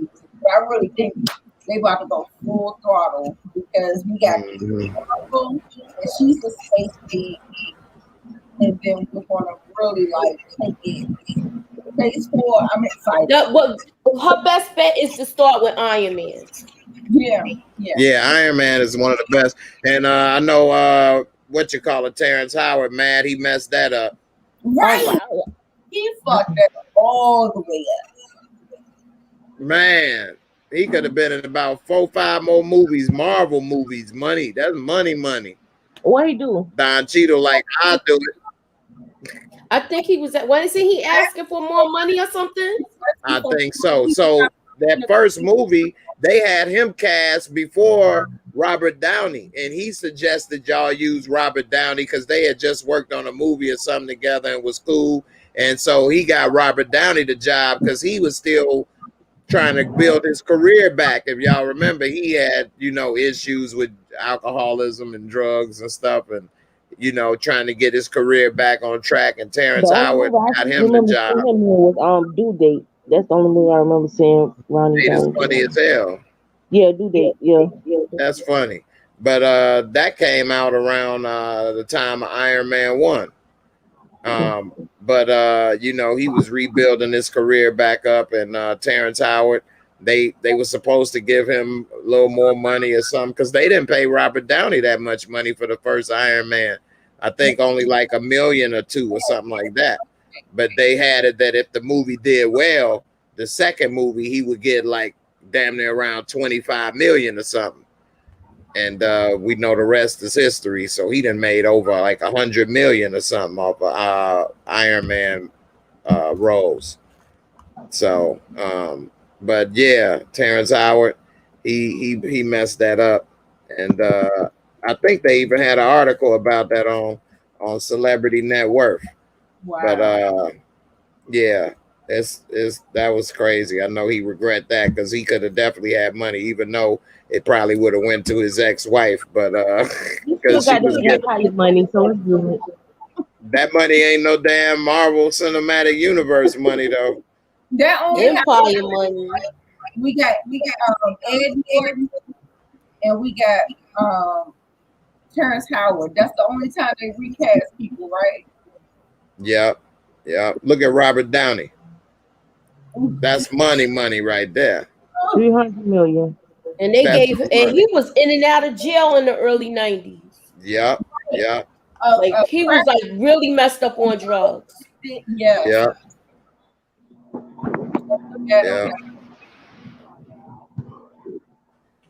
See Terrence Howard right quick before I go. I know I say I go, always get sidetracked. 5 million. Oh, so that Empire money ain't the same, is it? No. Robert Downey can spend his whole net worth and not even notice. Thanks to Messy Jesse, he messed that up. Right, he was making 175,000 an episode. Yeah, Messy Jesse messed that whole series up. Hell yeah! Don't get me wrong, that's good money. 5 million and 175,000. But if you looking at, you could have been up there with 100 million. Shit. That's a hurt. You know what I mean? Shit. You could spend 5 million. If you got a net worth of 100 million, you could spend 5 million in one day and keep it moving, and not notice and not stop what you gonna. What can you not do with 95 million that you could do with 100? You know what I'm saying? What bills not getting paid? What's not happening? So, you know, it speaks to the disparity of a black man versus a white man. Yeah, that's messed up. And Terrence Howard is a good actor. Because he don't have the same type of reputation as Robert Downey Jr. No, not even close. There was something that Terrence Howard was abusive to his wife, though. That's what they say. Look at Don Cheadle. He could spend Terrence Howard 5 million and keep it going. And still have 30. And he make 150 per episode for a 30-minute show. Whereas Terrence Howard that's on Black Monday. Show. Yeah, right? Black Monday, a damn good show too. Yeah, but he came from what's the thing? The Ocean's 11 thing. So yeah. And he been acting since the late 80s. Exactly. He was in Colors. Exactly. As the gang leader. Right. Yeah, he 56 years old. Shout out to Birds Nation. Birds Nation, what's up, brother? Thanks for the support. Birds Nation always give me a little something for super chat to help me keep the channel going, as well as like Sally Ann and a few other people. So I appreciate you, Birds Nation. You know, even though we may not agree on Lil Trumper. It is what it is. I appreciate the support. It is what it is. It's about perspective. That's all. Yeah. it to listen to what is going on. Like, listen to, like, stop closing your mind off to different perspectives. Everybody doesn't live the same life as you. So. Hey, I agree with you. And on that note, I really am going this time, y'all. All right. Thanks, everybody. I appreciate Good y'all night. support. Birds Nation, everybody. Y'all have a great weekend. I'll see y'all Sunday. Oh, I'm going to do movie night on Twitch tomorrow. I'm going to play, what's that? The Quiet Place or whatever from off HBO Max. So y'all come on through if y'all want to watch it, and we can check it out on there. And also at midnight. It's on HBO Max now, The Quiet Place? Yeah, part 2. Yeah. All right, Yeah. I'm going to watch it, but I'm not going to watch it tonight. I'm too scared to watch it. He said, I'll watch watch it on Twitch, and I'll have it on the same time. There you go. okay, huh? All right, y'all. And also at midnight, I'm going to stream The Shy. So a double feature tomorrow night so we can watch it live. And I'm going to even come live at 1 o'clock in the morning and we'll talk about The Shy. So fuck it. Yeah, I did it last week and I used to do it for the Power. So I'll do it tomorrow for The Shy. Peace, everybody. Be safe. And I'll see y'all next week. I'm up out of here.